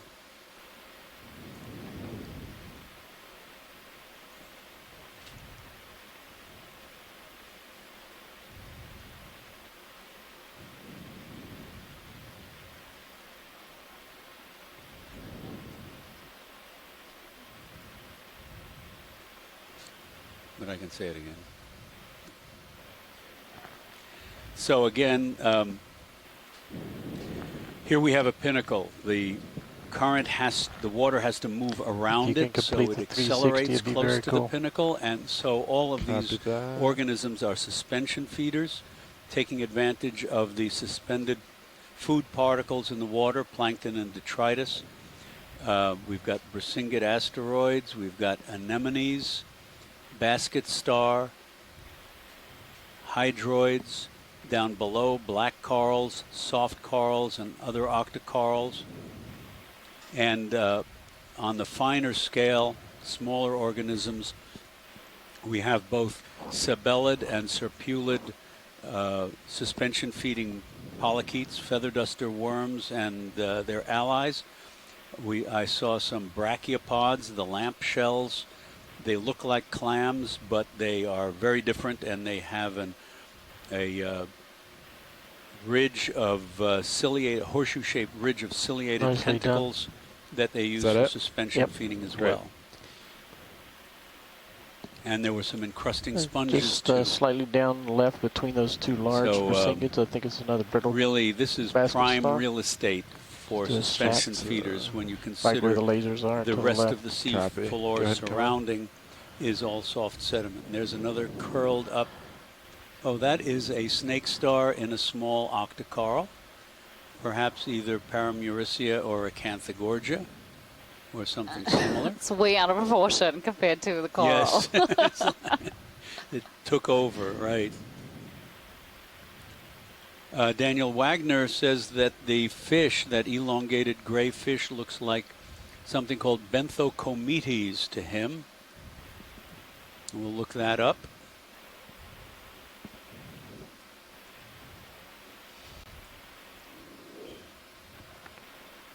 Okay, whatever science wants now.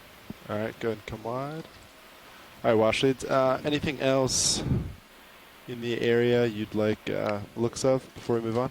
No, I think we could continue on, please. Great. Do you want to this go was around magnificent. To get out the turn, really or some you great just want video, to get it out at the end? Some great footage. So I think if I just... Really an extraordinary collection of organisms. What direction are we traveling? It's sort of like a Christmas tree. So you have to, definitely. We both have to turn almost 180. Yeah. So let's just turn to your starboard side, I think, right? Yep. Yeah. Okay. Decoration shaped like Brisingid asteroids and Sigardia What was that would heading? make, and 351. basket stars would make really interesting Christmas tree ornaments. Oh, I see. You turn 2. Okay. Yeah, I'm turning with you. Copy that. Still keeping you in view, but turning with you. Sounds good.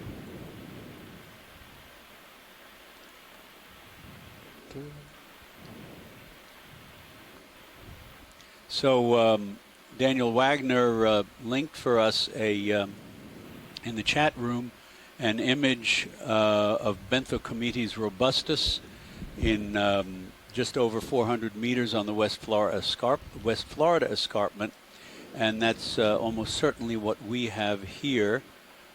I'll have to look and see what family that belongs to, see who it's related to.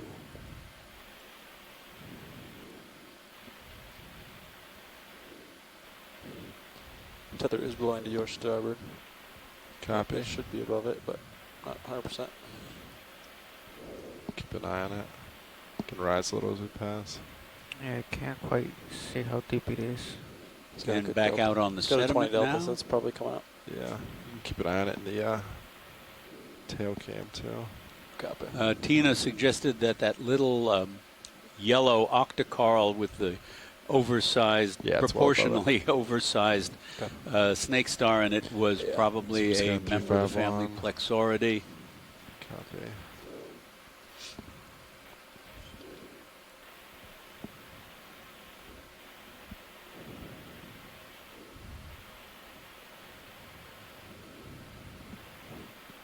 I'm assuming they're done with that feature. Yeah. Okay. We're moving on.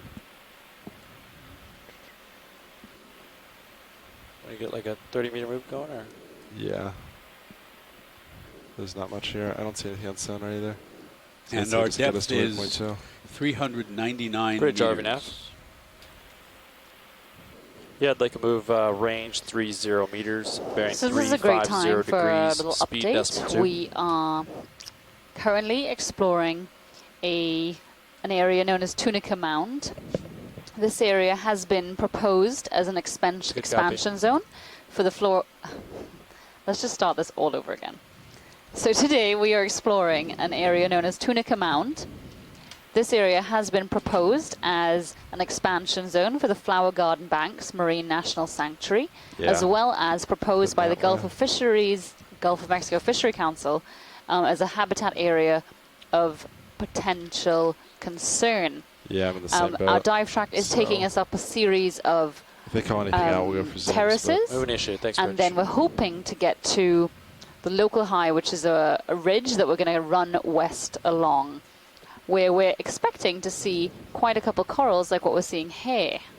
And these are all probably Calagorgia.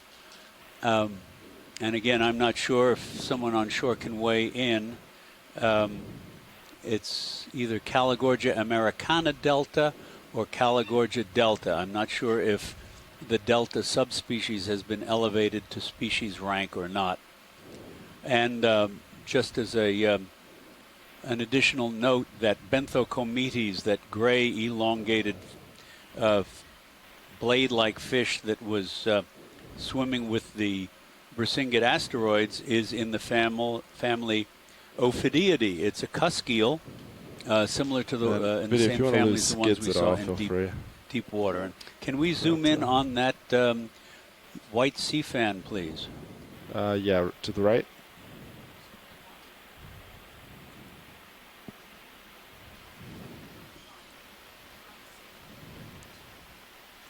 So I have some bad news.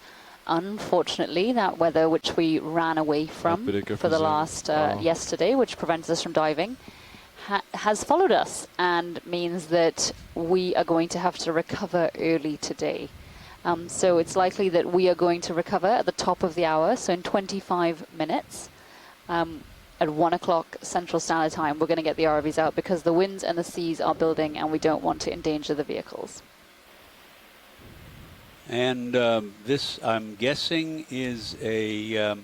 so Robert McGuinn mentioned that it is Calagorgia delta.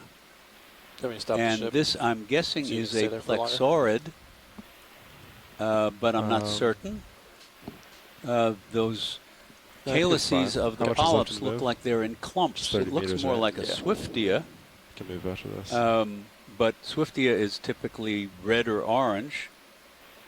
So if anybody out there can give us a hand with this, all of the 14 meters. polyps are withdrawn here. Maybe 9 meters. So Scott has said it's a white Paragorgiid.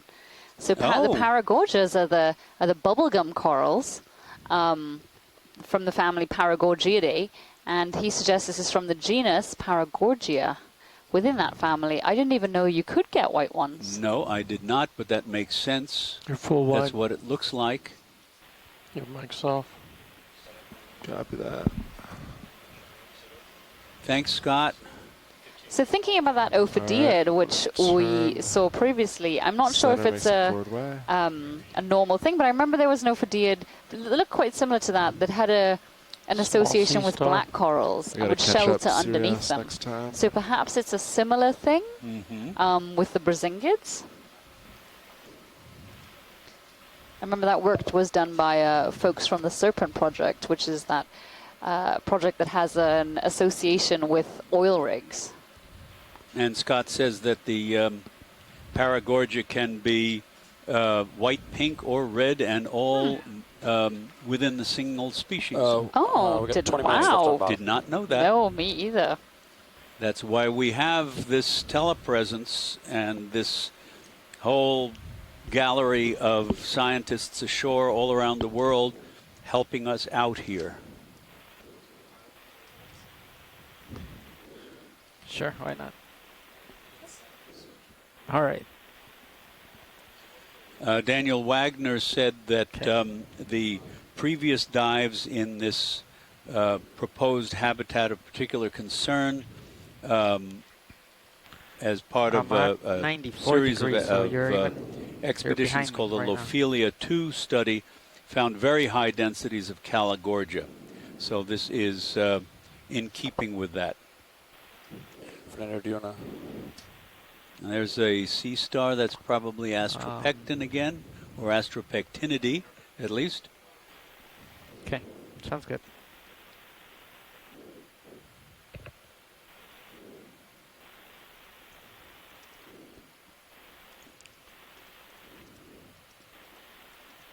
That looks like a bit of trash or plant debris. Move complete. Thanks, Mitch. All right, right there. My camera is at 73. And there's a long list. Who popped in with that one already? Is that Ken? Ken Sulak. Yes, he's giving us a long list in the chat room of the fishes in time sequence from the beginning of the dive. Let's see if we can put some together. So he's saying the first flatfish that we saw is a in the family Pleuronectidae, a juvenile of Glyptocephalus cynoglossus. Let's see. Hang on. I keep the witch flounder. The zeoform fish is, as we said, Cetopsis, and in the species Rosia, the red dory. He says the fish that looks like Bembrops that we've been seeing throughout much of the dive is actually in the family Chlorophthalmidae, which are the green eyes, and the species is Parasutus truculentus. Are we interested in this fish star? No, we've seen this several times. Let's just keep moving, please. All right. The batfish that we saw was not Haliotichthes, it was Dibranchus atlanticus, the Atlantic batfish. We saw a scorpionid-like spiny fish that was a sea robin, Prionotus situlus, the leopard sea robin, and that is probably a new depth record for this species. Thanks very, very much for that information, Ken. Really appreciate it. Ken's been working on deep sea deepwater Atlantic fishes for as long as I've been working on crinoids.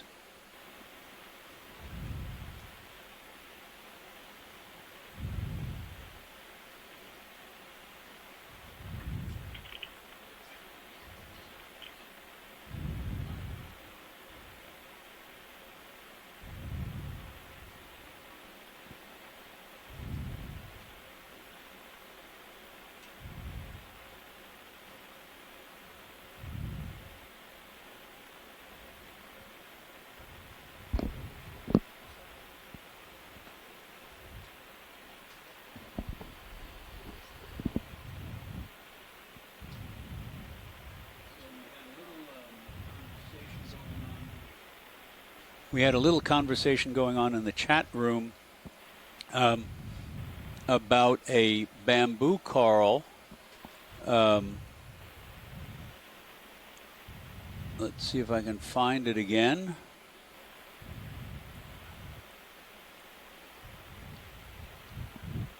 There was an octocoral that we were asked to be on the lookout for. Perhaps an Isidella, and on serious view, you're off the word starboard, was to collect it if we see it, but I don't believe we've seen it. In the moves complete pilots, Sirius is in position. Okay. Do you want to keep moving? Yeah, where's waypoint 2 at relative to us? Should be 350. Yeah, just keep it moving then. 10-4. I have pilot at about 4-5 my camera, so we're good to go. Bridge RV nav.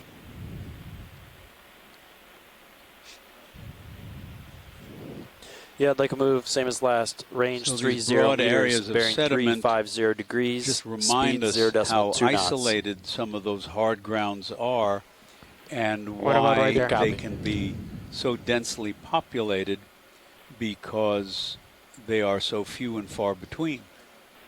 Okay. But the question of, as we've talked earlier, we've mentioned earlier, the question of how the larvae of these creatures find these isolated sites is move initiated. Thanks, Bridge. Still being worked on. Certainly, we don't have all of the answers by any means.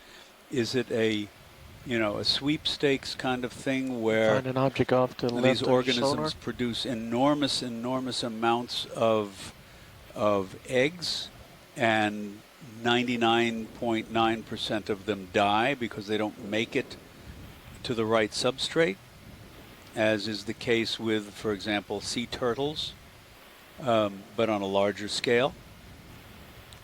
Or are some of these things producing very short-lived larvae under at least some circumstances, so that when an organism does produce eggs, the larvae don't drift very far, and so there's a substrate right there waiting for them. That's outside my field. If anybody can weigh in. Also, Ken Sulak says he doesn't think the juvenile of the witch flounder has been previously imaged in its natural habitat. The adults like much deeper water. Or video, sorry. And he says the two black dots at the base of the caudal fin and the translucent body are good identification characters for both juvenile and adult. Find a port. And here we have more anemones. 12 meters. And a sea fan or two. We are on the move. Copy. Can we get a close-up look at that fan there, just to be the one in the middle? Yes, the big one in the middle, please. Okay.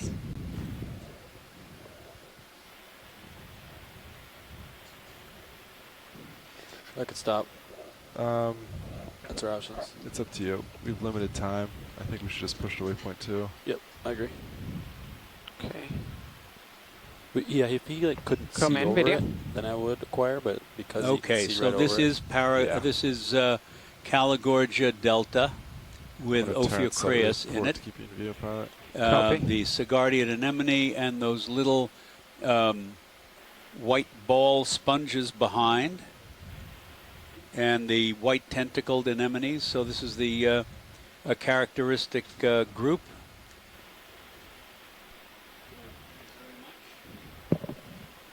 Yeah, not a lot of time. Do you want anything video? You've moved 10 meters, John. And behind it, there's the same you moved, 10 of the black 30. coral. It appears to be that we saw earlier by that yeah, pilot for this. We want to rotate tall back outcrop center. Okay. I rotated about 20 degrees to port. All right. So as you come center, I'm just going to rotate starboard back to 350. 350. And our depth now is 390 meters, so we are moving upslope. And Daniel Wagner said that the black coral specimen that we did collect on that piece of rubble, it looks like heteropathes, is not yet been reported from the Gulf of Mexico. All right, I'm back lined up about 350. Okay, pushing out. Have you about 65. Copy. So that may be a new record. Looks like there's something ahead too. Maybe a little something floating up in the water column, upper right. Yeah, possible divot up ahead and left a little bit. Yeah. And up in the water column, come in partially, is a pyrosome with a couple of hitchhiking shrimp. Gonna bring down the this camera. Is a colonial relative of sea squirts. And it's intensely bioluminescent in the dark. Pyrosoma means fire body. And basically it's composed of hundreds of little sea squirtlets with their intake openings, because they're filter feeders, intake openings on the outside of the tube, and their exhalant exhaust openings on the inside of the tube. And let's see what goes on here as it crashes to the deep sea floor. That's cool. Bouncing along. The shrimp seem unfazed. So did that shrimp. So did that fish, that green eye. All right, Pat, have you at about, camera's at 8.5 right now. Copy. Abandoned ship, it says. One of them stays. All right, come up. So these colonies, 5 meters left, John. Each of the zooids takes water in from the outside and pumps it out to the interior of the tube. And there's an opening at one end of the tube so that all of their exhaust move complete. Thanks, currents flow out through the tube opening, and so the entire tube is jet propelled slowly through the water. Those pyrosomes can reach over 30 feet in length and up to 2 or 3 feet across, 2.5 feet across, mostly I believe in southern waters. And when I was a kid, I saw a magazine that had one of these on its cover. There was an article inside, and it was, big print, sea monster, ? And it wasn't until I got to my invertebrate zoology class in college that the mystery was cleared up, and they were actually colonial sea squirts. Pyrosoma. All right. Fire body. Enough time for one more move? I think so. I got. Are there any known creatures that consume those? Whether they are eaten or not, I don't know. I imagine if they're at the sea surface, I imagine sea turtles would eat them, especially the leatherback, which eats a number of different gelatinous organisms. So it wouldn't surprise me. Maybe mola mola, the ocean sunfish. Yeah, if we have time for another move, might as well I'm not sure on that. Right? Okay. Maybe just one more. Yeah, let's call it in. Bridge RV-nav. That's the first I've seen pyrosoma a number of times. That's the first time I've seen anything of interest right here. Hitchhiking shrimp.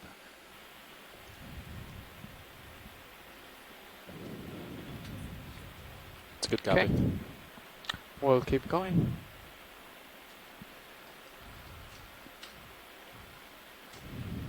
Did look like some bivalve shells, huh?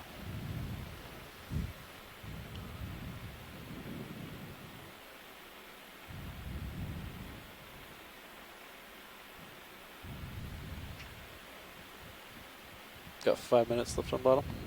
Copy. Moving to shade. Next bridge. When we start rising, the ship is just gonna start going ahead? We'll get you guys to a safe altitude first, but yeah,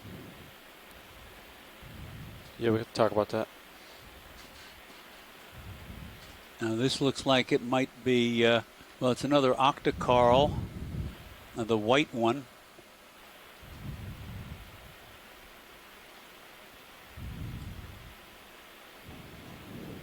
And more tube worms, it looks like, clusters of tube worms that we saw earlier in the dive.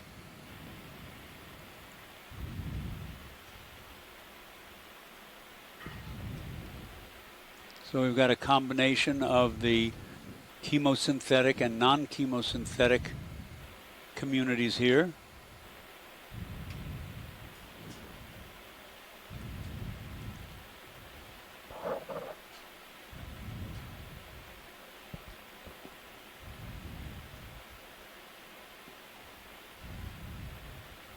Lots of cluster burrows again. Can we zoom in on that white in the center? That might be a comment video. Clam, or is it? That looks like a bivalve shell. Hold on, come out. I don't know if it's one of the chemosynthetic clams or not. Might be.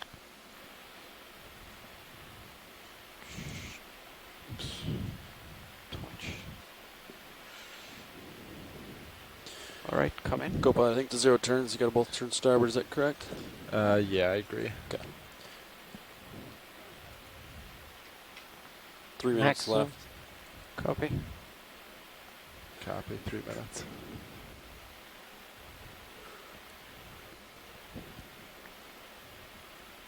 Video's clear. Copy. Come out.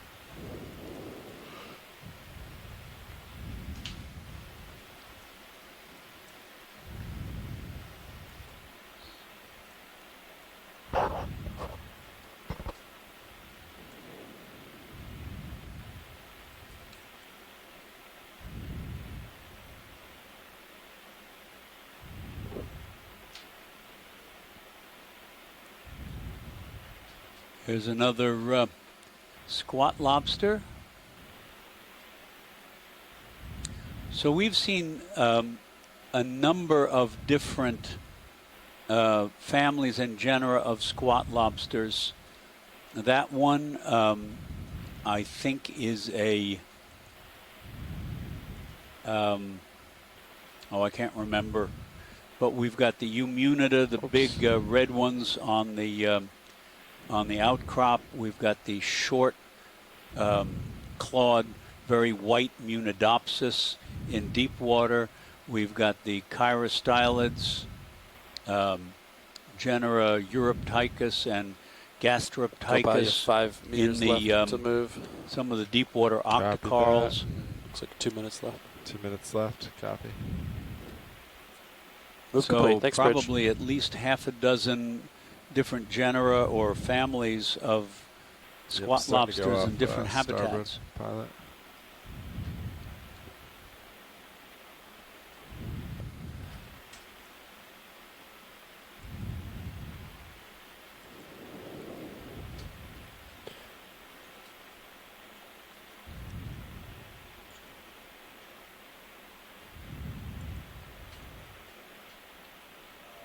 Usually they put it back here, right? Oh, okay.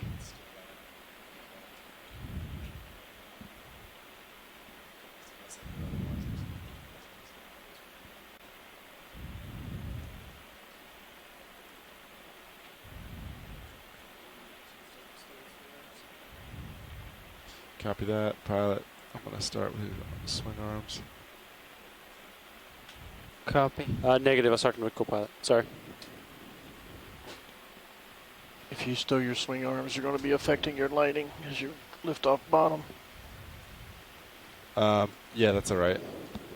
We still want to get swing arms stowed for recovery. Not sure. Okay. Pilot. All right. That's it. That's it. Okay, watch lead. I think this is the end of the dive. The co-pilot's starting to bring in the swing arms, and we're getting ready to get off bottom. Okay, this is the end of our dive. Sorry to say, it's triggered by deteriorating weather. And for safety reasons, we are going to bring the ROV back aboard. Thank you all for participating. We'll have our dive call what you want to do shortly. So we both need to turn starboard, do a little more. All right. Do you want me to? You can do a wide turn and then drive underneath me. So what we can do, we can line up with the ship. All right. So we can start by rotating. I'll rotate 45 starboard. Thanks all of you very much for participating. To get some altitude if you want to. And yeah, you can come up a little if you want. We've seen some really interesting things on this dive, especially that we have liftoff. Projecting columnar outcrop with all of the Brachia asteroids on it and other forms of suspension feeders and fishes. We did collect one rock from the rubble field around it, so that'll be really interesting. We also collected a tube worm earlier in the dive. Stretch out. And so this is going to be, some of those specimens will be very interesting. And we thank you all for participating. Yeah, nice and high, so it won't interfere with you. All right. So folks, we're going to chat at 5 past the hour. So that's in 8 minutes about tomorrow's dive. We have a couple of choices to make about tomorrow's dive. So if you could stick on the line and be engaged in that process, that would be really great. Just Thanks very much. Come right below you. Gonna. Yeah, I'll call you in just a minute here. Probably change the ship position and stuff. Delta 15. Copy that. Now you can just go ahead and drive under.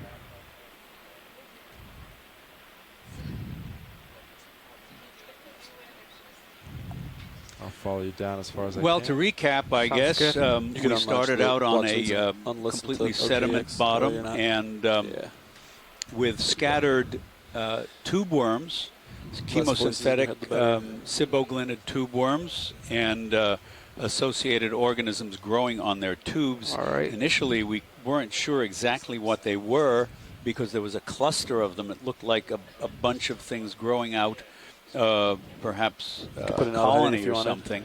But it became clear they were ciboglinid tube worms associated with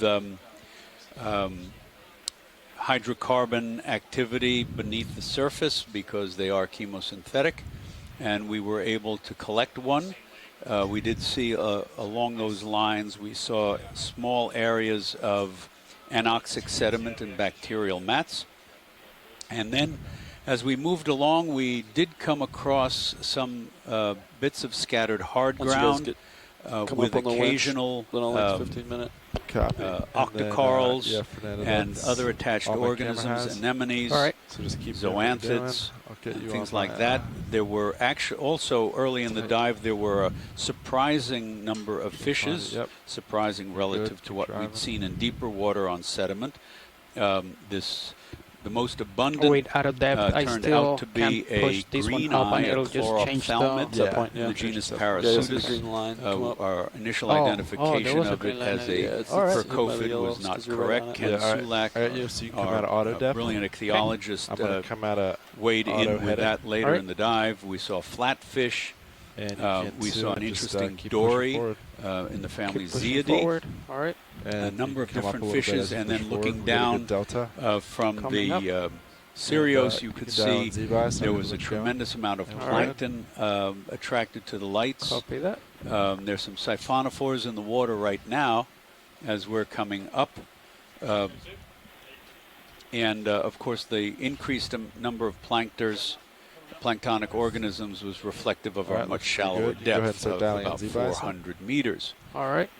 As we progressed, we did usually see like negative 60 or something, right? Or is it hard bottom, scattered hard bottom, much of it still offered by the chemosynthetic worm tubes, but some scattered rubble where we began to see some octocorals and black corals and associated organisms.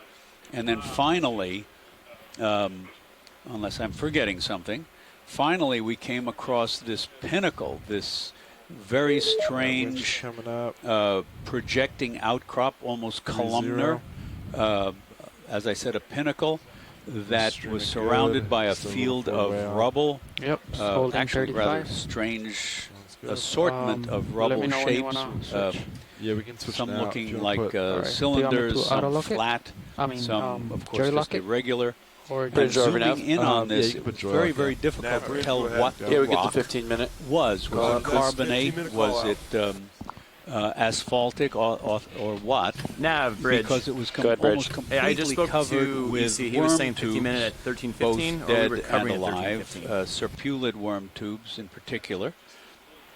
But there was a tremendous diversity of organisms on that 50 pinnacle. meters. There were at least 20 or so, if not more, big orange brisingid asteroids, probably Novadinia antilensis, with their arms, their spiny arms to clarify, raised for suspension feeding. After my conversations with them, large, I told engineering and large 15-minute call, it would be in 15 minutes. Solitary, but you're asking for it now. or Is that supposedly solitary hydroids, Cordylophora, perhaps, as Les Watling out in Hawaii suggested. Understood. Let's see what else there was. There was a basket star at the very pinnacle. There were brachiopods in the interstices. The fishes on the rock, surrounding the rock, were included Gephyroberex darwinii, that's Darwin's slimehead, which is a commercially fished species. There was a scorpaenid, and there was an ophidiid cusk eel, which we had seen earlier in association with a single brisingid on a small rock. It was interesting that we saw that repeatedly, that Benthocometes cusk eel. Let's see what else. There were a couple of black corals. We collected one Heteropathes, a little pinnate black coral, on the piece of rubble we collected from around that pinnacle, possibly the first record of that genus from the Gulf of Mexico or Western Atlantic. Yeah, we're well above any. There was taller black corals, Antipathes. We saw a bottlebrush black coral, Parantipathes. We saw a white bubblegum coral, Paragorgia, those, and the delicate sea fans in the family Primnoidae, Caligorgia delta, which almost all of them had a big fat serpent star, Ophiocreus, coiled up in their branches. Those were scattered about the low relief bits of perhaps carbonate outcrops that we saw. Apart from those around the pinnacle, separate from the community around the pinnacle. So all in all, it was a pretty impressive dive. I mean, we did cover a fair amount of territory of generally empty, quote-unquote empty, because it was heavily bioturbated sediment, with some burrows. All right. But there were the areas of scattered chemosynthetic activity with the tube worms and the hard bottoms with quite a diversity of deep water coral community. No, I disabled them. Oh, I did that. Thank you very much for that wonderful summary. So, unfortunately, our weather has built, and we are being forced to recover our vehicles before it gets any worse. So, let's use this opportunity to chat about dive 14, tomorrow's dive. Who do we still have on the call with us, first of all?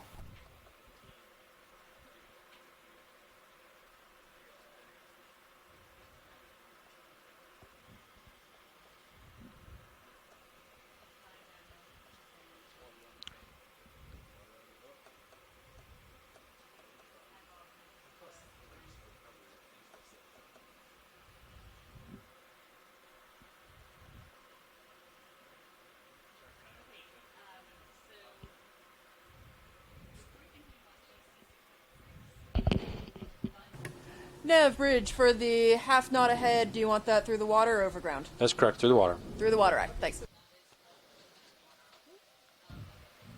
Do you wanna... Well, I guess it doesn't matter.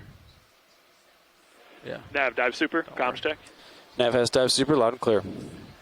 Hey, please confirm we had the 15-minute call out. I was in a workshop. Yes. Okay. Been made.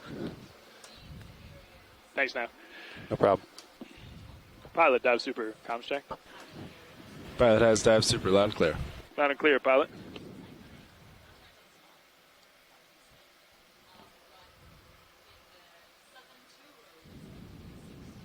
Winch, dive super, comms check. Dive super winch, Lima Charlie. Lima Charlie, winch. Bridge, dive super, comms check. Dive super bridge, loud and clear. I have you loud and clear, bridge. Okay, good afternoon, everybody. So here we are, our dive today at Tunica Mounds. Tonight we'll transit east here to this area that's been dove on before. Hey, can I have an update, please? Really, we're looking at either, wind's been kind of increasing, but this is what we're looking at. The last feel free to 3-minute trend is decreasing, but holding 20 knots, maybe 1 or 2 points off your starboard bow. Doesn't have really current, I got decimal 2 knots from your starboard to your port, so 0.2 knots. They're dialing in joystick half knot through the water now. Looks like the 1 minute average is 0.4, but the 5 minutes 0.26, so they're just getting that dialed in. We're streaming to the ship's starboard, but the forward way will straighten that out, and we're at 200 meters right now. Around it, although it does have a number of seismic anomalies in here, you ready for dive super to take as well as potential oil. And these blue squares that you're seeing, these are seeps that have been recorded in either our EK60 or EM302 data. So with that, I will open it up and drive around and ask questions. Up here, your depths are looking at about 400 to 500 meters in depth. Down here, we're looking nearer to 800 meters in depth. How this plays out. Deck, dive super, comms check. Deck has you loud and clear. Help me. Loud and clear, deck.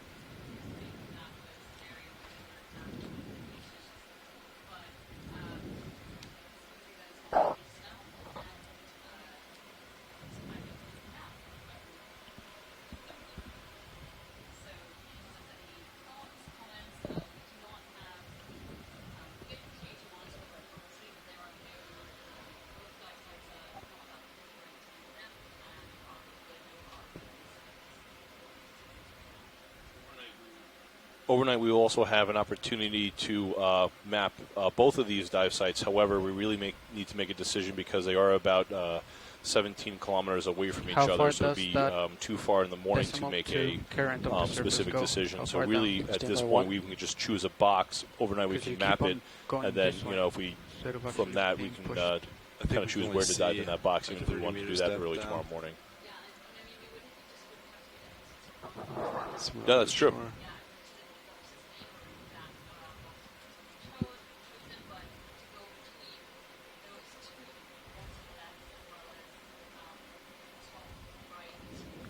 60 meters. It's the deepest I can get. But the trend keeps the same?